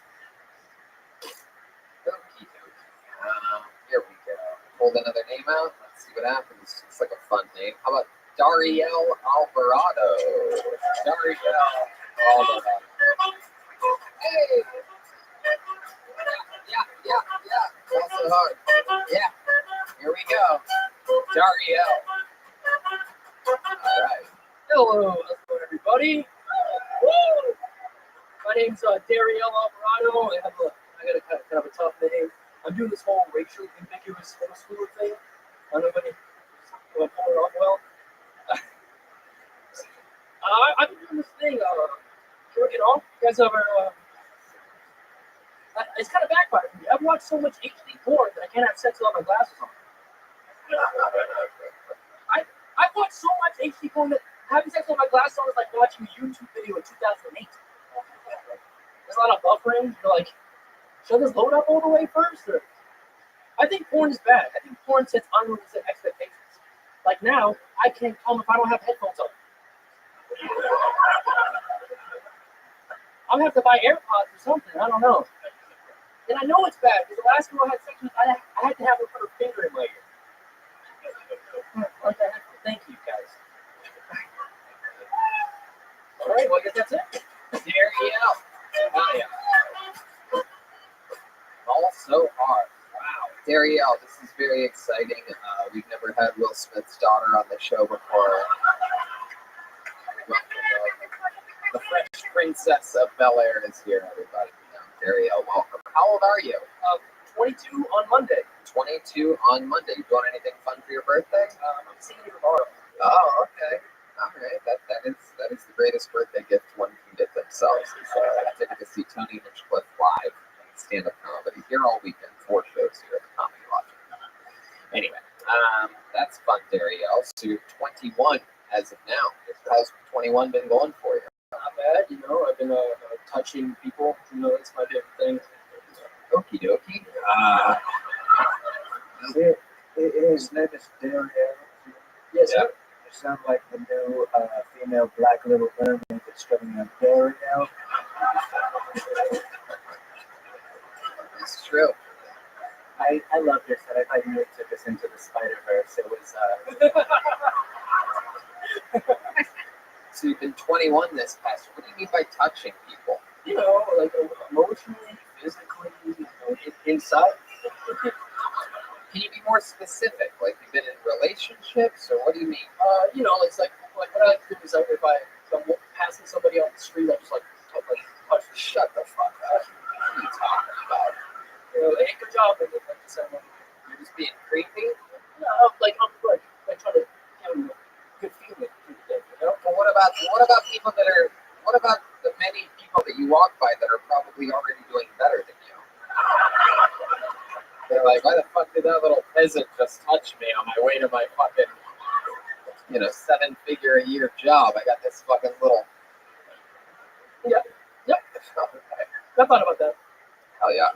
I love you on Mixed Dish, by the way. It's one of my new favorite shows on CBS primetime, on after Blackish. I have an audition for Whitish next week. I'm excited about it. What is that on your shirt? Oh, it's a cat with a headdress on. It's a racist cat. It's a racist cat. Look at that. Very excited. I can't even see it. I love it. I thought Trump was the only racist pussy on this stage. Oh! Whoa! Wow! Oh my God! Alexandra, my goodness. Donald Trump, would you like to respond to this young lady? Wow. He's got something up his I've sleeve. turned a new leaf and biting my tongue for once. So Darielle, how long have you been doing stand-up? Started in March, so like 7 months now. 7 or 8 months now. Yeah, very cool. And these relationships that you've had recently. You got a girlfriend? I have a girlfriend now, yeah. Where'd you meet her? On Tinder. How long have you guys been together? Almost a month. Our first date got in a car accident. Did she die? Yeah, she died on their first date. They've still been together a month. He just drags the corpse around. They go find Pokemon and shit like that. It's like Weekend at Bernie's, but a fucking very youthful Disney edition of it. So who was driving? I was driving. What happened? So there was an accident in front of me, so then we got rear-ended, and that was the whole accident. That's how cars work. Asian girl? Huh? Asian girl? No, actually, half Spanish, half German. Oh, very good. Sperman. How do you feel about that? I like one of the halves. How about you? You have any special sexual maneuvers that you do to her?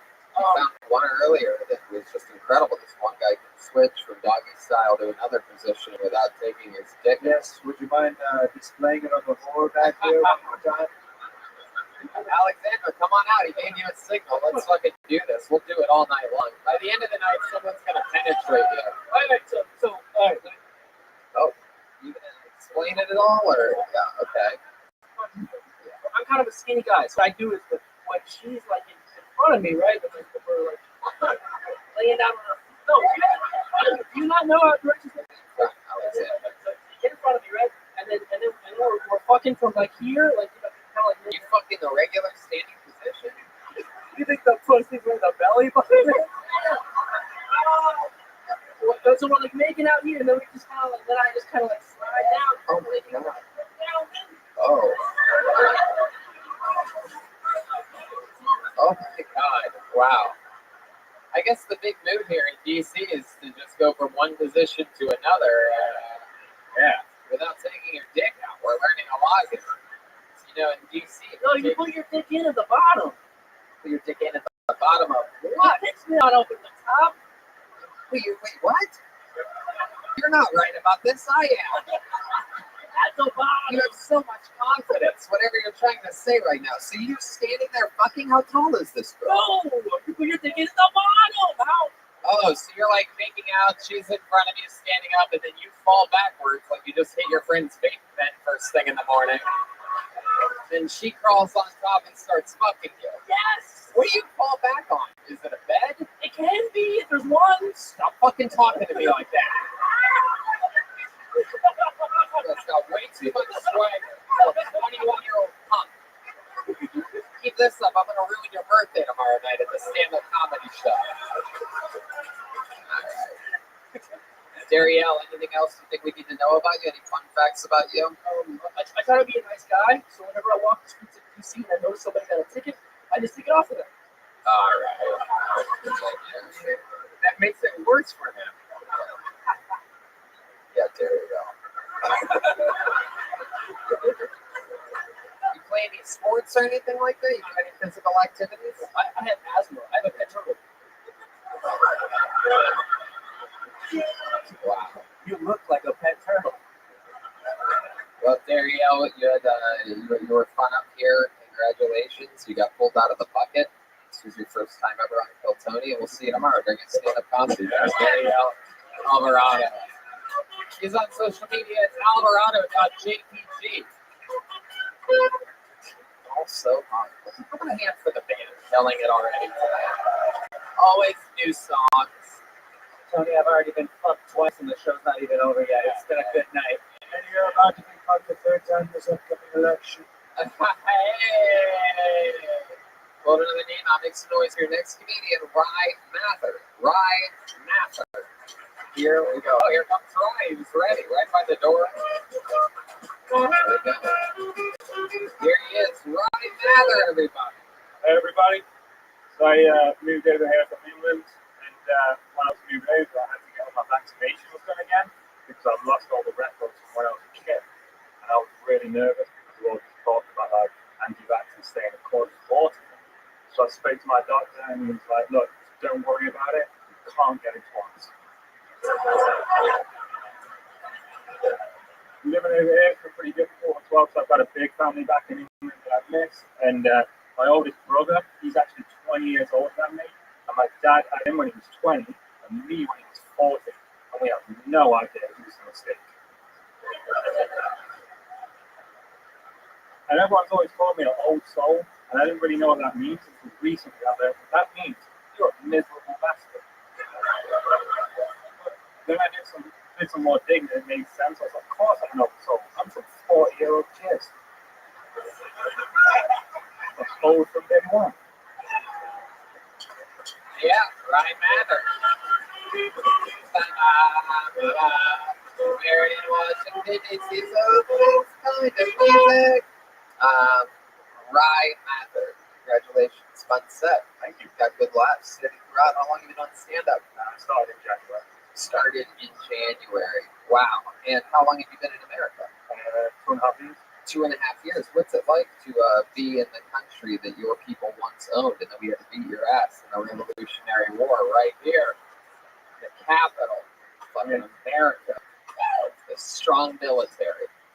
I get reminded of it every day. Hell yeah, that's goddamn. I don't really learn much about it living in England. They didn't talk about it. Yeah, I bet they don't talk about it much over there. Like, oh, we used to have all this promising shit, and then we lost to like a bunch of fucking tea drinking pussies. So you were the first one to Brexit 2.5 years ago. Yeah, pretty much. What made you come here? My wife is married. Whoa, you found yourself a fucking winner wife, huh? Not one of those crooked teeth, fucking no ass having London girls. Yeah, pretty much. They have no asses over there. You guys know that? You go to London, there's no butts. You black guys here would have no idea what the fuck to do there. Oh hell no! Spinning in circles. I'm going to Ireland. Fuck this shit. Trump, what do you think about this guy? I think he looks like Sesame Street, Jason Statham. That is true. What do you think you look like? Standard. Just a standard guy. Standard bloke. Default player. Little bloke. He looks like a hipster Charlie Brown. I agree with that. I agree 100%. So what do you do for work here? I work as a recruiter. A recruiter. What are you recruiting for? Technology. Okay. How about your wife? What does she do? She works in project management. What kind of project? It seems like there's a lot of projects here around Washington, D.C., so that didn't get a laugh. That hit close to home, huh? Wow, you guys didn't like that one at all. Okay. It's fun. What do you like to do for fun? Any new American hobbies? You've been fucking doing anything cool, like, fucking real sports or anything like that, where you use your hands or something? Not really. I didn't really understand the sports over there, so I didn't get it. What do you have, asthma and a pet turtle? Jesus Christ. God, incredible. What do you do for fun? And you're not doing stand-up. Play video games, watch a lot of TV, I'm pretty boring. Watch a lot of TV, Downton Abbey and shit like that. Yeah, sometimes. Go out Downton Abbey. My goodness gracious, great balls of fire. So where'd you meet your wife at? In England. She was traveling. Yeah, how'd you meet her? Instagram. They're both places. Wow, so what happened? She slid into your DMs? Back in the days before DMs, I think. Jesus Christ. How long ago was this? Back when Instagram was just a scroll that you would share to one another. There was no direct messages back then. You had to physically take a picture and show it to the gear. And Polaroid, when Twitter was direct messages, they would just send. What kind of Instagram didn't have DMs? Back in the day, you put DM on his comments. Oh my God. You remember this? I don't remember. I don't remember that at all. Seven. British Instagram? Yeah, I guess, maybe we have to get it. goodness. Didn't get the DMs till later. Wow. What such losers over there. And so what happened? She posted a picture and you commented? I just thought she was traveling, and I was like, hey, you want to hang How out? did you see her? Well, how did you follow her? How did you see it in the first place? I've got friends that I knew from when I used to play in a band. Oh, what band did you play? What's the name of the band? We call it Almost Home. Almost what? Almost Home. Almost. Last band I was in was called Burner, but they're not on Spotify. What did you do in the band? On Bandcamp. What did you do in the band? Guitar, play bass, and then one of the last bands I did vocals. Oh yeah? Can you give us a little example of some of your vocal skills? How many of you would like to hear Ryan Mather sing us a little something here? He wasn't expecting it. He hasn't had, I'm sure it takes 6 cups of hot tea for him to tune up. It looks like fun music. It's just showering. Well, fucking dude, you don't need to give excuses. Just jump right into it. You just gave away the whole fucking element of surprise right there, Ryan. Come on, just give us a little fucking example. Stop making goddamn little English excuses. All right. Let's just wait it out here, Ryan. Just go for it, buddy. Don't think about it. Anymore. Pretend like you're an American and have some fucking balls right now. Just go right into the. Let's go right into the song. It's been like 10 years. I can't even remember any lyrics. Yeah, you can really just make any noise whatsoever. Just jump right into it. Lose yourself in the moment. You run into it. Wow, all right. That is just as British as it gets right there. That's why you guys are in complete chaos over there, and our economy's booming here in America right now. It's pretty much the same as here. I know it's not. It feels it. We were just there. Last time we went to England, Brody Stevens hung himself, so we're never going back there. I'm saying it right now. That's what happens. Going to England makes bad things happen. I was in the angle. Well, Rye, you got up good stand-up comedy. You got good beats, good delivery, good timing. You fucking did it. You did that part. Next time when someone asks you to sing, just fucking go crazy. I will. There you go. Of course, right? Rye Mather, everybody. Hurrah, hurrah. There goes the fucking British guy. Hurrah, hurrah. On the show, on to the next one, on to the next part. It's only live from Washington, D.C. Hold another name out. Next was for Adam Cooner. Okay, Adam Cooner. That's a real last name.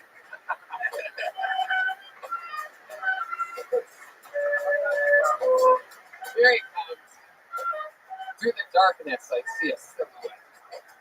It's very exciting. I'm having a lot of trouble getting to the stage.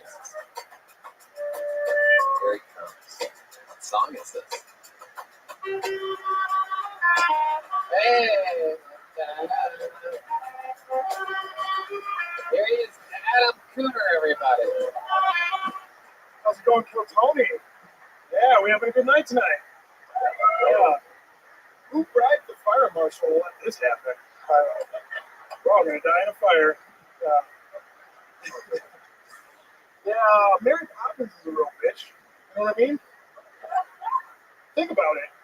Apparently she's a flying magical wizard lady whose sole purpose is to help children.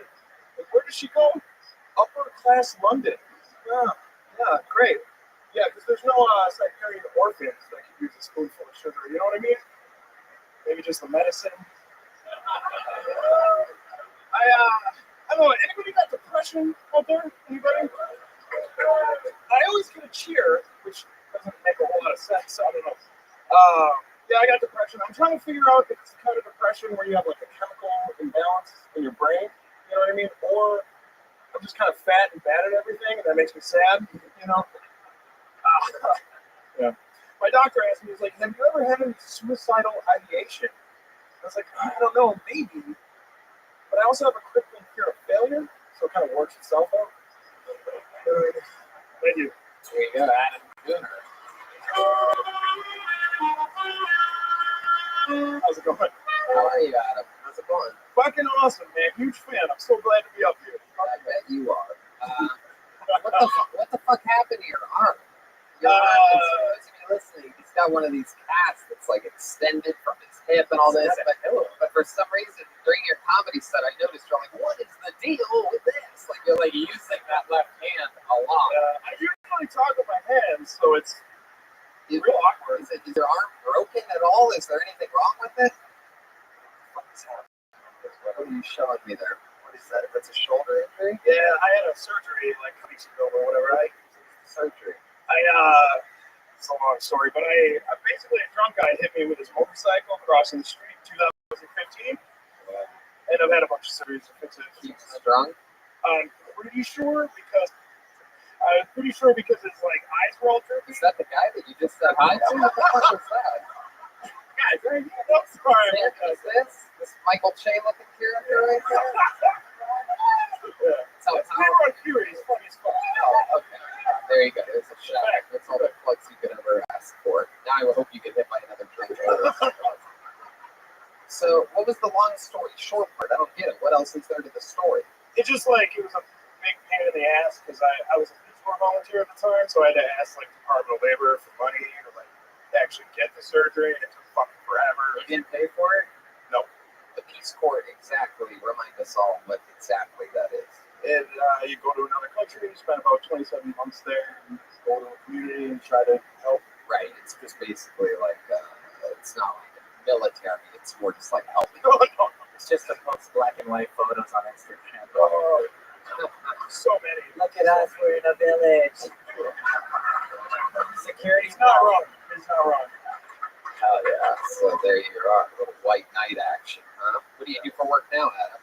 I'm a database analyst. Oh, okay. Good morning. Yeah, sounds like a good job for a guy that's had a bunch of shoulder surgeries and shit. My goodness, what do you do for fun? Jerk off with your right hand, I'm guessing. You play guitar? Just recently started. Not right now, but yeah, I play guitar, play video games. Security, we have an unarmed man on stage right now. It's an army of one. It's exciting. So what's changed in your life now that you have that cast on? Mostly the masturbation thing, I think, is really bad. Yeah. Really? Your right hand's the mouse hand. You know what I mean? Like, that's just... your right hand's the mouse. What the fuck are you jerking off on a Dell? What are you talking about here? Well, as an actual mouse. Yeah, what are you using the mouse for while you're watching the video? Yeah. What do you... Then you get the big screen. You just have to click it once. That's all you do. But then you get lotion all over your mouse. Lotion? Yeah. Wait, what? I don't understand. You're a one jerk, one video guy. I wouldn't have thought. You know what I mean? Like you use your left hand to switch videos, or to rewind, or things like that. You get good at it. It's very easy. Oh, he uses his phone. Wow. What are other things we should know about you, Adam? You come from a weird family or anything like that? Pretty normal family, I suppose. Nothing too crazy. Married 7 years. Wow. What does your wife do? She's a special education teacher. Oh, hell yeah. How is Wilma doing? He looks like Fred Flintstone. Huh. Oh, yeah. Seems like that would have been a special education reference since that happened. You know, I think it's beautiful that your wife works with the dogs. And can I just say, you know, it's a thankless job, but the dogs would love it just like me and you, you know what I mean? That's absolutely true, 100%. Does she ever bring any of her work home with her? Any bad colorings or anything like that? Outside of the lines? It's fucking... Honestly, she works super fucking hard. She works like 10, 11-hour days, hours at home, like doing IEPs. She works really hard taking care of retarded ass.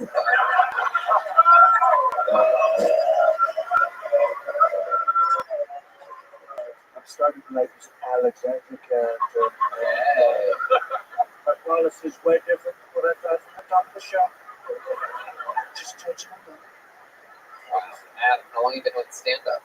I think this is probably my 20th, 21st set. Oh, you count by the sets. About a month. About a month. Yeah, That's good for a month. Yeah, that's really good.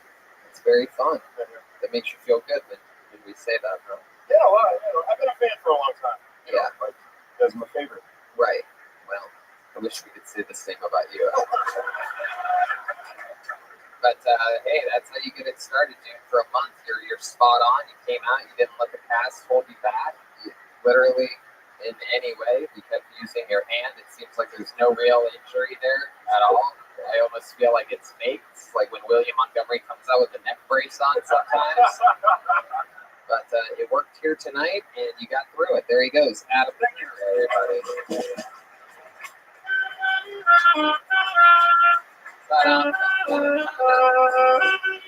You guys having fun out there?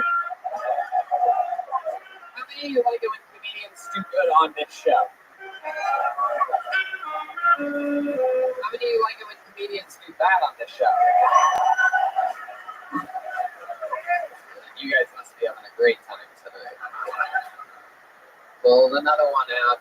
Here we go. Dennis Gilmore is your next comedian. Live. DC. Hilton. Like other writer, I am a real man. Can we see Goofy? Dennis Gilmore. Going. Dennis Gilmore, what happened? Gone. Blacklisted. In the bathroom or something. Dennis Gilmore taking a hot shit. Picture just squeezing it off right now. Just shit still on his butthole. Yeah. Didn't get as many wipes as it needed. Probably had a probably cleaning up all that fucking Ben's chili bowl off his asshole right now. Okay, pull another name out. Make some noise for Matt Graham, everyone. Matt Graham. Good question, Matt Graham. I am a real American. Wow. It's a special Washington, D.C. music playlist for his band tonight. Is this Matt Graham making his way? Slowly but surely? Nope. Oh, wow.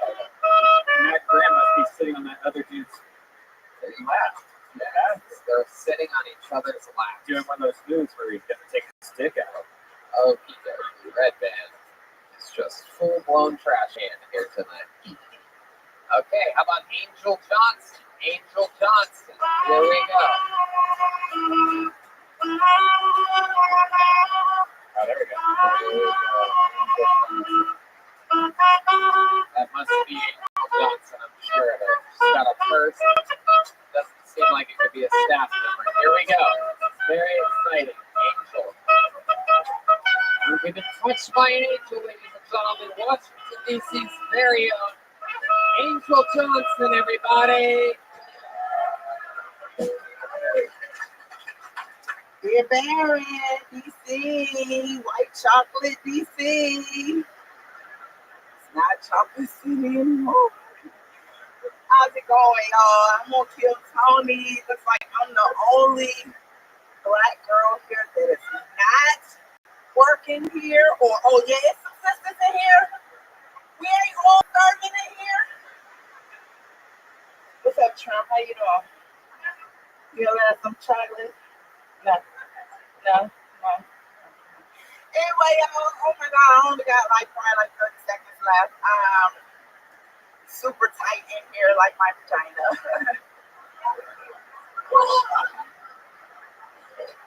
Anyway, I'm 34. I'm married. I don't know much about dick. 12 years married, y'all. Don't clap for that. 12 years a slave. There you go. Angel Johnson, getting it going. Have that microphone there. I have a lot of questions for you. First of all, without a doubt, my favorite set of the night so far. You were you. You came out guns a-blazing, riffing. When you finally got to your jokes, it actually went really well. It took you 56 seconds to get there, but when you got there, it was a work of art. You tried some crowd work on Trump. You did notice that most of the waitresses are African American descent. And when you mentioned that you're the only black woman here, the other black woman in the audience surely let you know that she was here. I never would have guessed that she would have spoken outside There you go. You did it. It's so great that you made it all the way from Anacostia here tonight to Big Bear. You people like that reference. I guess I thought it was going to get a lot more. So you took the night off at Camelot to be here tonight? Is that a good one? I do research for you people. This is how you repay me? Just kidding. Angel Johnson. How long you been on stand-up? About 32 months.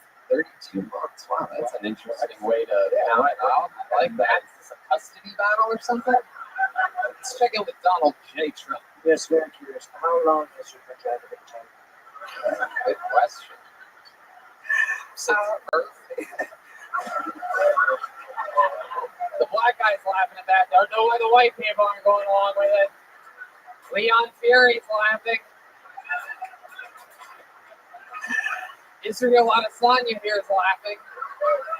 Got Style Bender right here in the front row. We've got a lot of fucking diehard fans here, all the way from New Zealand. Is it really, you think your vagina is extra tight or average tight? Everybody always talks about I do a lot of kegels, so. Kegels? Yeah, kegels. Next is when you do a beer bong with the UFC.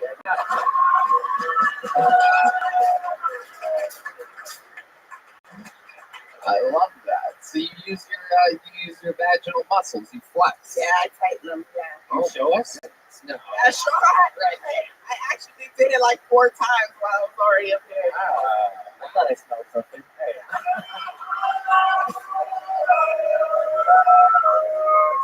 Bitches would say that. Oh.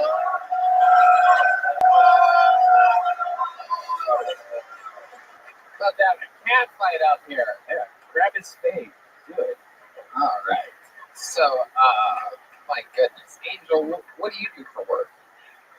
I'm my own boss. I'm a secretary. Wow. Okay. Well, I'm not the smartest guy in the world, but those two contradict each other. Yeah. Are you a secretary for yourself? You're also the CEO? No. I'm a secretary for a white man who wears a suit every day. Oh my goodness. What does he do for work? Nothing. I do everything for him. Whoa. Wow. I like this guy a lot. I'm a secretary, but I don't know how to make coffee, so. Oh, goodness. Has he ever tried anything on you? Has he ever been a little flirtatious? Like, hey, Angel. No, his wife actually works there as well, so. Oh, my goodness. Yeah. Wow. How long have you been a secretary for? Probably for about 7 years. Oh, my goodness. That's a long time. Very incredible stuff. What do you do for fun? Come to bars, meet white guys with blue eyes. Whoa, you making a little move on me, Angel? I don't know. No, I think your wife. She looked like she could fuck me up. Yeah, that's probably Yeah. probably a good move. You're absolutely right. I've been with black women before. Let me tell you Really? something. They are a goddamn riot. Nice. LA riots. Have you been with a white guy before? Yes. He actually took my virginity. Yeah. Whoa, look at that. That's why you're still tight. Yeah. There it is. There it is. Because once you go brown, that elasticity goes down. Wow.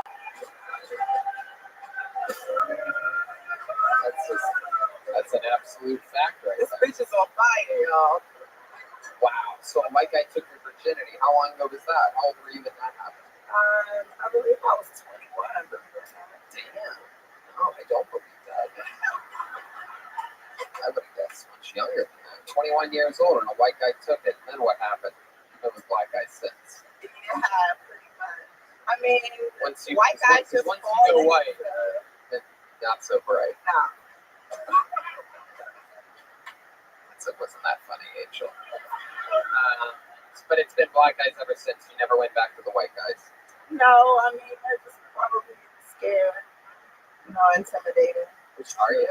Yes. Yeah. I'm a little rough. Really? What's one of the rough maneuvers that you go to when being sexual with someone? What do you like to use? I use my teeth. I was just gonna say, you seem like someone that would be a biter. Yeah, I am a biter. You like leaving marks on Yes, I people. do. Especially I white do. guys. It's easier to leave marks on white. Yeah, because you guys turn purple and blue. It's fun. That's right. So now you just start with guys with a purple blue tinge to them, and you don't have to worry about This woman's name is Angel, but I'm pretty sure she's devil. I don't know. Wow, that's fun. Anything else we should know about you, Angel? Any fun facts about you? Your history of your life or anything like that? I was a daddy's girl until I was 2, and that nigga left.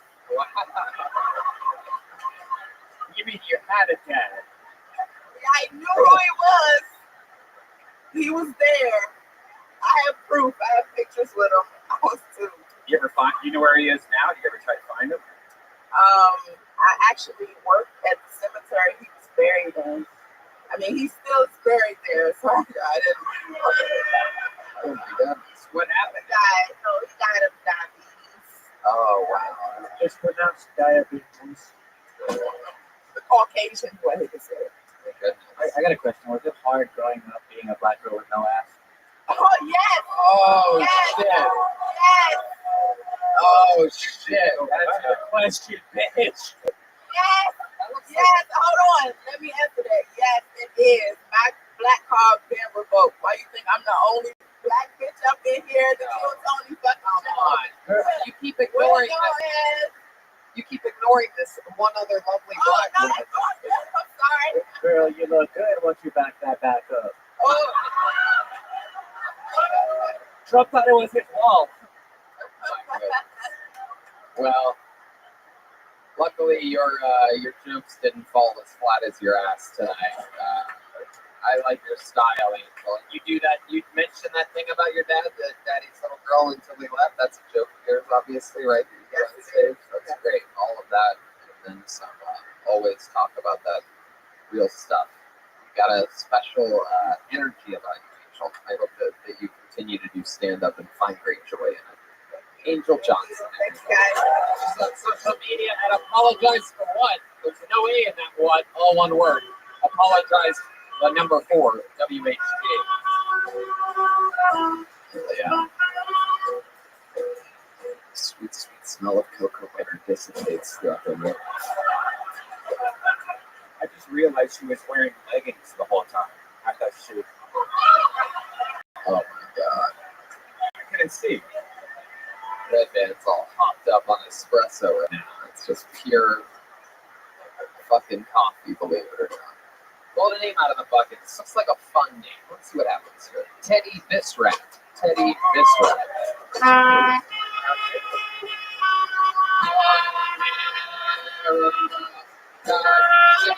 Is yeah. Here he comes. Slow menu. It takes a long time to get here. This is the firehouse live from Washington, D.C.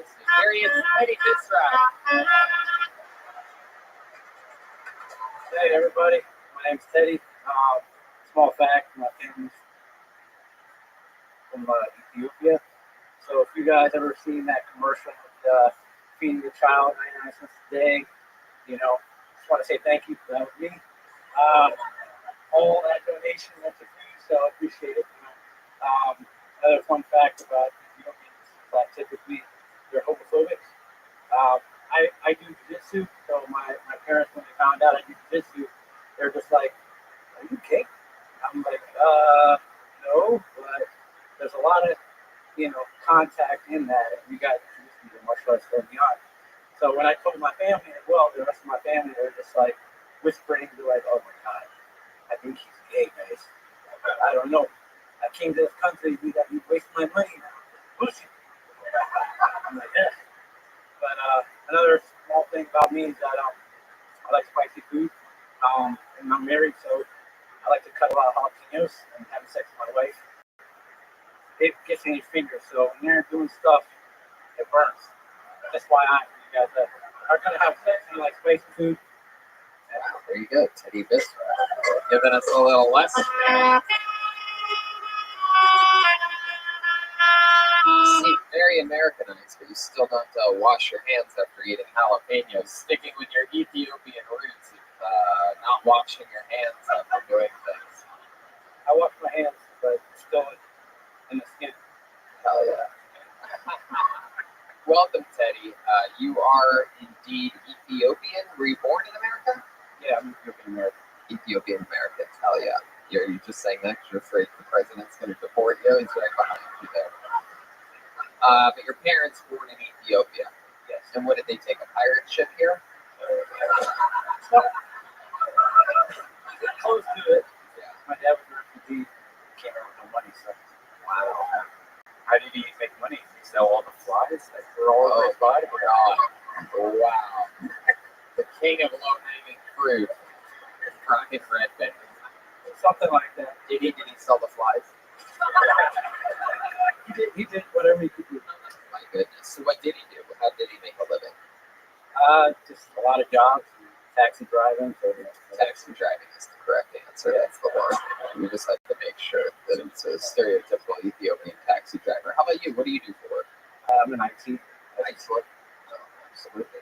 And what do you do for fun? Other than martial arts, I'm a comic book nerd. So I can see that. Watch a lot of movies. You ever use jiu-jitsu in an actual fight? Gladly not. No one ever messes with you? I'm good at de-escalating. Yeah. When does that happen? Does that ever happen? Plenty of times, yeah. Yeah, like what's the most recent one that happened? Usually when people are drinking. Yeah, what do they say to you? What type of thing do they say? Well, more is if they find out at jiu-jitsu, they want to test things. I can show you something, but I'm not going to stuff. Right, exactly. You have a girlfriend? I have a wife. Oh yeah, how long have you been married for? 5 years. What does she do? She's in HR. HR and IT. Is that true about the pepper stuff? Did you really do that to your dad? Plenty of times, actually. After I wash my hands. Is she Ethiopian? Is she Ethiopian as well? No, she's American. What, she's a white girl? New Hampshire. Oh my goodness. Wow. You got yourself a fucking New Hampshire white girl with a double. Somewhere out there is a double disappointed father. That's fucking. God damn, my daughter is a jalapeno pussy. Goddamn Ethiopian American. So I was lucky her dad passed away before I met her. Hey, fuck yeah, dude. Burns. Wow. What did he die from? You murdered him. No heart attack. Wow. Hell yeah. I'm sure he didn't know. Yeah, he found out. She had a dream about it. Yeah. He went through her phone when she was sleeping one night. So, gotta be fucking kidding me. Wow. So that's cool. You close with her mom? Yeah. Yeah. She's cool. Right, because she's looking for a male figure to fill in Anyway, your wife's cool. What does she do for fun? Is she an extra white girl, or is she sort of worldly herself? She's very. I would say she likes a lot of stuff. I mean, she's a good gardener, and yeah, she likes comic book stuff too. Sounds Mexican. Does she grow the jalapenos that you shove into her pussy? What's something extra Ethiopian about your parents? Like, you ever see them doing things that just would normally not fly in a typical?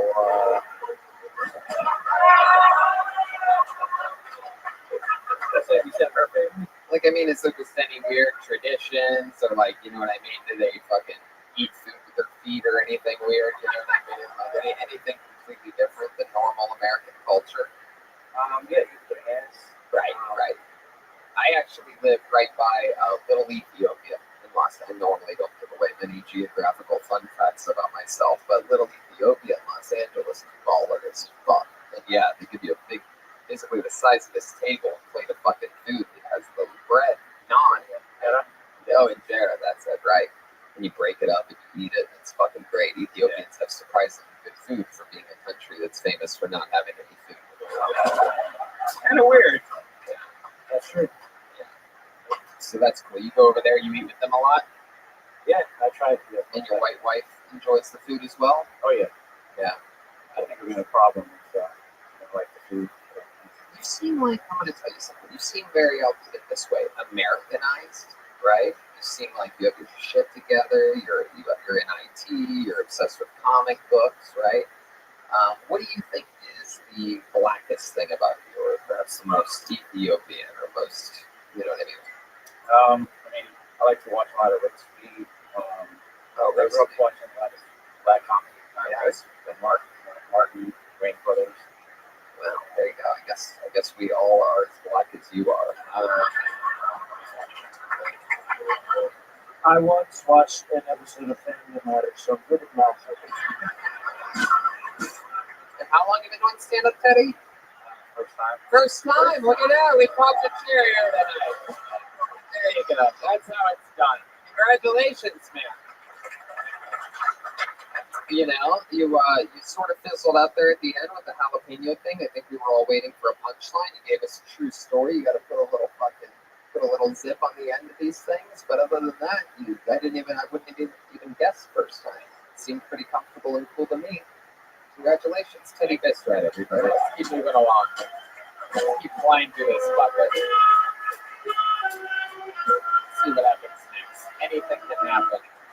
How about Dan Meter? Is Dan Meter here? M-E-D-E-R? There he comes. Dan Meter. He's ready to go. Come on, Dan. Start walking. The bopper. Put the Chevy to the levee. Up the levee. One more time for Dan Meter, everyone.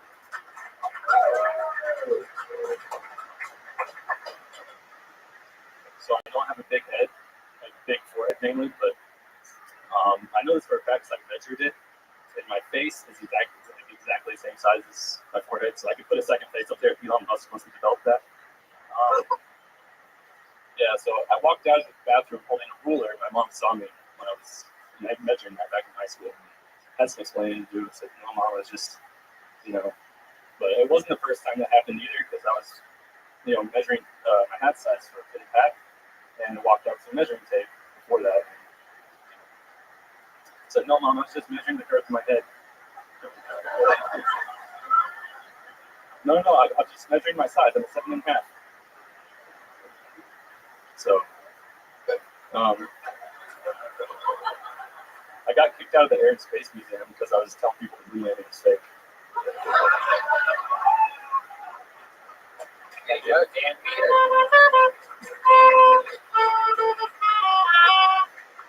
So, Dan, let's talk about it. All we know about you is that you think you have a big head. I've been told that plenty of times. People tell you that you have a big head? Ever since 7th grade. Yeah, this kid, football team, PE, he just referred to me as Big Head Boy. That's so interesting. I don't know if I've ever mentioned this on the Did you show. I feel like I asked me what my name was. I really asked him. I did. I mentioned the big head thing. But yeah, no, I will. So in kindergarten, I was known as Big Head. That was what everybody called me. That was my thing and it's true. I had the same size head. Everyone knows this that knew me as a very young child. I had the same size head then that I have now. Like I literally came out. I was, you know what I mean? Like as a little kid, I was basically 3.5 feet tall, and with this head, so the same exact head. So if you picture it like that's my legs, that's my body, and that's the top of my head. So it's the same size head, and I was big head, and it affected me deeply being called big head at such a young age. The entire school, because kindergarten was part of 1st through 8th grade, so I was big head to everybody. Like even the older kids would go, look at the fucking big head. Needless to say, in combination with the rest of my insane upbringing, it created a monster deep inside my spinal cord. And from then on, starting in 1st grade, people were then afraid to make fun of me for some reason because I was vicious. Because of my big head, I turned it into a positive. Do you remember some of the things you used to roast, like the one? I was just making fun of everybody viciously. Way before they could make fun of me, they'd be like, "Hey, what's up, big head?" I'd be like, "You fucking faggot! Why don't you fuck your mother, you piece of shit, fucking loser ass bitch!" Like I had nothing. I had no real writing skills, but I would just say keywords and attack aggressively, like a fucking black bear. You ever think about just wearing a hat? Maybe if you're. I don't think this is as big of an issue as you're making it. We know a lot of people with much bigger heads and weirder heads. I mean, we're friends with people that look like cavemen and gorillas and things like this. By gorillas, I don't mean black guys. I can feel this room. This room can't wait for this place to get racist. It's not happening here. All right. I got Leon Fury and Stylebender right here. It's not happening. You look a lot like Duncan Trussell. I don't know if you know that. Yeah. I'm not so conscious. Yeah, it seems like you are. It's all that we know about you. The minute that you chose to talk about, you talked about your completely abnormal head and everything about it, measuring it, everything. That's funny. Let's check in with Donald J. Trump. He's the head of Yeah, I have a very similar story to you as a kid, Tony. I used to go to the big cock as a kid. I used to go to the urinal because then I was the biggest cock I've ever seen. I had the same size cock I do now as when I was a little kid. I don't know what it was. Big cock, big cock. I went home crying every day. I said, Mama, why do I have such a big cock? She said, you're a Trump. Wow, look at that. So Dan, tell us more about your actual life. You have a very normal head, by the way. Thank you. You do have sort of tiny eyes for your head. Yeah, very small eyes. Small, like little beady, untrustworthy eyes. I wouldn't trust you. I would trust you with literally nothing in my life. I would let you. You trust me more than William Montgomery? No, I don't. Actually, no, not at all. If you're asking me if I trust you more than a guy whose career I've helped exponentially. What I like what we're doing right now is now we're giving him new compliments. Yeah. So Dan, tell us more about your actual life. Tell us actual things about it. I've lived here for about a year, moved here from Tampa, Florida, home of Hulk Hogan. Oh, I know what Tampa is. Yeah. All right. And I was singing his theme song earlier. Yeah. Okay, very good. My dad grew up and he got his ass kicked by him. Your dad got his ass kicked by Hulk Hogan. Terry Hogan. Wow, very good. So what made you move to DC from Tampa? Work. What do you do for work?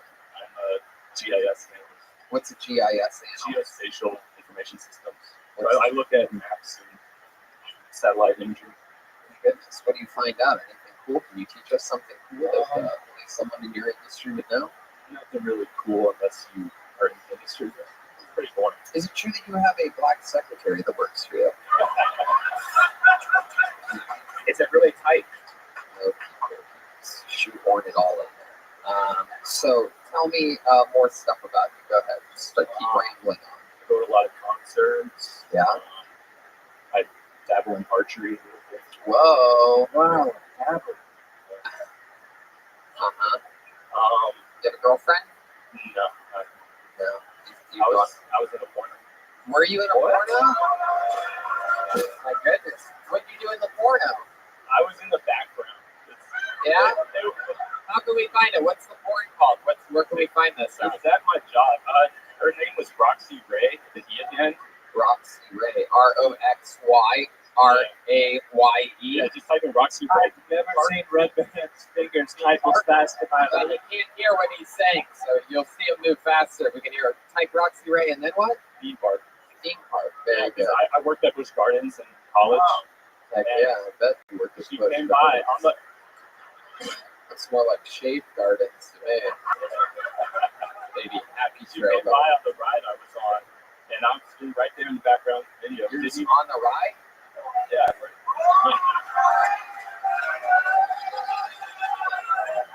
Public theme park lesbians, it says. This is very exciting. Wow. Oh my goodness. This is a super poor. Yep, that's the ride I worked on. Oh wow. Look at that. They're on a Ferris wheel. This chick has a little tiny patch of pubic hair. She has 2 lollipops. Is that Roxy herself right there? I don't think that's her. I think. Oh no, there's Roxy. Roxy's the one eating her. Oh shit! Look at that. Nothing better than some Ferris wheel pussy eating. Tony, round and round we go. Where she stops, nobody knows. Donald J. Trump. Yeah, can I just say it's? Oh wait, there goes the lollipop. Putting the lollipop. Oh wow, yeah! Come on, show this audience some of that. Wow. So wait a second. Where are you doing all of this? I think they're on their way. They're on their way to my station. On the way. It's just gonna be you jerking off in a second. She's gonna get a yeast infection. Yeah. Oh my. That's the grossest. How is this the gayest thing we've ever done? All right, watch. I'm coming up. I love that you think 2 lesbians eating each other out is gay, Joel. But 5 guys on stage with voters together is. That's big. You just tried 2 guys. Shut up. I was a woman. Oh my god! So they just slide back to their seats and eat normal suckers like they're doing nothing, like they're just two sluts in bikinis. I didn't even fucking notice. So like, I didn't find out till years later. A friend of mine was like, "Hey, how did he find it? I don't even know who this Roxy Ray is. I don't know. Have they showed you yet? Have they already gone past your part? yeah. This is like for guys that are into like Like- super amateurs. Like they need to know that it's like a real dirt ball out there. Too far." Yeah, you know the exact spot, don't you? I just saw it. Whoa. That is a fucking big pussy right there.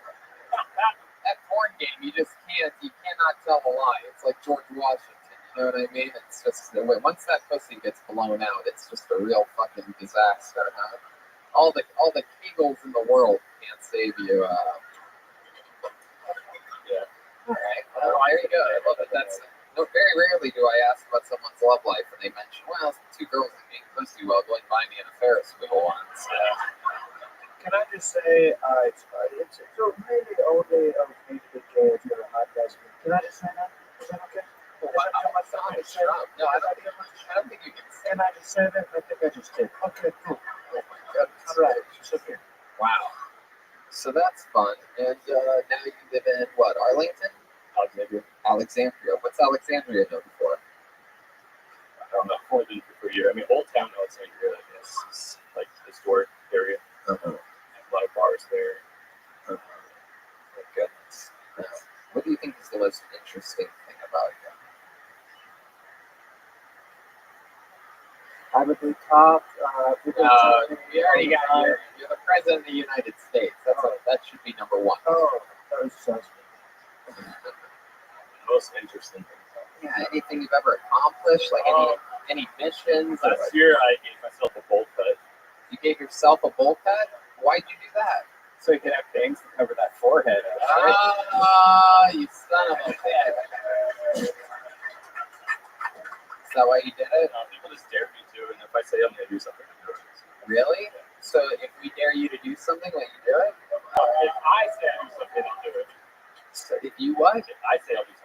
So why don't you say you'll do something to entertain this audience? There's a mustard container right there. Will you do something with mustard? Well, they just eat mustard. Yeah. How many of you guys want to see this guy eat mustard right now? Huh? It's never happened before in the history of Kill Tony. He's got mustard. Wow.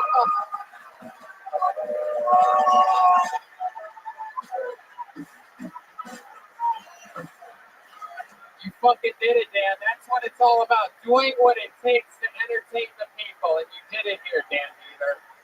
Fun times. How long have you been doing stand-up?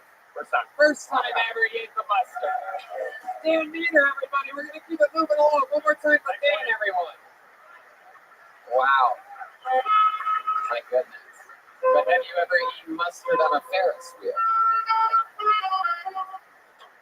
This is very exciting. What a wild episode. Can you find out someone's not that interesting? Just make them eat the first thing that you see. You know what I mean? Hey, it's fucking mustard. Let's do it. We did it. One more time for Dan, everyone. Let's keep it going. Your next comedian goes by the name of Alex Heller. Alex Heller.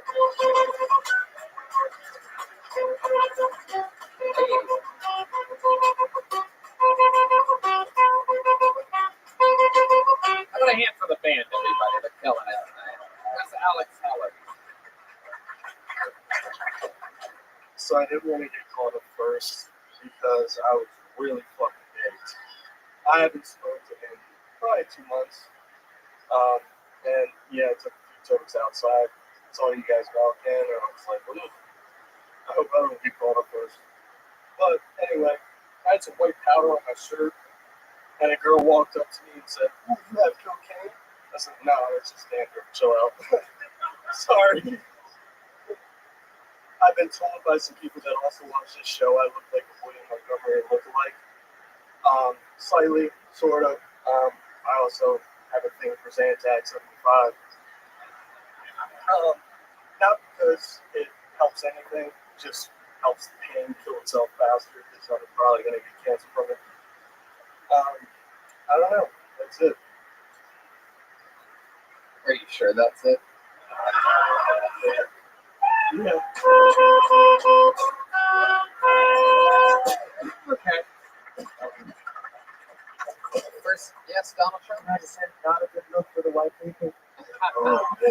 first time doing stand-up, Alex? Yes. Very good. There you go. There's the go to the first time. It's your first time. Congratulations. You spent the first 20 seconds talking about how you were hoping you didn't get called first. I don't know how high you got for this show, but you know that you're not the first comedian pulled out of the mud. Oh, I understand that. But like, dude, it was like a rookie high. You know what I'm talking about? Where you're like, no. Yeah, I get that high every time I smoke pot. I don't. When I did smoke, it was just I was fine. You know what I mean? But when I took a few hits outside, what happened? Right. Well, let me promise you, you hit a very low here on stage tonight. So you're back down. Can't get lower than I am right now. I guess not, but we'll try our best to figure out how to do it with you here, Alex. So, congratulations. First time on stage, right? Yeah. Have you ever been on stage showing anything before? Yeah, I actually smoked in my 8th grade graduation. Yeah. When you say it was the post come up or whatever award because I was a little asshole and then you did changed really well. Yeah. Oh, wow. How did you do that? Teacher that was pretty damn good. She would roast me. Yeah. I mean, I love it. Like, what would she say about you? Oh, I don't know. I had a big old head. I had a big old fucking head. Yeah. I had a big old head. Yeah, I think all these people have normal size heads. By the time I was like 12, Right. and I was like skinny but skinny fat. You know what I mean? Like one of those weird looks. I gotcha. How old are you now, Alex? 24. 24. What do you do for work? Not a damn thing. Wow. What happened? Yeah. A lot of depression, man. Depression? My dad died. Oh no. When did your dad die? September in 2018. How did he die? Cancer. Cancer. My goodness. And one of the things about that cancer is that I heard about this anti-75 thing, but of course, that's not real cancer. Well, I heard about it, but it was just funny because he died of it. It was one of his medications that he was supposed to be taking for his acid reflux, which is awkward. Yeah. That's the kind of cancer like when you say when you go into like McDonald's and it says there's shit in here that will cause cancer. You know, that's that kind of cancer. Yeah, it's cancer, Brian. The kind that you're most likely on the stage to get in the next 3 years. It's definite cancer. I don't know if you think like, oh, I got the chill cancer. What kind of cancer did he have? It was chondrosarcoma, so it was like a bone. Sounds like I don't know too much, but yeah, it's a deep cancer. It's not what. What did he found out less than a year before he died that he had it? No, it was actually right before I graduated high school. So it was like a month off. Right. It's been about 5 years. Yep. Did the work, but he went through treatment for it to hold it off for a little bit. All this cyber knife, So the last 5 years have all been hard, and then it slowly fizzled out. Wow. How's your mom handling it all? Pretty good. Yeah. She's done actually probably better than me. Wow, really? Think she's getting fucked yet? Yeah. Oh, yeah. I won't. I'm sure of that. She introduced you to your new stepdad? No, not yet. Yeah. I don't know how to tell you this, but I'm begging you now. Wow. Look at that. Yeah, let that happen, man. Make Merry great again. I love it. Wow. Did you get to say goodbye to your dad? Was it like did you know what was happening? Or? He actually had a Caesar-induced coma right after he was told that he was terminal at the last act. And it just happened like that. Right. And, yeah, I was not sure about that. But then the next morning, get there in time. Right. Well, fucking depressing. That's part of it. You know, that's just life. Sometimes, you know, when it actually happens and this and that, you know, actual death started, you know, long before that. You guys got to have some time together. It's better than him getting hit by a truck or something. Yeah, that's a tragedy. Right. You'd be super depressed if that happened. You'd be Yeah. sad, but it's not the way that you Yeah, the car's like, oh! That's I'm a fun. little freaked out. So what have you been doing to treat your new levels of depression? I know you're not jogging. Yeah, man. Yeah, no, not at all. No. Lots of alcohol and good frozen pizza. Oh wow, there you go. This is the chairman of the board of that, Mister. That's not real cancer over here. Yeah, that's pizza's good. What's your favorite frozen pizza? Fucking right there. Oh, wow. Right there. It's cheap, it's easy, but it's got a good little sauce to it. A lot of people don't know this. Red Baron is actually what Red Band named himself after. He wanted to shorten it a little bit. He's a big Red Baron fan. Wow. How many Red Barons do you go through regularly? Maybe that's good. But in a night, after I get done drinking, I'll have like a half pizza. And I'll probably have another drink and have the rest of the half. Goodness, so you're just drinking, you're eating shit. What do you do for fun? Is there any escapes for you right now? You lift. What the fuck do you lift? You lift weights? Yeah. I used to Like the Red Bear. I actually worked out for the first time yesterday. I'm so much pissed. Yeah, no, that makes sense. Yeah. We know how sore piss can be. You just drink alcohol, eat frozen pizzas. So I can't imagine how sore that it goes to the gut. You know what I mean? Love it. Any dates lately? Anything like that? Yeah, it's always one to go. You know what I mean? Like One go? one to go. You go on a date, it just goes okay or whatever. I don't know. I go for dates or anything like that. It's always like I know I'll hit it. That's it. Let's go. Jesus. I'm not in that moment right now. Straight for the home run. I like this. You know what I mean? Like, Get out of here. I'm not one of those moments where I want to get in a relationship or something like that. So Like, you I'll just- meet an nice girl. It's like, why are you so nice? Which I I just really want don't to like girl that to be for sure. Why do I get the vibes from you that you're ego that Does seem like that. Yeah, I'm like half-head ginger hybrid. Why are you scared to be in a relationship? That might help you out the most. Yeah, you could put all your depression on someone else. Yeah, no. Drag them into your sad existence. That'd be great. That'd honestly be good. I think I should do You're that. scared getting close to someone because they might go and die. I think you should talk to the Ethiopian guy. Yeah, it's one of those like, oh my god. Hey, It's like how often do you just ghost these chicks? Ghosting them is one way to follow in your short father's text and act footsteps, like by I'm the way. busy. No, I'm kidding. What did you say? What was the answer there?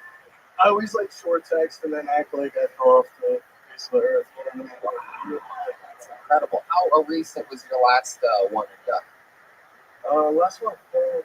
Goodness, look at you. You find these girls on apps and things like that? No, lots of things or something like that. High school friends that always had a thing for me or something like that. They always It's like, said, "Oh, you're a funny guy, dude." I don't know what high school of hideous people you went to. oh, shit. All these chicks that always had a thing for me, all that. He went to Notre Dame University like the club now. Well, Alex, I hope you come back again. Sign up for the show some other time when we're around. Awesome. Sure, look at this as a new opportunity. A lot of comedians, their depression and anxiety go way down. All right, there he goes.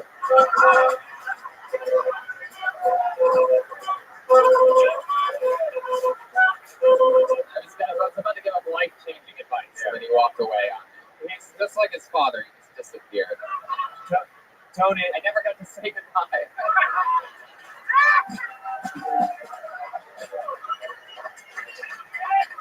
In his defense, he wanted done to. Well, another name out. Here we go. Big voice for Caitlin Johnson. Here we go. Feel so fresh and clean. Caitlin Johnson. Here comes someone. I see movement. I can feel it. This is going to be good. Caitlin Johnson. That's really traveled. Come on, one more time for Caitlin Johnson. Hi. I'm so nervous. Okay. So, a lot of gender talk lately, right? It's got me a little confused. So, I like to identify as a gay man now because I like to take it up the butt so much. So, me and my boyfriend work together. My parents don't think it's a good idea. They think that we aren't going to get anything done. But there is somebody who had this girl working for him who is a son of the moment, and they got two things done. So I'm a waitress, and the most asked question I get is, "What are you?" or like, "Where are you from?" Something like that. So I like to fuck with them, and I say that I'm a Syrian refugee, and then after that I didn't ask any more questions. So my family has all. There you go. Oh yeah, Caitlin Johnson. So fresh and so clean. So welcome to the show, Caitlin. That was fun. You identify as a gay man because you love taking it in the butthole. That's a lie. I really don't. It hurts. So. Good, man. So I don't want to. You said it hurts, but you didn't say it hurts. Like you said you don't, but it hurts. Like it's in the present. No. My penis is so big, it's excited right now. Wow. My goodness, Mr. President. How many times have you tried it? Have you tried going really slow and all that? Yeah, I've tried it. Tried it in the shower. Yeah, that's true. I don't know. It just hurt every time. Apparently, some girls have loose buttholes and some girls don't. I don't. So You do butt kegels? I do not. I do not. I don't know if they make that. Kegels. They have those little sizing things. You can like start off with a small size and get bigger. Oh, perfect. Yeah. Okay. Yeah, I'll look into it. Yeah, they sell them at Hot Topic, the ear gauges. Absolutely. So, your boyfriend and you work together at a restaurant? No, that's just one of my jobs. We have a painting business, and then I'm his assistant. Wow, what do you guys paint? Interior. You paint things brown when he tries to fuck you in the ass? Unfortunately. Brown and red. Wow. And you're also a waitress? I am a waitress, yes. You a waitress somewhere popular, or it's like a local place? Or? No, I'm not. I'm from North Carolina. Oh, you live in North Carolina now? I'm sorry? You live there now? Yes. You're just here visiting? Yes. I came to see you guys. Wow, that is so cool. How far of a trip was that? Just 5.5 hours. Oh my goodness, that is fucking awesome. Not that bad. There you go. You're close to there, yeah. Yeah, that's also in North Carolina. It's just saying, Brian's just saying the things that he knows about North Carolina out loud. Actually, Myrtle Beach is in South Carolina. Oh yeah. There you go. Again, near North Carolina. Sorry. These are all fun facts about or near North Carolina. What do you say about Osama bin Laden? I said that my parents don't think that it's a good idea we're working together, but Osama bin Laden had his girl working with him, and they got 2 things done. Oh yes, 9/11. Oh, yeah. I get it. Absolutely. Yeah. Wow. How long have you been with this boyfriend of yours? 2 or 3 years. Very good, very good. What do you like about him? His name's Blade, so it's pretty cool. Wow, Just like his name. That's it. His name is Clutch. What's his name? Blade? Blade. Blade. How does he spell it? BLAID. Whoa, that's sort of a letdown, though, right? Yeah. It's not as cool as a Z. I mean, I thought his name was Blase when I first met him. So, but it's okay. Oh, yeah. Cool now. Tony, North Carolina is the home of Ludwig drums. Oh, wow. Monroe, do you live near Monroe? Very cool. We love Ludwig. Joel's an official artist of Ludwig. Yeah, that's fun. What are your political leanings and thoughts? We don't ever ask anyone this, but I'm interested because you're a girl from North Carolina. North Carolina things are a little bit different there. It is way different than here. Just tell the truth. Don't be afraid of what all these poor Washington, D.C. people think about your political leanings. Just tell the truth right down the barrel. I like Trump. Hey,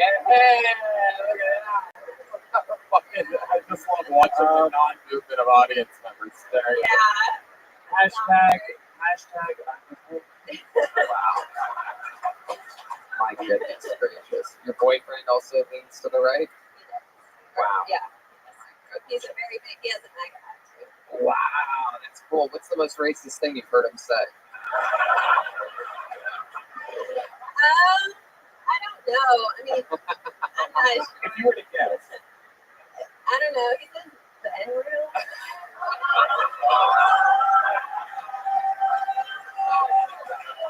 I didn't think it would get that good. I hope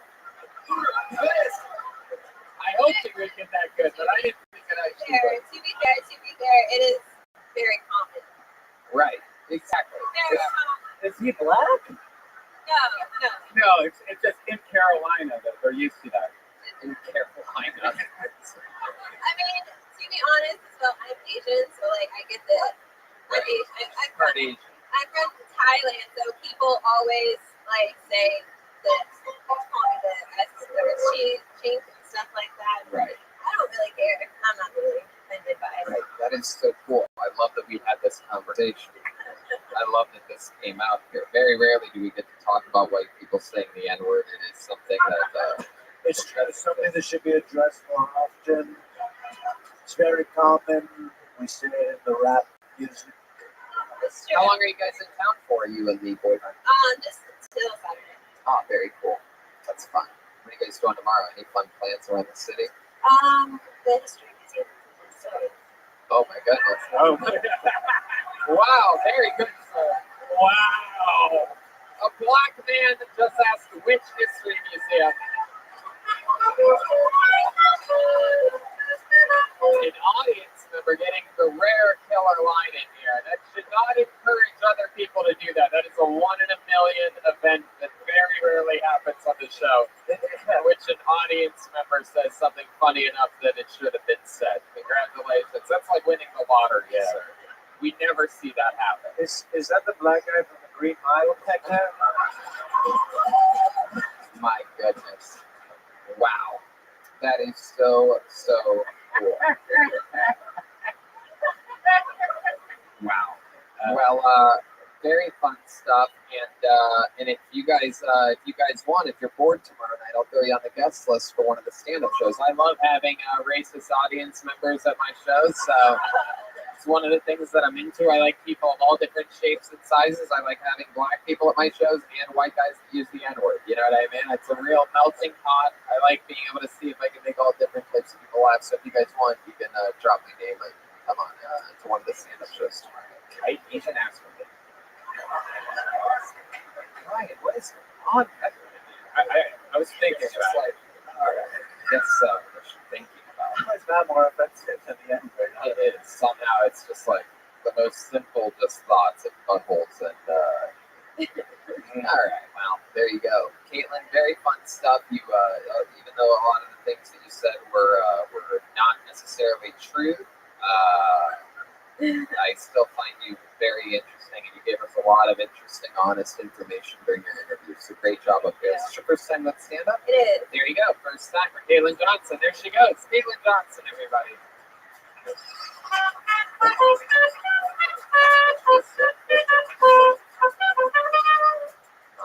What do you guys think? Should we go to the bucket one more time? Huh? Just one more time? Let's see what happens. Little known fact about the saxophone, it's normal size. I'm such a huge man that it looks very tiny in my hands.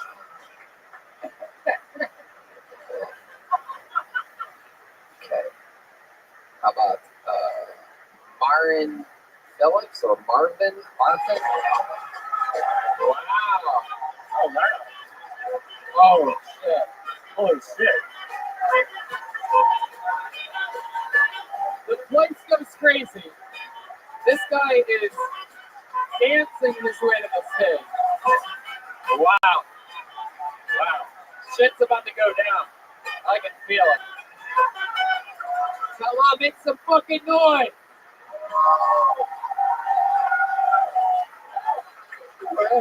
What's up, everyone?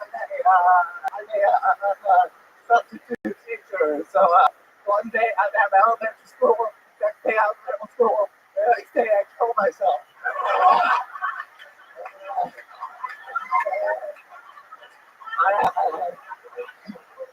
I've been speed dating recently. That's when go on a date and take a bunch of methamphetamine.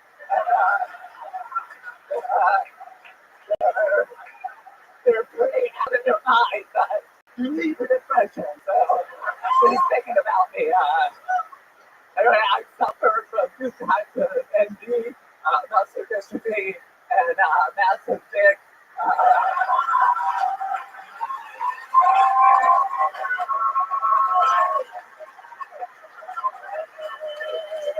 Hey, it's so funny. I'm gonna have more back issues.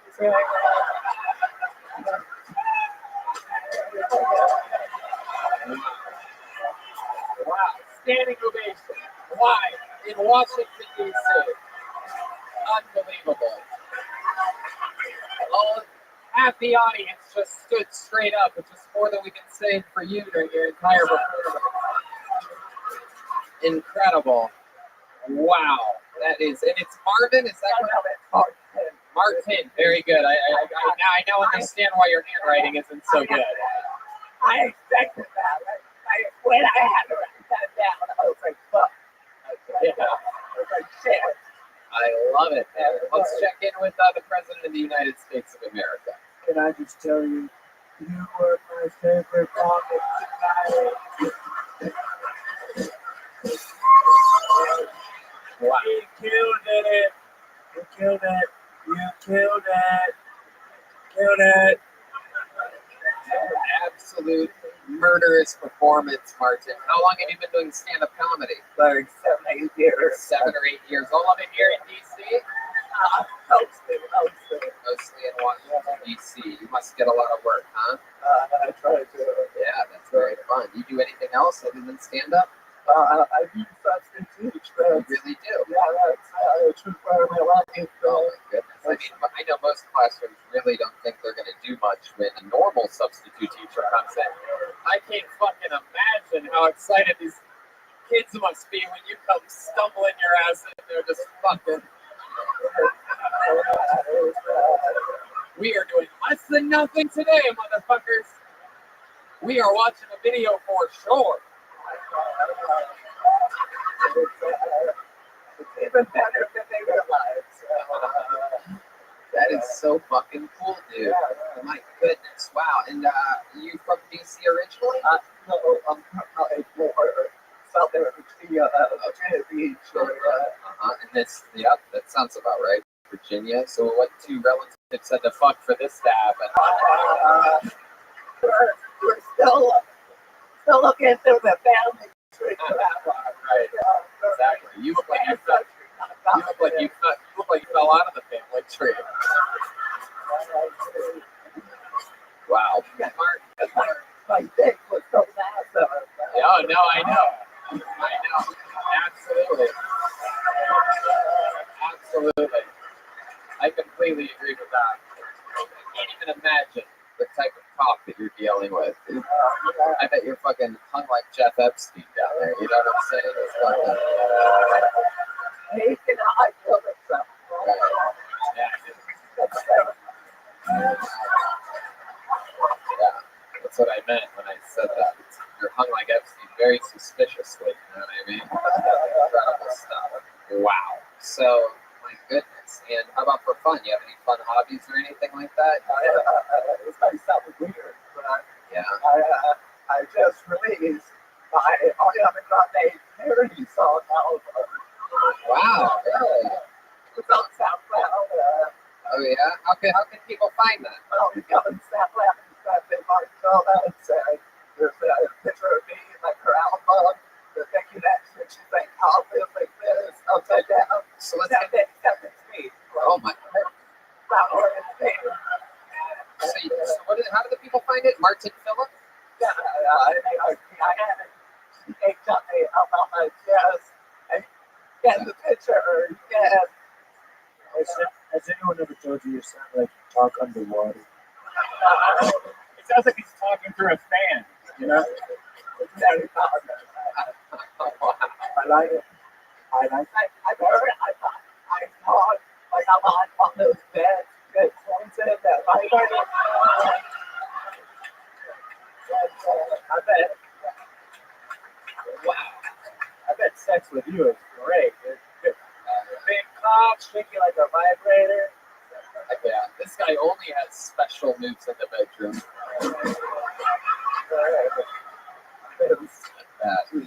When they auto-tune your voice, it just sounds normal.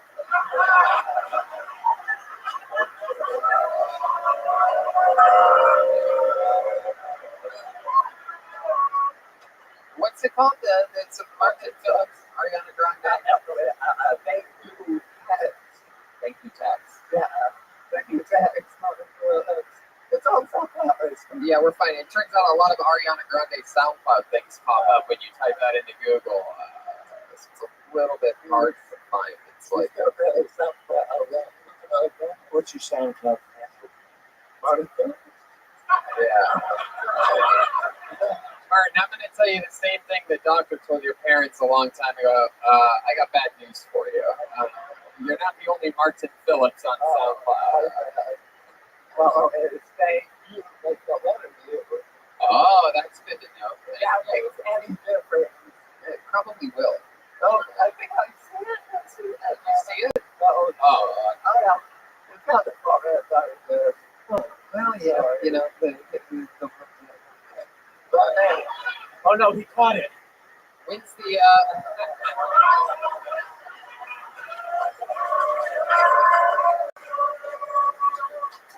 When's the last time you ever been with a woman sexually? Not too many times. Not many times. It's happened. So, How much did it cost? Like your mom is pretty cheap, so.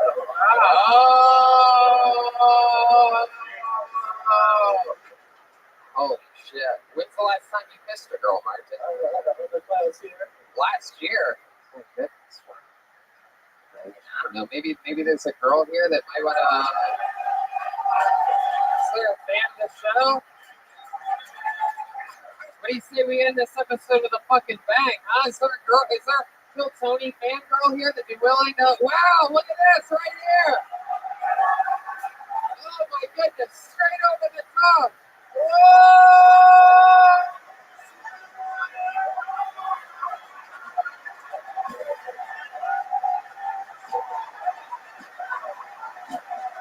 Wow. Making dreams come true. What's your name, sweetheart? My name's Jamie. How about a big hand for Jamie, everybody? One of these comedy heroes here on Kill Tony. And you know what? Before we do that, let me just say one more thing. We have one more Kill Tony after this. How many of you are coming to the second Kill Tony? Some diehard fans here. Mark, before you go, I want to let you know, you sticking around for the second show? Yeah, let's do it. Why don't we give you I want to see another new minute from you on this second show. We're going to go back to back here. Thank you very much, Martin. Very, very fun performance. How about one more time for Martin Phillips, everybody? DC Zone. 8 years in the game. That's a real fucking comedian right there. Shout out to the Karma of the Bucket of Destiny for giving us that to end the episode. Very exciting stuff. Thank you all for coming out. We have another show after this. We got to turn it and burn it for 10 p.m. And we have 4 stand-up shows this weekend. You can join the many great DC people and some good old North Carolina racists and see some stand-up comedy shows this weekend. See the judges become the old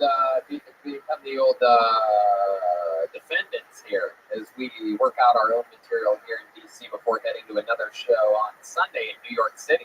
If anybody gets excited, Nancy, why not make the short train trip with us to New York City on Sunday for the Gramercy Theater? Don't forget Columbus, Ohio, Pittsburgh, PA, and Cleveland, Ohio, right around the corner here in December. And right after this show, as fast as we can, we're going to be signing posters and shaking hands, taking very, very, very quick pictures. If you're coming to both shows, do not come to this meet and greet. Come to the one after the second show because we have to get through it really fast and then reload the room again. So, and we'll have more time to say hi to you if you do it after the second show anyway. You can tell us how big of fans you are, how I'm your favorite top young rising comedian in the world. You can say anything you want to me, really. Just get it all out there. How about one more time for the one and only President of the United States, Donald J. Trump. Like I said earlier, Jeremiah is headlining all over. Tickets at JeremiahWatkins.com, Huntington Beach, San Diego, St. Louis, Kansas City, and Chicago, and Rosemont. Anything else, Jeremiah? At Jeremiah stand up on social media. And hey, there's a new Jeremiah Wonders broadcast with the entire Kill Tony cast. Man, Lucas, William Montgomery, the entire Kill Tony cast. Tony, Redman. Thank you guys. Love it. Jeremiah Watkins. Alexandra Ocasio-Cortez was here. How about it for Joel Jimenez, everyone? Most sorry on social media. He's an official Ludwig artist. Anything else, Joel? It's my first time in DC. Thanks for coming out. I love you. Oh, yeah. shout out to Caveman Coffee for this delicious coffee that we've been drinking up here all night, and shout out to Rich Wallet, our newest sponsor here at Kill Tony. And we mean it. If you want to do something cool, make your life a little bit sleeker. I think we all agree that being organized and simple is a better way to live your life. Go to richwallet.com/go to rich.com/killtony. Save 10% off your order. Show your support for this show and for great products they make over at rich.com/killtony. Live audience, it's our first show in DC. Did you guys have fun tonight? There you go. We have to do another show. We love you guys. Thank you so much for coming out. Good night, everybody. Thanks, guys.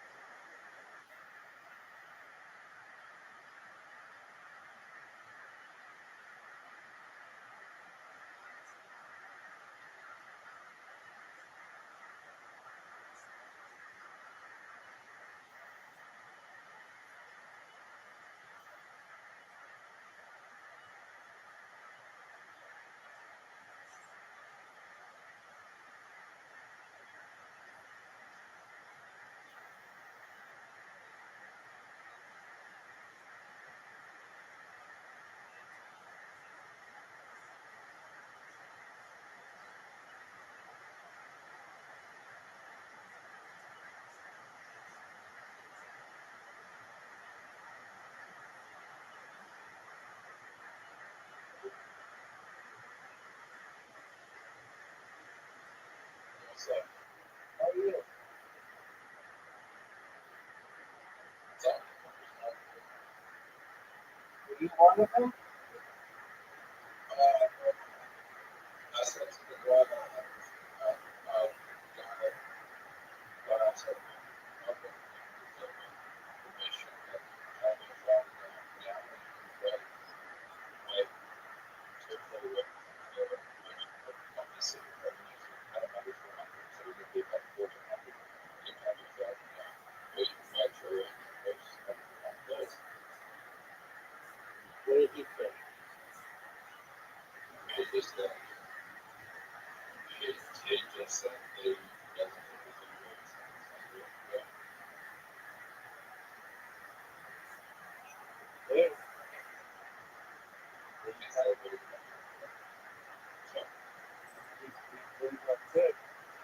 Did you record your conversation with him? Why not?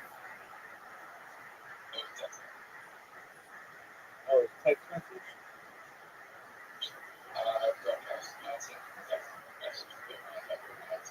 No, that's fine. Don't worry about it. Okay. Give me a couple minutes for a break. Just for a moment. So, what's the next plan with the Fair Rights Initiative? Okay, what's the good for?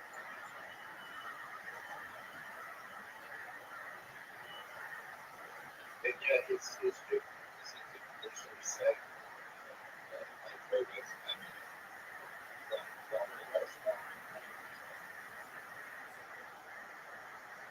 Right now,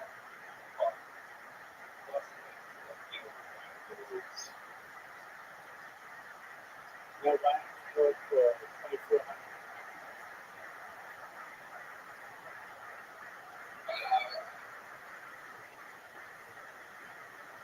the language Okay, right there.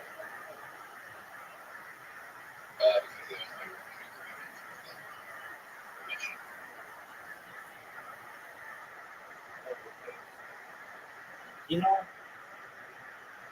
do you have a friend or anybody else you know who could just go in and try to go through the orientation again like you did, but like get some more documentation? Yeah. I mean, you say that, but they don't just pack up shop every single person who works for them. They just find out something.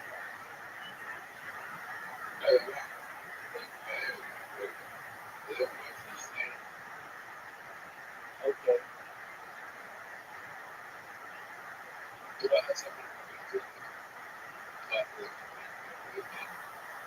Okay. Yeah, there you go. Could you contact them and ask them?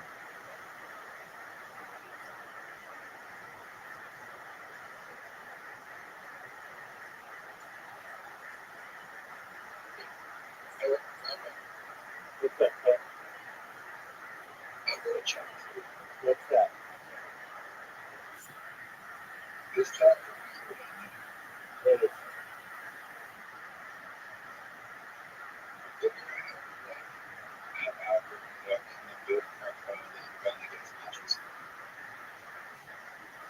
I mean, it's pretty easy. It's pretty easy to do. Do you want to know what it is? Be over 6'6", is like 6'6", like 90% of the pages. Yeah, there's a team statistic on it. So what I would do is 6 Yeah.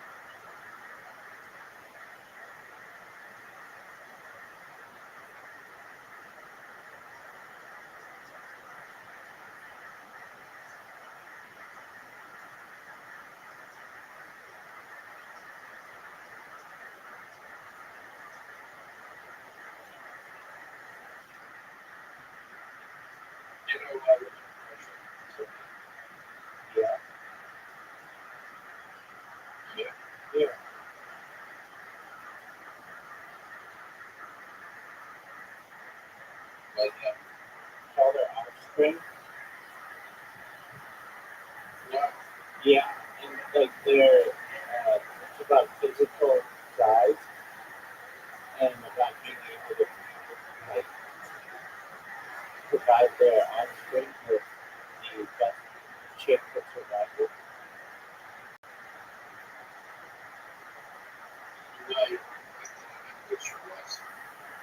Yeah, that used to be more true, and it's not really that true.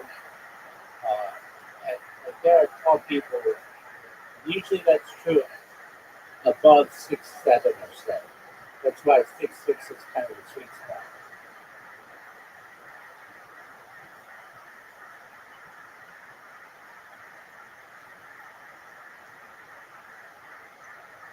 But yeah, I've seen a statistic like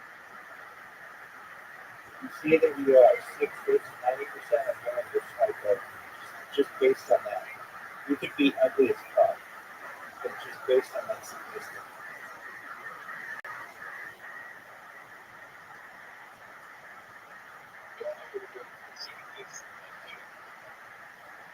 Yeah, why don't you try it?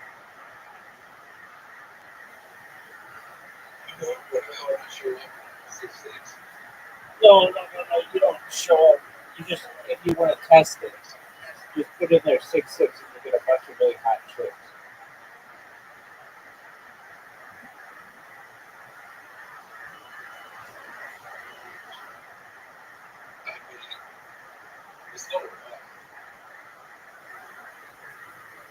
You could just wear platform shoes.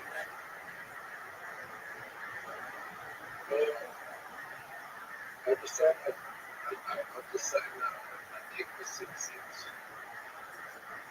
doesn't make any sense. What does 6'6" mean for a kid?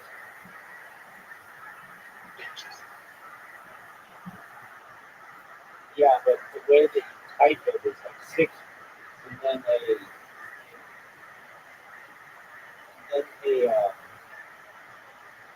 single apostrophe. Or, yeah, like, single apostrophe. And then another 6, which indicates 6'6". If you were talking 6 inches, it would be like 6 and then double apostrophe.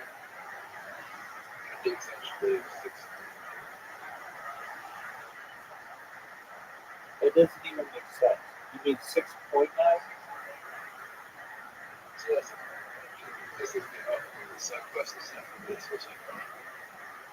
Okay, well, that is still not how you would write it. You would write 6.9 with a period.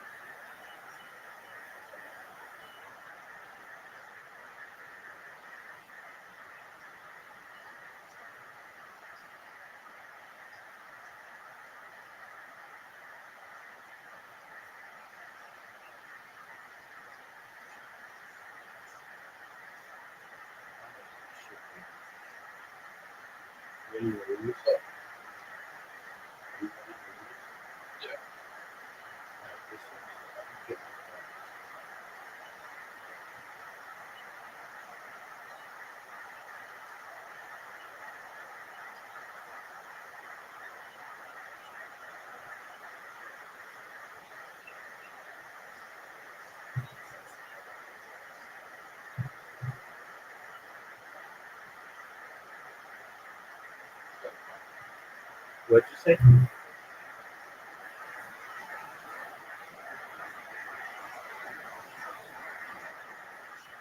What'd you say to?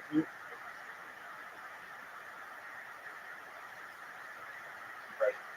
Where? What you say? I'll be there. This is your husband. Awake, sitting up, which is huge, giant.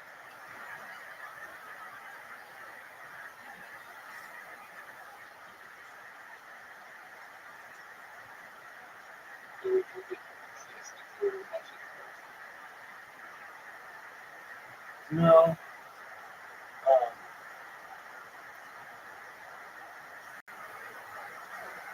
you got the text message to the guy, right? That he didn't deny that you worked there this time around. Is that correct?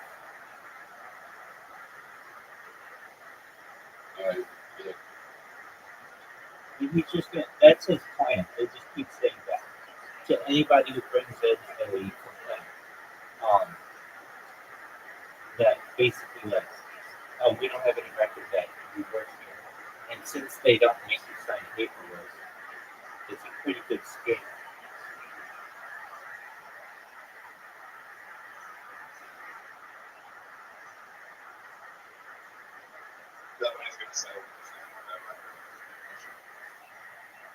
Yeah, but you got text messages with people who work for the company. So that's about how you have you learned a lot from this experience about what really a job is and what contractors are and all that? Yeah. Okay. Well, that's good. Dude, look up Mickey Dolan. Let me know right now. Go look up Mickey Dolan. MICKEY space DOLAN in the band of monkeys.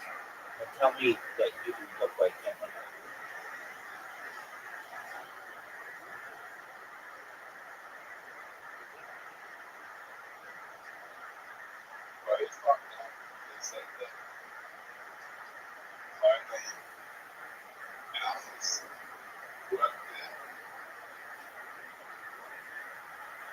He said only alpha. He said only. He said only alpha.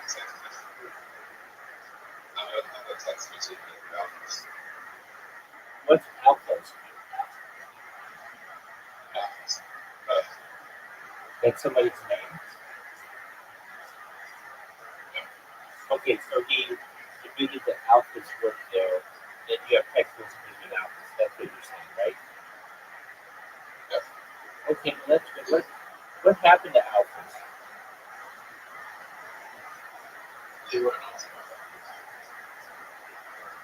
Okay. Does he still work there? What happened to him?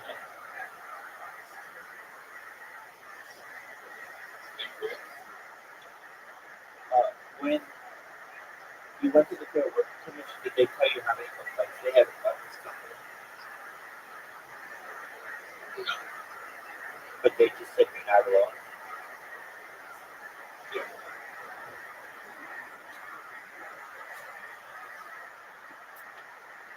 Just one moment. I'm almost done.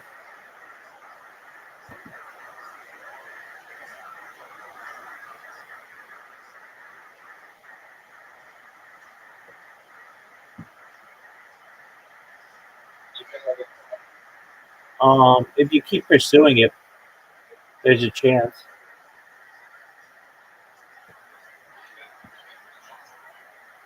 Oh yeah. If you pursue it.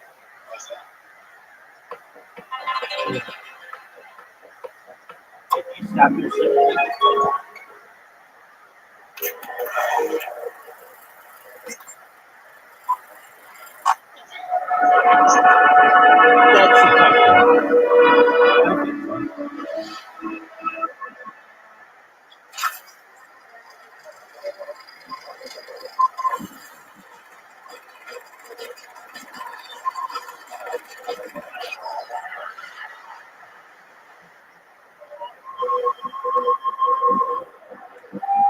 That's the tough one.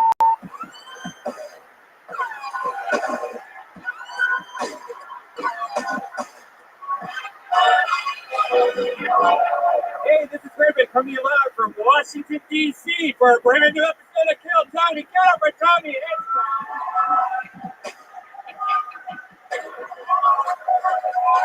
Washington, D.C. Late night Kill Tony. You guys ready for this shit or what? Let's fucking do it then. The Late Show, Kill Tony, our first night ever in Washington, D.C. Coming off a hot first show. Hey, look, it's Brian right there. Hey, guys. I think it's a lot bigger. I think it's a lot bigger than that. I think they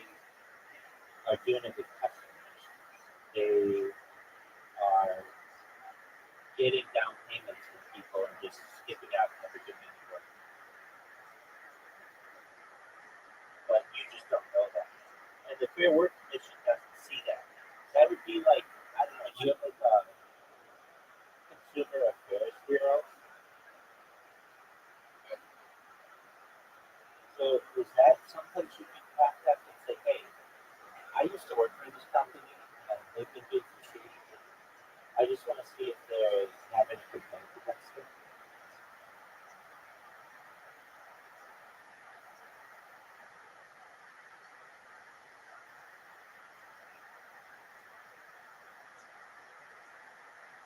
How did you get this job? Like, was it on Craigslist or something?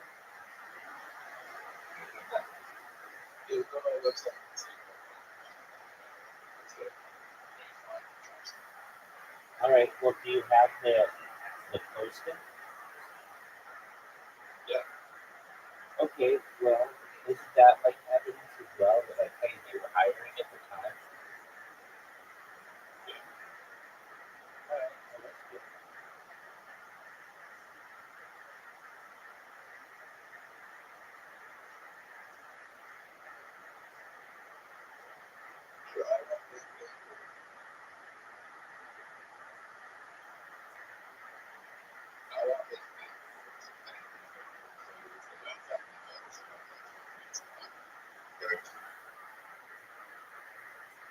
Good shit. Yeah. I understand that. I feel the same way.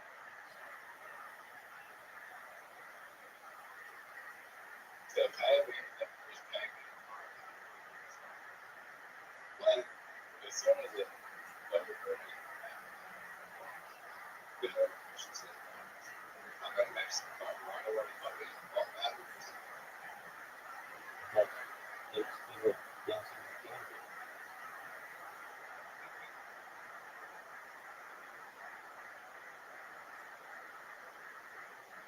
The thing is, they can just pretty easily create a new company and then move on.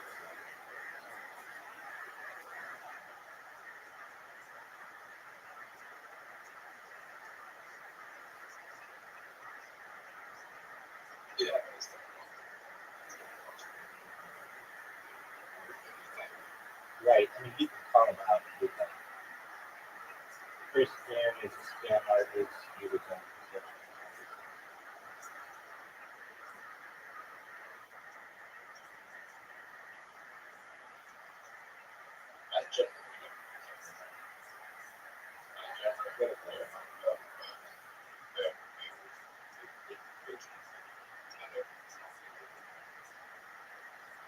Right.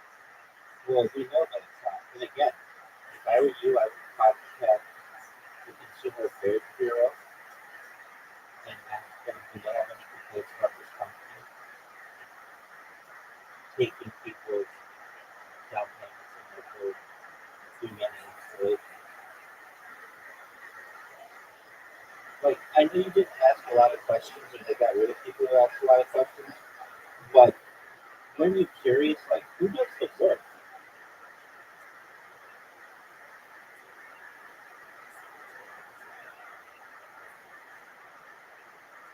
You know what I mean? Like, you sound so, okay. And they promise, like, good, they promise good, you've never finished this one. They promise good results. But who was supposed to be doing the work?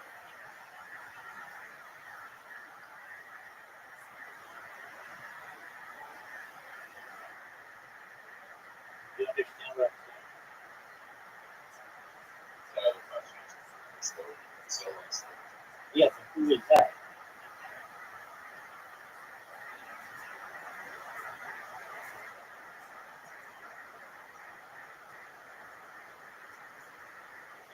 Who is that?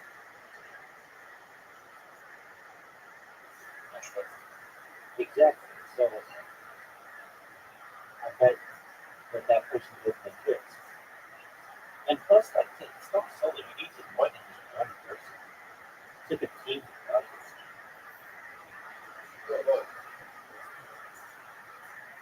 Yeah, but you don't know any of the people on the team. They don't even know if they existed.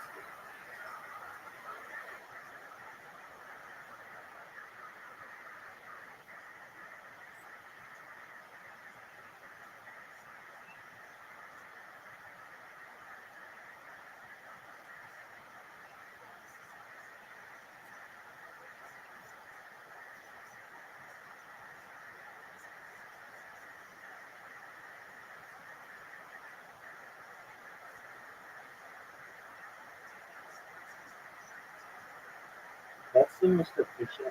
See, I've never done this way. I'm not good at it. Again, you still haven't scored. All right, that's one win in a row.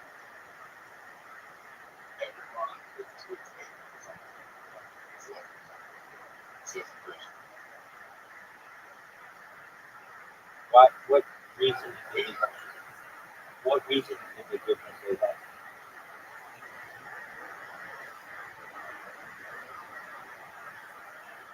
Like, didn't you say some girl was there?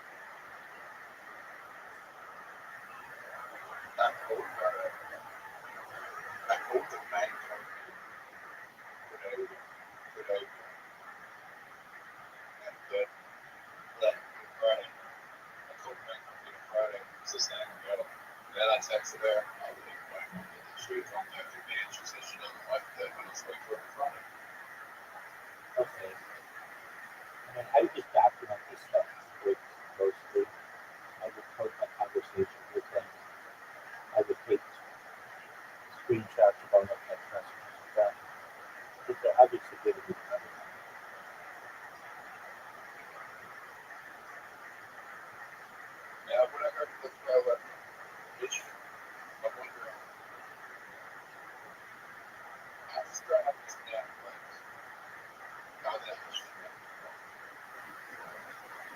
This is something that even before you started working there, you questioned that it was a job line.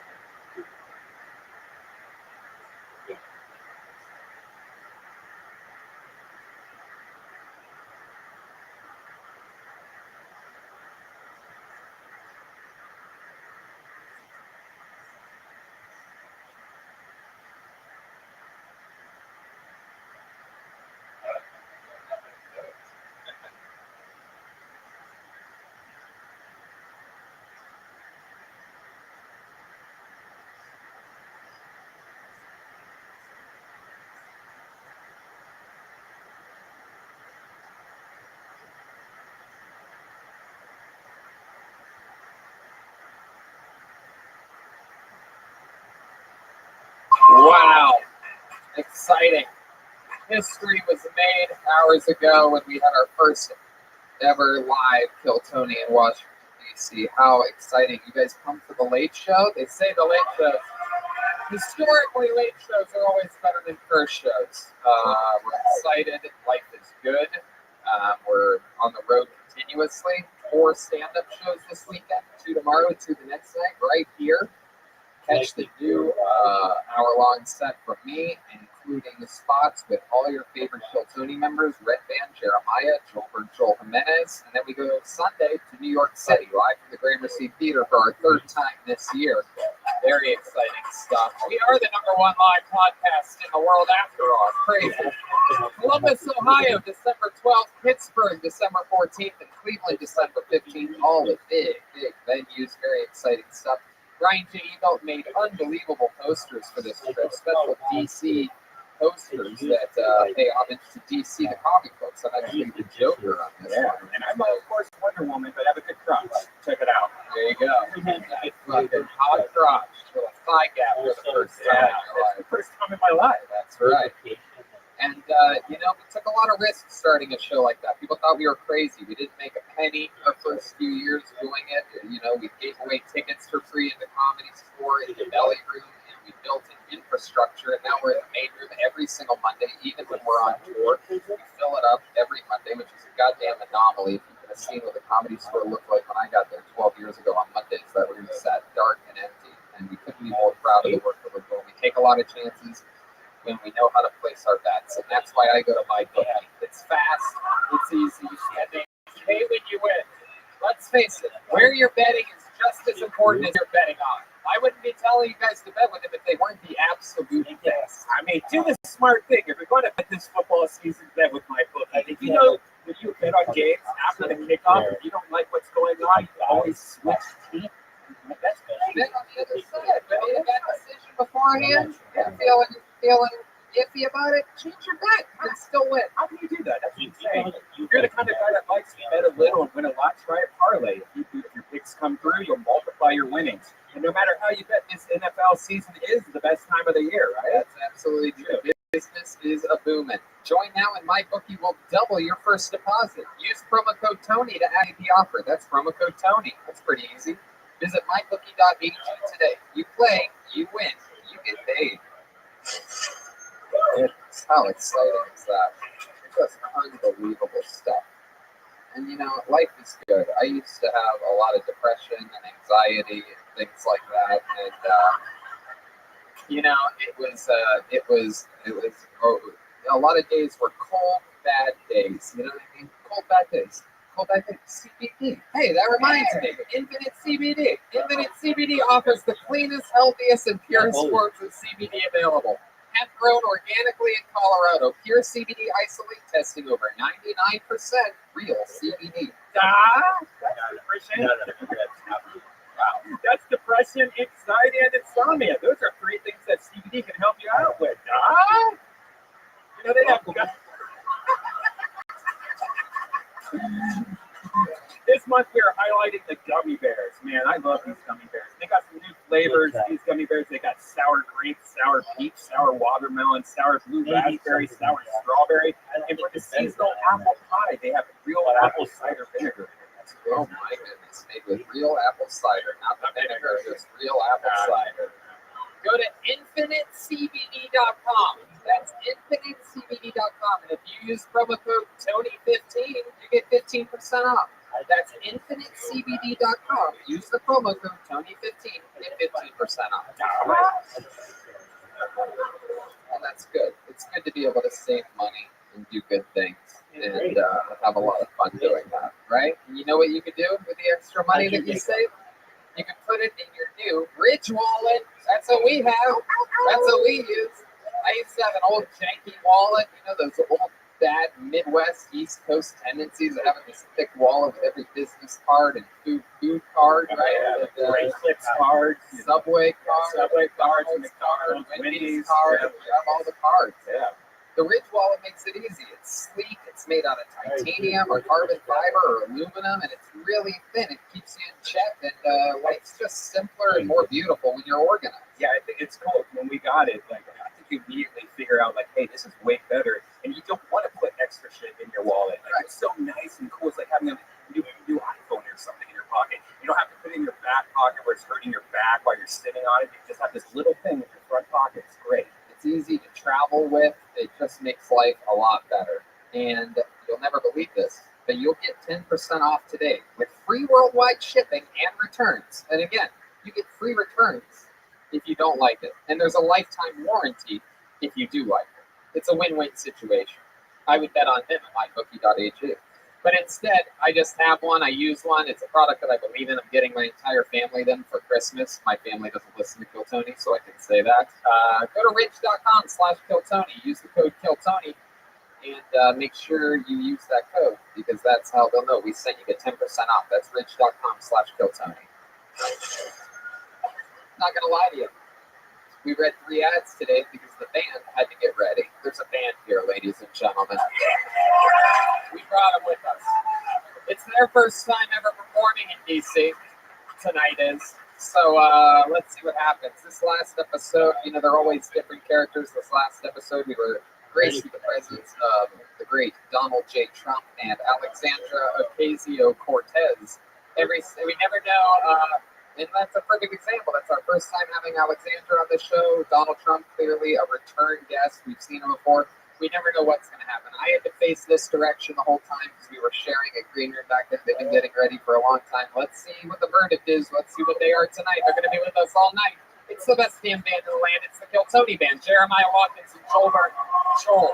And then here we go. Wait, what? Oh, my God, what? You work at Blockbuster? What the fuck? What the actual fuck? This is incredible. This is the first time these guys have been on this show. I'm positive of it. This is very exciting. Clearly, Blockbuster employees. And I'm guessing you must be Sonic the Hedgehog? What's your name? No, my name's Spencer. Spencer? Yeah. Wow, Spencer. Very interesting. Just got my liver. You did? Oh, you're a young guy, huh? How old are you? Wow, Spencer. Look at you. My goodness. This is your first time on the show. Yeah, and my first job, man. Don't screw it up. Other than Blockbuster. Yeah, boy, it was my first job. Yeah. Yeah, well, welcome, Spencer. This is a very exciting thing. You work, you're from here around the DC area? There's only one Blockbuster left, and that's in I can't say the exact location of it, but why can't you say it? I don't know. All right. And then, oh, wow. I don't know where I work, man. This is teenager. My goodness, and back here, clearly you brought with you what appears to be a beautiful young woman. I don't know what to say about that. I wish I could have fast forwarded to the end of that punchline, dude. Well, name's that's a good Blockbuster. I get it. Really isn't a problem, dude. The name's Kyle, dude. You really just look like yourself today, Joel. So that's why I had trouble thinking of anything that I haven't said a million times before. You really think my hair is this thick, dude? All right, I guess so. Blockbuster import, but starting to see why they went out of business. Wasn't the customer secrets. Can I say, Spencer, I've never seen anyone with a smaller forehead than you in my entire life. I don't know. Yeah, it's a condition. I love it. We got Spencer and Kyle from Blockbuster. We got Red Man Soundboard, which brings me to this, the fucking dirty DC bucket of destiny right here. The birthplace of America. The capital of the greatest nation on the planet. Heck yeah. This is one of the original buckets here in Washington, D.C. This is one of the original buckets ever made in America. Not a lot of people know that. You guys know how it works. I pull a name out of it. Someone gets to come up and do 60 seconds of uninterrupted stand-up comedy, and then I interview them after their time is up, find out more about their lives. You know your 60 seconds is up and you hear the sound of a kitten. That means wrap it up then, or else we're going to bring out the angry DuPont Circle Bear. That's where we are. And we are here in DuPont Circle, from what I've been told. So the bear is very close and it's ready to come out. So make sure you do your time. Oh, by the way, get on stage. Very good. There's only one entranceway, only one way up. You must be wondering how, because the whole front's covered. You have to go through that door all the way over there. You have to make your way over there. You go through the door, make a right turn. Take your time walking through there. There's a lot of crazy things to your left and right. Don't look at them or stare at them. Get immediately to the stage. Cool? You guys ready to start this fucking show?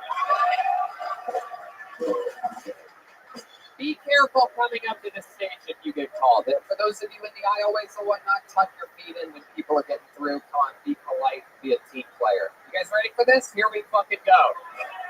The final DC Kill Tony of the night, show number 2. Put your hands together for your first comedian. Getting us started. Make some noise for Ethan Young. Here we go. Ethan Young. Hey, the Jurassic Park thing.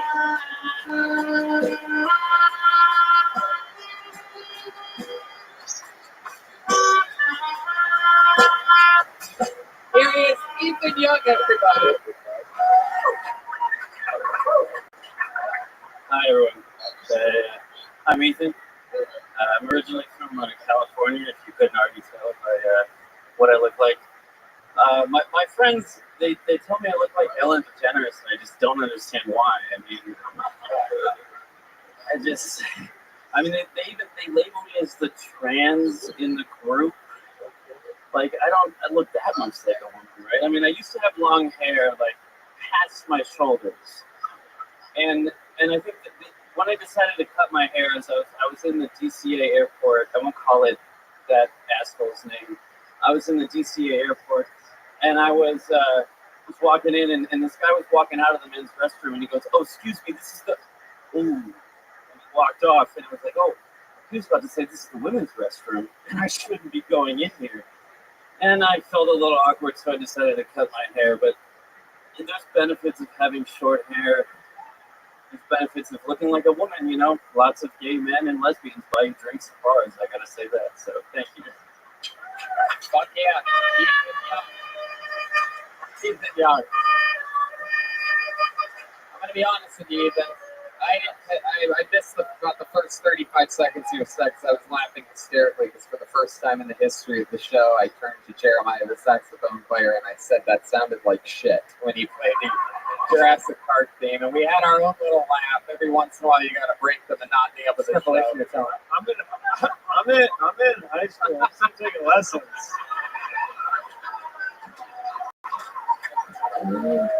I missed the beginning, but I'm guessing by just the sound of the beats and timing. I've been doing this show long enough. My guess is you probably played it safe comedically, probably made a joke about how you look like Ellen DeGeneres, or like a woman or something like that, and then referenced it at the end, brought it back with a callback to that, but it didn't really work that well the first time, so it just sort of floundered out at the end. Am I right? Yeah. I love it. This is your first time doing stand-up, correct?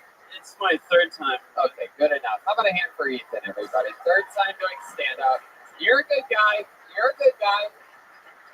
You're doing things that should work, that make sense that it would work. But the truth is, man, I feel like you're, and I don't know, all I know is a little bit of what I've seen so far. And I can just tell because I've been doing this for a long fucking time. And not this show, I'm just talking about stand-up. You walk through rooms, you hear stuff as your work. I used to work the door at the Comedy Store. I heard so many people make jokes about it. They look like a woman or no, they look like Ellen DeGeneres. You know what I mean? I can tell that there's more behind the fucking surface. Plus, you look like a regular grown man.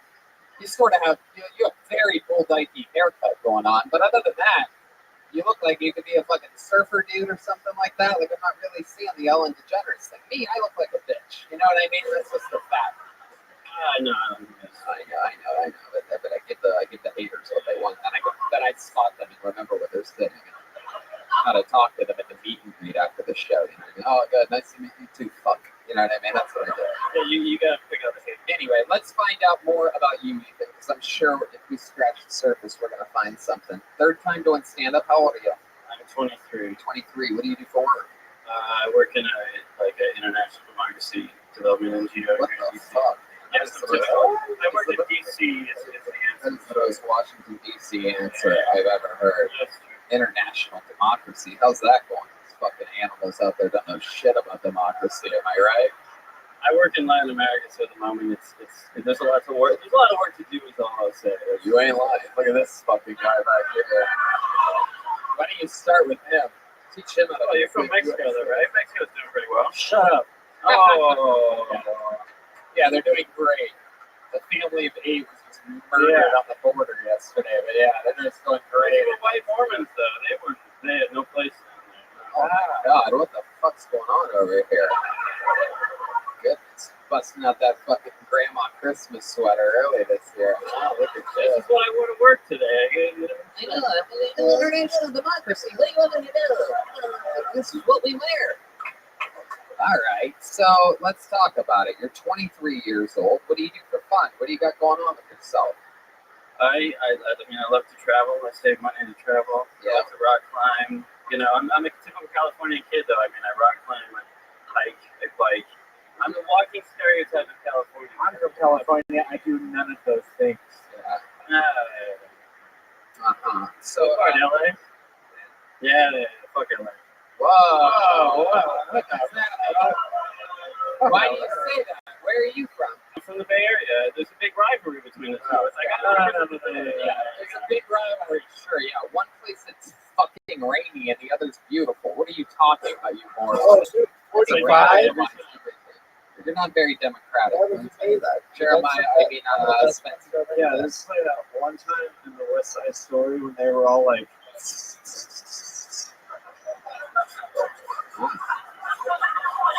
Seems like a very wise reference for a high school video store. Yeah, it's an old movie.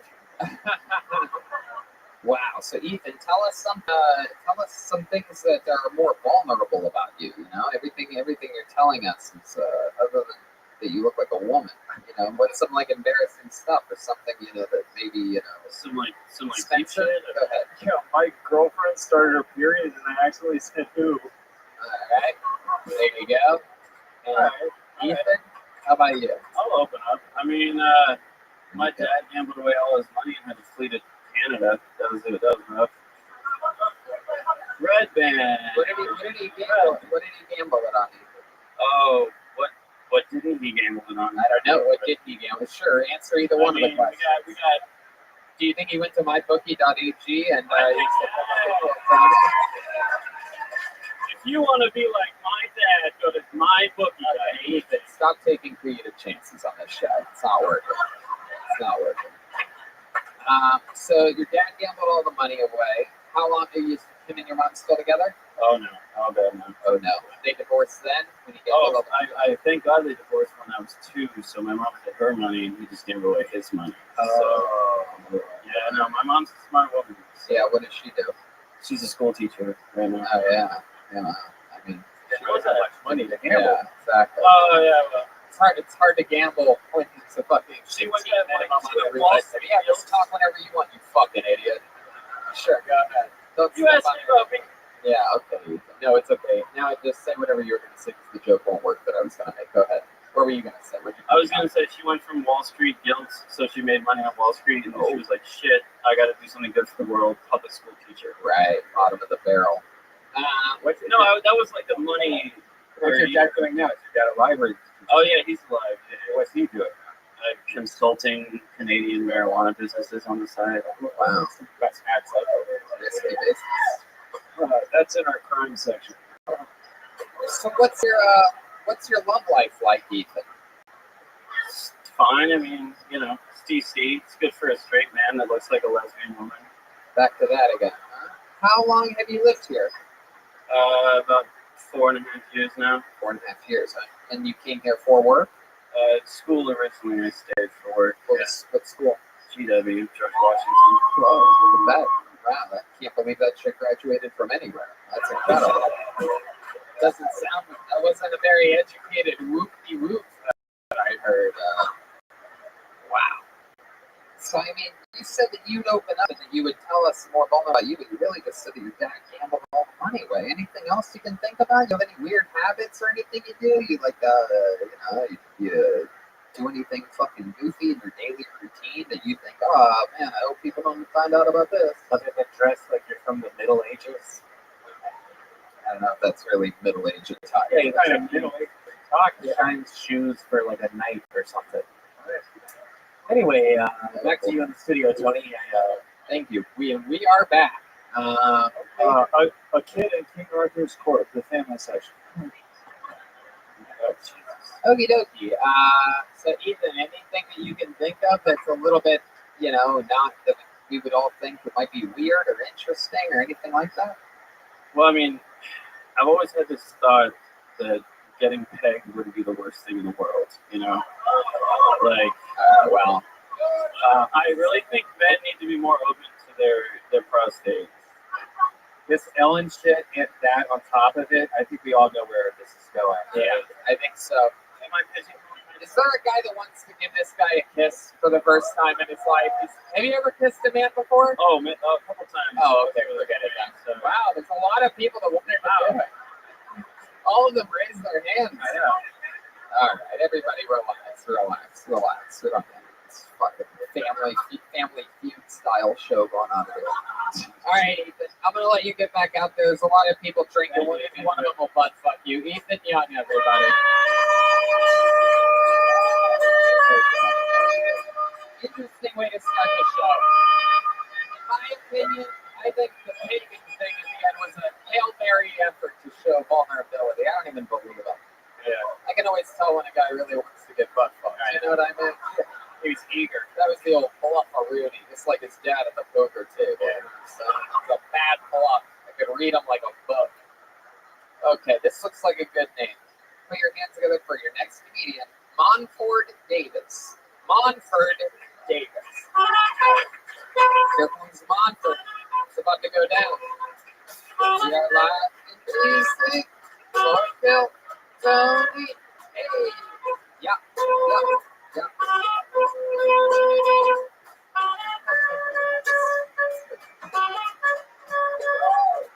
Here he is, Monford Davis.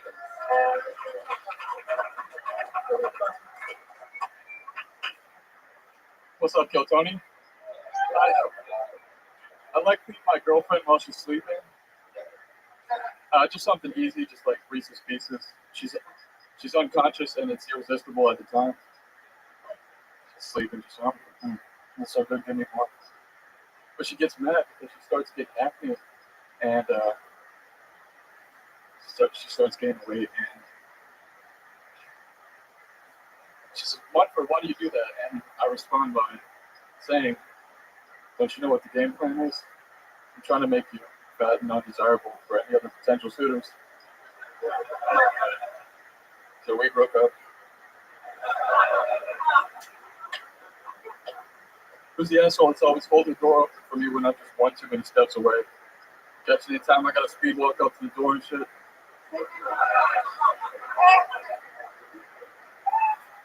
That's my time. There you go, Monford Davis.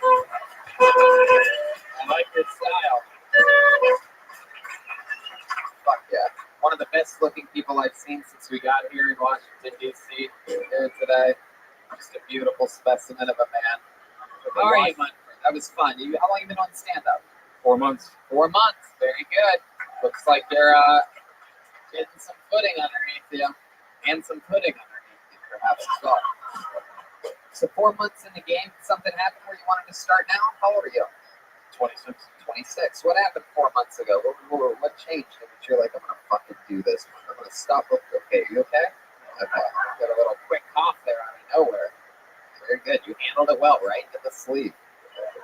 Heck yeah. So what made you start stand-up? What made you want to do this? A breakup, Tony. A breakup? Was it the breakup with the girl that you were trying to fatten up? Was that real? Yeah, it was real. My goodness. Looks like you... Wow.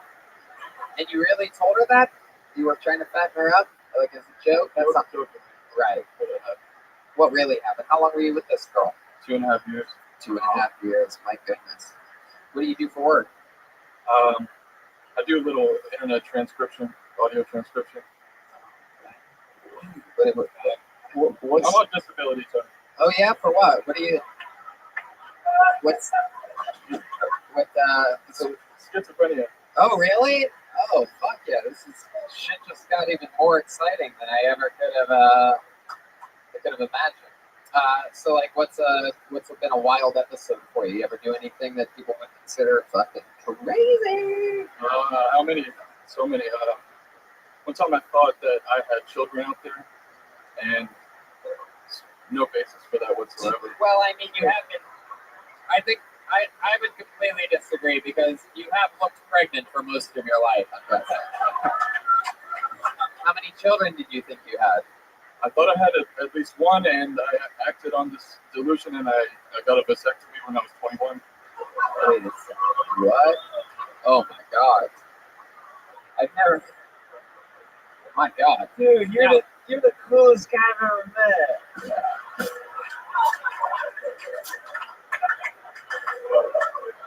I can't decide whether getting a vasectomy off of a schizophrenic delusion is nuts or not nuts. Like, it's actually hard to describe.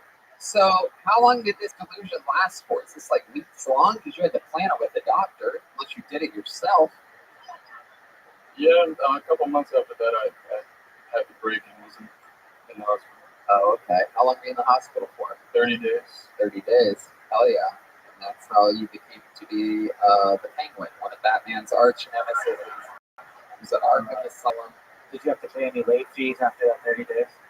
No, the Blockbuster employees a different time. That's fun. You see any cute girls when you were in what they call the loony bin? Correct. Tony, actually, I love it when people's answers start with Tony. That always means a great answer. I like an Anthony. Somehow 100% of the time. But go ahead. I was getting ECT treatment, electroconvulsive therapy. Yeah. Wait, they still do that? They still do that, and the 30 days felt like 3 days. I lost a lot of the memory, but apparently But you didn't lose any of the weight. That's what matters the most. You know what I mean? No, you lost a lot of the memory, but I guess I. okay, there's Brody Stevens. Shout out to all mental health illnesses. A lot of people tell me that we help their depression a lot. I tend to think it's more the infinite CBD. You know what I mean? Like anxiety, depression, all the first telltale signs. Anyway, you close with your family? Yeah, everybody's nice. Your brothers and sisters? I have a younger sister. Does she have any signs of schizophrenia as well? No. Oh wow, that's interesting. Do you think it was? Do you think it's just perhaps onset by a moment of your life or anything like that, or is there? I dabble pretty hard in psychedelics. Right. Yeah, that shit speeds it up, right? Yeah. But apparently, I still have the gene. Right. Oh wow, look at that. That's a wild reference out of nowhere. You been hanging out at the Blockbuster, Spencer? Yeah. When was the last time you had like an issue? Like, It's been like 3-4 years. I've been good. I live on my own. I drive. Oh, that's great. Look at there you go. I love that. Very cool. What do you do for fun? What are we talking about? You just plan school shootings but never go through with it? I'm kidding. That's a joke. I said open mics. Bowling for Columbine documentary session. How about other than stand-up comedy? Anything else fun? You have any hobbies or anything like that? I like going out into the woods and picking mushrooms. Wow. Oh, so you're still doing that shit? You don't eat the mushrooms that you pick. Microdose. Oh, No, stop it. No, that's a bad idea. Spencer. Have you ever seen the movie Blair Witch Project? Yes. Did you like it? All right, Spencer. But like, don't you think that's a bad idea though? Like that can't be good for you if you're. I'm mainly just like hunting them and finding them. Right. Eating them and tripping and furthering your schizophrenia. Stop it, please. Red Band's very concerned because he's scared for anyone that eats fresh vegetables. Of any kind. Have you tried to Dave's double that? Hey, Munford, I'm gonna tell you something. I love your style, and for 4 months, you're playing with fire. You have something really special, and I say lean into this thing. Use the mics as your own fucking awesome therapy. We all use it as therapy for numerous fucking undiagnosed mental disorders that we all have, and a lot of the best are absolutely fucking wild men. So use it, fucking focus all that energy, and when you feel bad, that's when you should write a joke, because if you can write a joke when your brain's wanting to bring you down, that's going to make your writing muscle much stronger. So it's a time to embrace that. That's right. How about one more time for Munford Davis, ladies and gentlemen? He's on social media at Munford Davis. All one word, MONFORDDAVIS.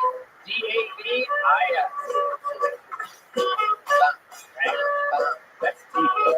Yeah, I like that. I always like fucking. It's always so fun to me how many different shapes and sizes and styles of different comedians we get to sign up for this show. You guys having fun out there? All right. Clearly anything can happen on this show. Put your hands together for your next comedian, Travis Carl. Here we go.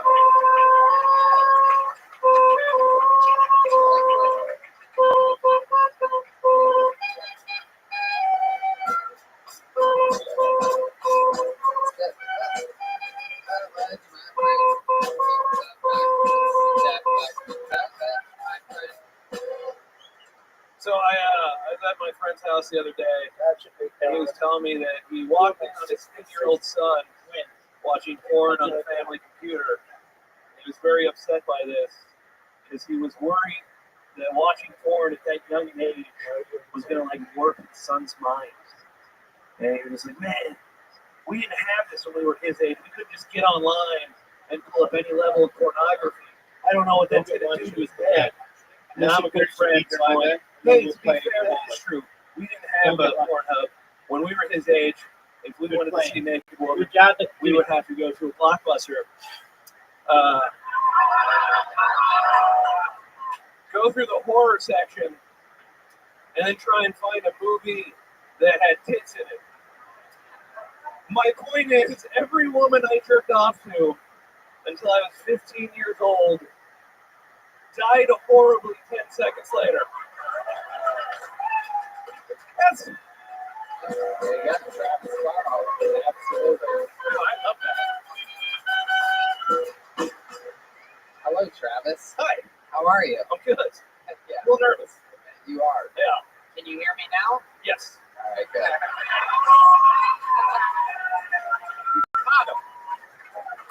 So, Travis, how long have you been doing stand-up? About 10 years. 10 years. All of it here in D.C.? No, I'm from Virginia Beach, Norfolk area. Jesus Christ, relax a little bit. Virginia Metro. Who gets excited for anything in Virginia? My God. Is that where you were born and raised, Virginia Beach? I was born in Phoenix. I was raised in Phoenix. How'd you end up out there? Well, I ended up moving to San Diego to be a civilian contractor with the Navy, and then flew out. They transferred me out to Virginia Beach. So that's what you are. No shipyards, yeah. You work with the Navy. Well, no, now I am an underground utility contractor. Whoa. We're an underground podcast. Oh, nice. What does that mean, underground? I take hydrochloric acid and I flush it through pipes to take out the buildup. White settle Yeah. down, you know what I mean? Wow. My goodness. And 10 years one stand-up, and you do it all around these areas? Yeah, I try to. How do you know about this show? I'm a fan. I went and saw you in Philly when you were there. Didn't make it on. And saw you were coming here, so we drove it. Awesome. I love it. Who's we? It's me, my friend Vicky, and Keller there in the back. Ooh, Vicky and Keller. Oh my God, is it Helen Keller? Don't start that in. Yeah, nothing but trouble. Another viral video, you know what I'm saying? Anyway, Travis, tell us about you. What are some fun facts about Travis? Thank you. I was almost arrested once for attempted rape on Vicky. Oh, who's in the God. back. Wow. Jeez, that sounds about right. How did that happen?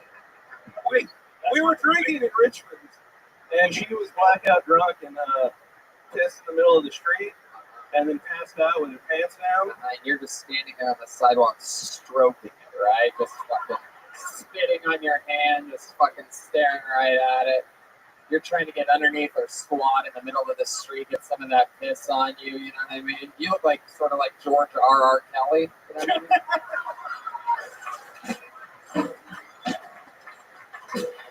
No, I tried to put her pants back on.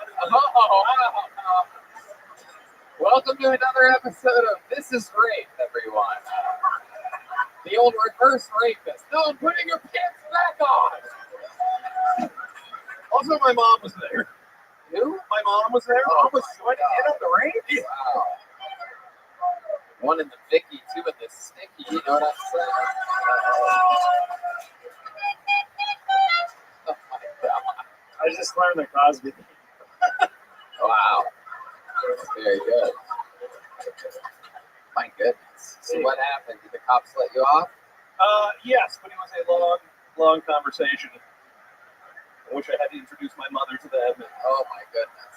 Yeah, no one rapes in front of their own mother. Well, maybe I was trying to pull her pants, and a cop turned around the corner, flashers go off. Check in with Spencer real quick. Yeah, can I just say, Attempted Rape on Vicky is my favorite Sublime song. All right. Okay. Wow. My goodness. You ever end up hooking up with Vicky, or do you want to? No. We're friends because she used to date my best friend, and then we were roommates, and then he killed himself, and then we have a long, complicated backstory. Oh my God. He killed himself while he was living with you and Vicky? Yeah. Wow. How did he do it? Pills and Miller Lite. Oh my God. You know, I don't know about you guys, but I don't even think he needed the pills. I think it's just the Miller Lite. You drink enough of that shit. Anyway, That's exciting. Wow. So how long ago did that happen? 5, 6 years ago. My goodness. You guys still all live together? No. He's in heaven. No, I know. I'm not asking about the dead guy. All right. Oh, you guys like that? Oh, you like it? Sons of bitches. 7th heaven, all seasons 1 through 9, and the family section. Yes, I know he's dead, but do you still? No, none of us live together anymore. Right. That sort of ruined the whole part. I'm sorry. No, it's okay. There's nothing worse than apologies. My goodness gracious. So what's your living situation now? I'm currently a 35-year-old man living with my parents. Wow. My goodness.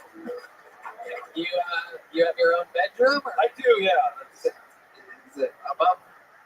Is that it's second floor bedroom, so yeah, I'm out of the basement. Our Darwin's place collection would be amazing. God. So how do you get the girls upstairs to rape them? Like, is it? Oh, yeah, on the street. That's why I have to do it on the street. You ever bring a girl back to your parents' house? No, not yet. Wow. When's the last time you've been with a woman sexually? Well, it's been a couple weeks. My girlfriend's been on a break ever since I said ooh when she got her period. So that sounds familiar. So a couple weeks ago, what happened? Where'd you meet that girl? No, I hooked up with an ex. Oh, okay. Oh, you dirty dog. Yeah. How did that go down? In a car with my parents. Wow. So you had sexual intercourse in a car, full-blown sex? No, oral. Oral. Did you give oral or did you just receive? Just received. And what kind of car was it? It was a Ford Edge. Wow, look at that. That's a rape car if I've ever heard of one before in my life. Ford Edge says one of your friends just killed himself a few years ago. You know what I'm saying? It's just the type of car you buy when a friend kills himself. So you guys luckily don't have to worry about these types of things. When Brody killed himself, we all almost bought a Ford Edge at one point. It's true. Yeah, it's a weird thing. I need to... Okay. All right. Unbelievable. All right. Well, Travis, we love it when veterans of the comedy game come on and flex their muscles. 10 years in the game is a compliment to us in this show that you even have the balls to sign up for it. It's only a minute, but you were unbelievable. Great interview. That's what I love. Travis, Carl, Instagram, Travis _S_Carl. Get off of here. How about a hand for Spencer and Kyle? Kyle's still finding his footing a little bit here tonight. A little bit of the iceberg here tonight. Hey man, be kind. So sometimes it helps. It makes them the underdog if I lower the expectations a bit. Anyway, now that I've done that, it probably won't work at all. Well, another name out. How many of you like it when comedians do good on this show? How many of you like it when comedians do bad on this show? Bunch of animals here tonight. Put your hands together for your next comedian, JP. Whoa, loud guy. This dude's been loud all night. He's about to get some energy out right now. From the loud guy in the front row to the man behind the microphone. Who's in the front row right here? There's some celebrities from New York right here, everybody. The juggler and his lovely wife. Here he is, JT. What's up, TC? So you guys probably know me, the loud guy from Big Geek. So guys, have you ever masturbated so many times a day that your dick gets rug burn? Well, that's not okay. Well, that didn't work. So I started dressing better. It's a shame because although I look nice, I still have a small dick. So I went to culinary school and I like to cook. And recently I found out that the secret ingredient to every meal is pot. And it makes burgers out of that. People say you are what you eat. So that makes me a huge pussy.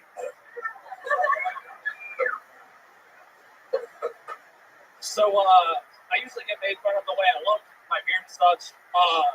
People like to tell me I look like K. Arthur. Honestly, I look like K. Arthur and Saddam Hussein had a baby. There you go, JP. 60 seconds. Finding the outfit. Wow. I mean, you should run for office, dude. That's what I think. You did a lot of jokes, and you got people to literally verbally agree with you on a lot of those things. I've never really seen that before on a comedy show where someone's like, "Hey, you ever jerk off so much you get rug burn on your dick?" Guys in the audience are just like, "Yes, yes." Then you moved on to another thing. I thought the heat was coming. You had everybody right where. Oh, there you go. From the looks of you, it was prayer rug burn. Gilbert! Gilbert! Yeah! There it is. Look at that. Look at that. Think you gotta knock him down to bring him back up. You know what I mean? It's fucking Urban Meyer right there. You gotta fucking be a leader. Anyway, JP. Aladdin, the section. So JP, this is clearly your very first time ever attempting My stand-up. fourth time. Fourth time. Let's just say it's your first time. Sorry. Normally I just say, oh, okay, this is your first time. There's the go to the first time. Don't try to cut its head off and sacrifice it. Oh God, that was great. JP, what ethnicity are you? I can't. I'm not Indian or any Middle Eastern. I'm a mutt among mutts. I'm a Native American, Cuban, Puerto Rican, African American, as well as French. Oh God. Oh, French. They fucking pulled through French. I think they were booing all the races you named. Name them one more time. Name them again from the beginning. You said you're a mutt. Go ahead. Name them. So my mother is Puerto Rican, Cuban, and then I'm not even from here. I don't get it. No, my mother's Puerto Rican, Cuban, and Native American. Wow. Okay, hey, I don't speak Spanish. Don't get mad at me, JP. I'm sorry. And my father's African American, Native American. Baking soda. No, African American, Native American, and also French Canadian. Wow. Let's check in with Spencer over there. So you said that you're Native American. There she is. How do you do, Mrs. Fair? Want to go class Mohicans. Oh, last of the Mohicans. I'll do it. All right, are you ready to go?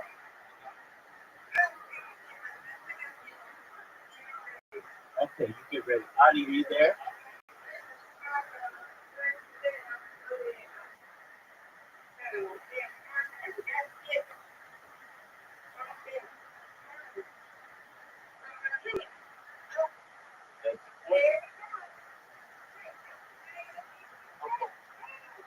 Excellent. Just one moment.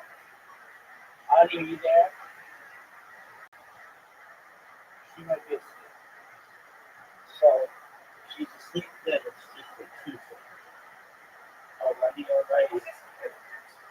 Alright.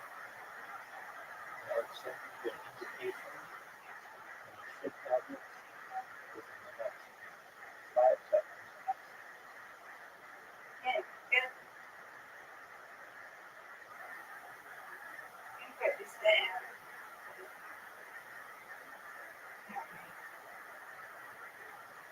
Start off with a strike. 9. That's okay.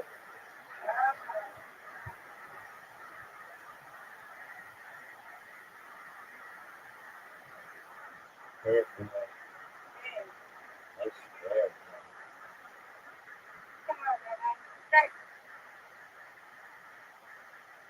Get it. All good.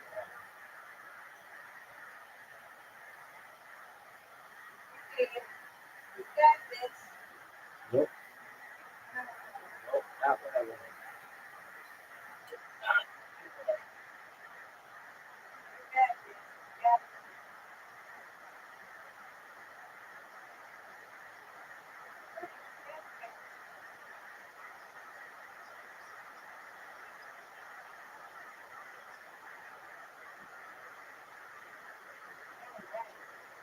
Nice spare. Wow, you 2 spares. That's really good.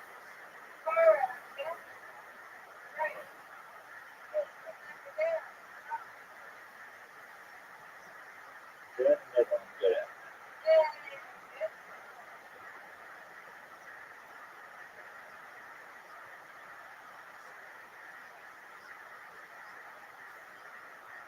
Good.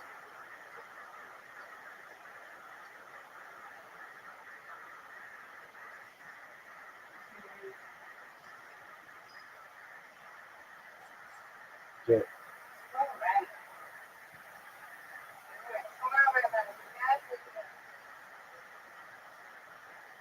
Got it.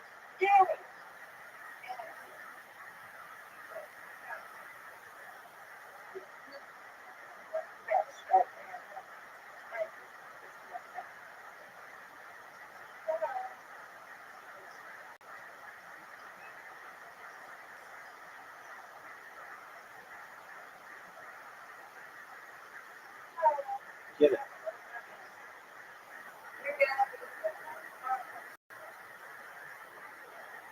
Get it.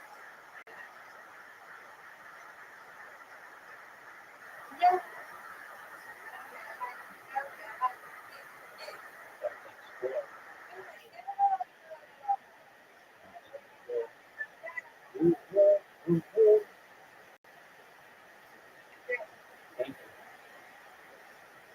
Get it, get it, get it, get it, get it.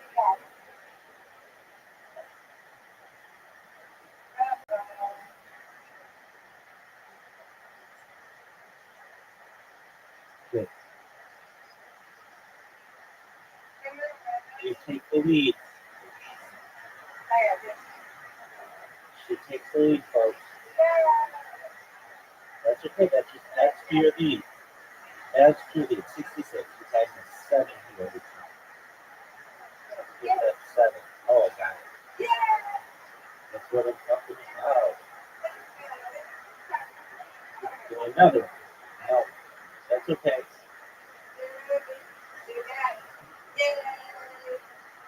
Oh, you got it wrong. That's right. I'll take it. Come back. Come back. I'll take it. Absolutely. 100%. Undefeated. Thank you, Mr. Grant. We are undefeated at home, undefeated with friends.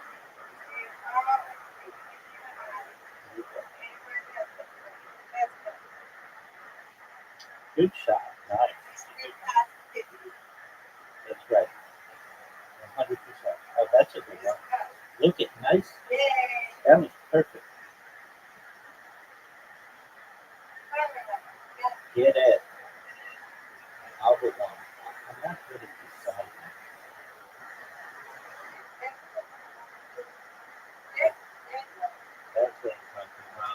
That's what I'm talking about.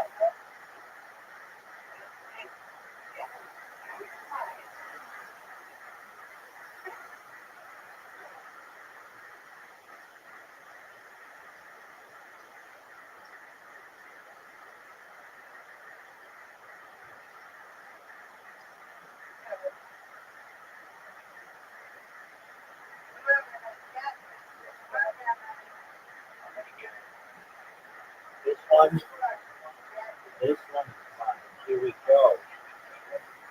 Get it. No.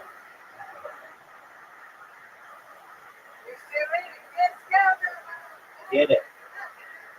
2 spares.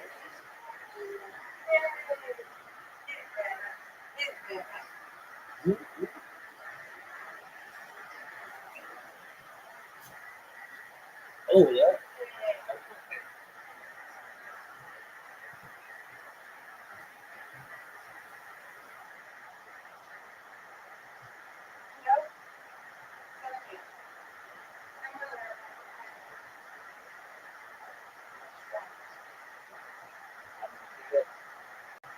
This one's mine. I'm going to get it. I'm going to get it. No. Get it.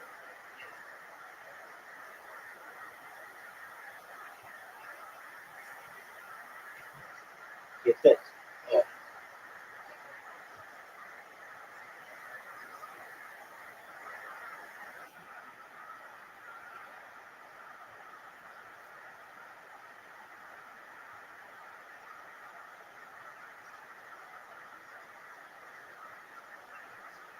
There you go, Mr. President. There you go. Get those two. That one. That's all right. Get. That's what I'm talking about.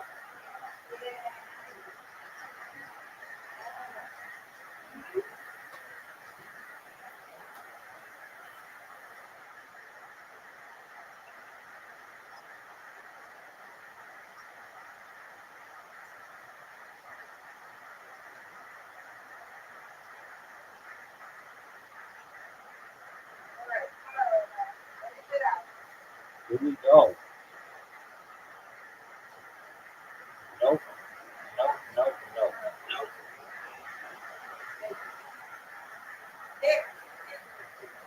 I got it. Good job.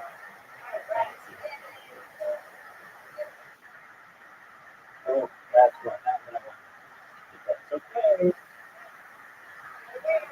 I've been even. Yes, ma'am. You're gonna get me this time. I gotta feel it.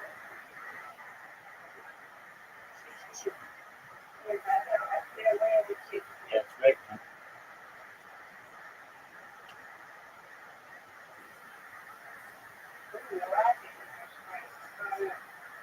You get it.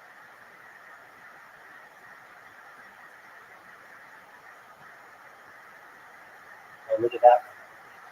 Oh, just waiting. Get it. I'll do it. I like to get this. I'm good at this. This is the strong part of my game. Straight on, easy one. That's what I'm talking about. Well,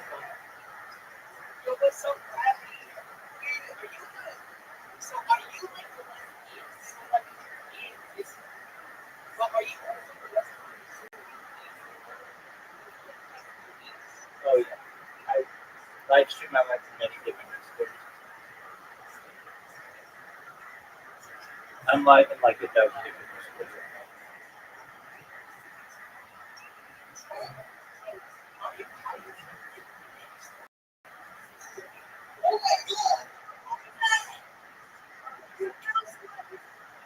How old are you?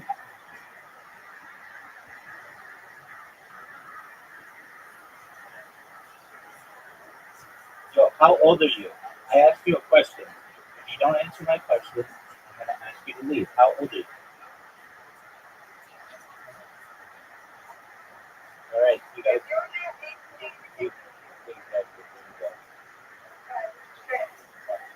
That's the same thing.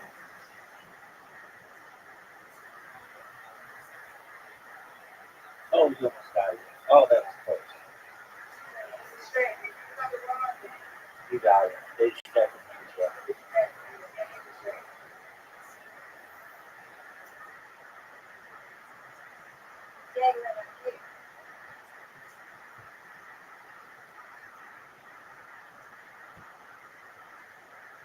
Get it. Get it. Oh, that's good, but it's a tough split. You can get it though. You can get it.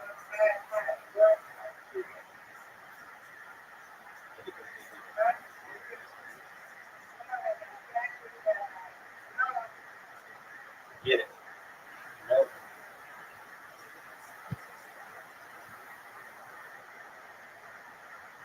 Right down the middle. Whoa, you're gonna get me.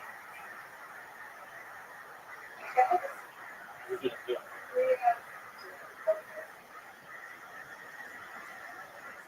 There you go. You get the lead.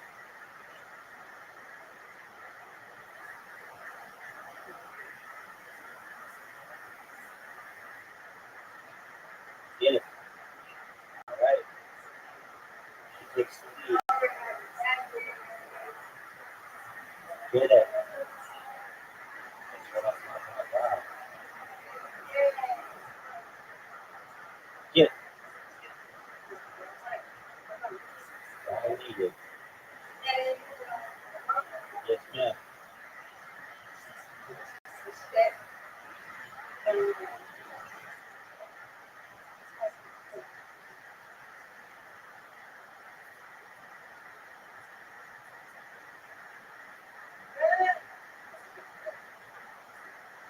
It's okay. No one's first shot. We got some. They're all in the middle. Easy to get. There you go. There you go. That's okay. That's as good as I would have got.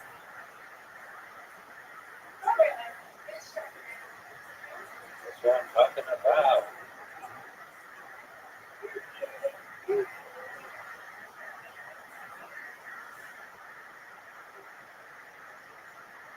Yeah.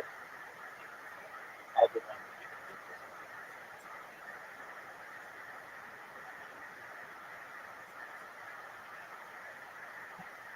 There you go. Perfect.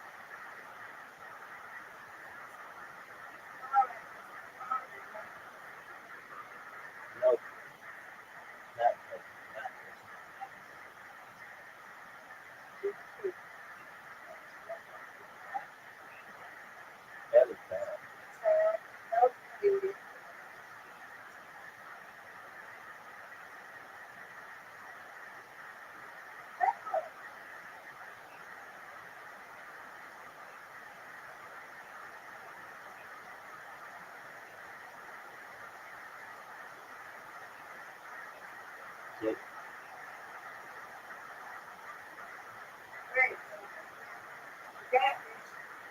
Get it.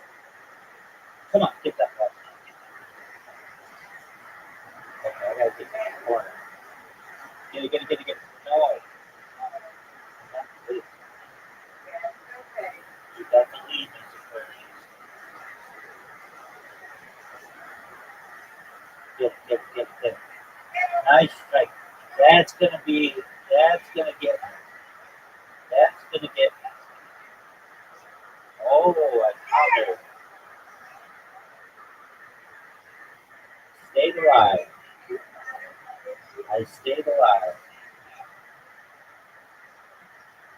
Get it. You get this one. You got locked up.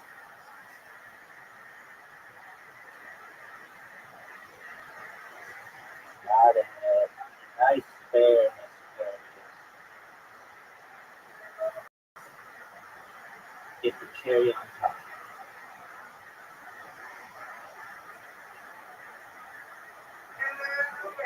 That was good. That was good. Get it, get it, get it, get it, get it. No, I'm not good at this. Get it. No. Mr. Aquarius, you got me, girl. I win, you win. That was wonderful. Good job. Good job. All right, well, it's time for your beauty rest, my friend. You did really well. Good job. Sweet dreams. Thank you.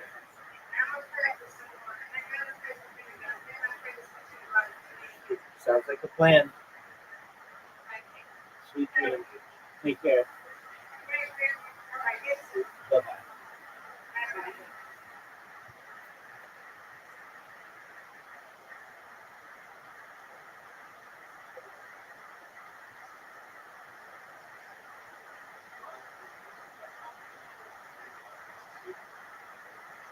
Thanks, big dog. How are you?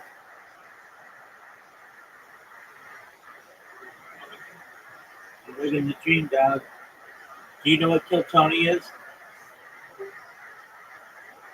Do you know what Kill Tony is? We're gonna watch Kill Tony. Here, enjoy. Do it. Your local Blockbuster. Yeah, it's $3.99. Wow, that's a pricey place Yes, today. ma'am. Hell yeah. So what? What'd you say?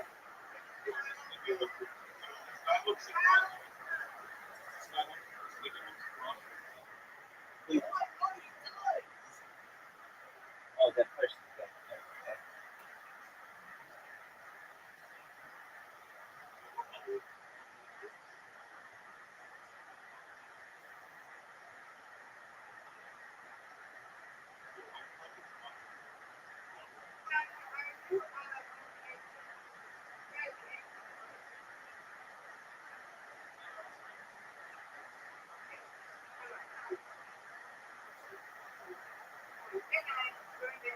Thank you. But let's talk about it, JP. Other than your disgusting blood that flows through your body, is it true what you said about having a small dick?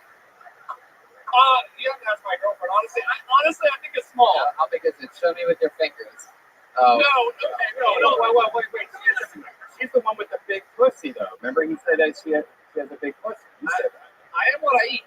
Right, yeah. So how big is her pussy? No, he didn't say she has a big pussy. He just said he eats a lot of pussy. No, but she has a big pussy.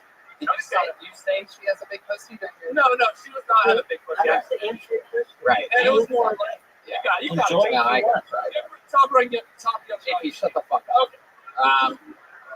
What do you do for work? I work in insurance. I sell our company's website to different companies. God damn, these people hate you. They hate me. What do you do for fun? You have any fun hobbies? I do a lot. I used to coach and instruct judo. I've never seen this before. You're one of the most unlike people in the history of the show.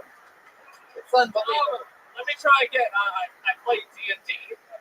Now you're going right into it. Is there something you can tell this audience that will make them like you right now? You are on the chopping block, my friend. This is incredible. Honestly, I didn't think I'd be on the chopping block. I really enjoy. I really enjoy being my friend. How many of you want to see me murder this man right now? I give the people what they want. You know what? I'm going to let you slide here. But I do interesting things. I've instructed judo for kids before. I recently got into orbiting. It's sort of like a flow kind of thing with music. JP, we're going to do something special that we've never done before in the history of the show. You're sitting in the front row. You've been loud all night since the show began. You finally had your opportunity. You finally had your opportunity to have uninterrupted time and get to speak your mind, and it turns out you're one of the worst people in the history of the show. So, my friend, I got bad news for you. Look at your disappointed girlfriend while I do it. This is so funny. Sad face Jenkins over here. And by the way, let it be known how fitting this is. But with the Blockbuster guys, this type of tape is happening right now. There he goes. Tape on the mouth, JP, everybody.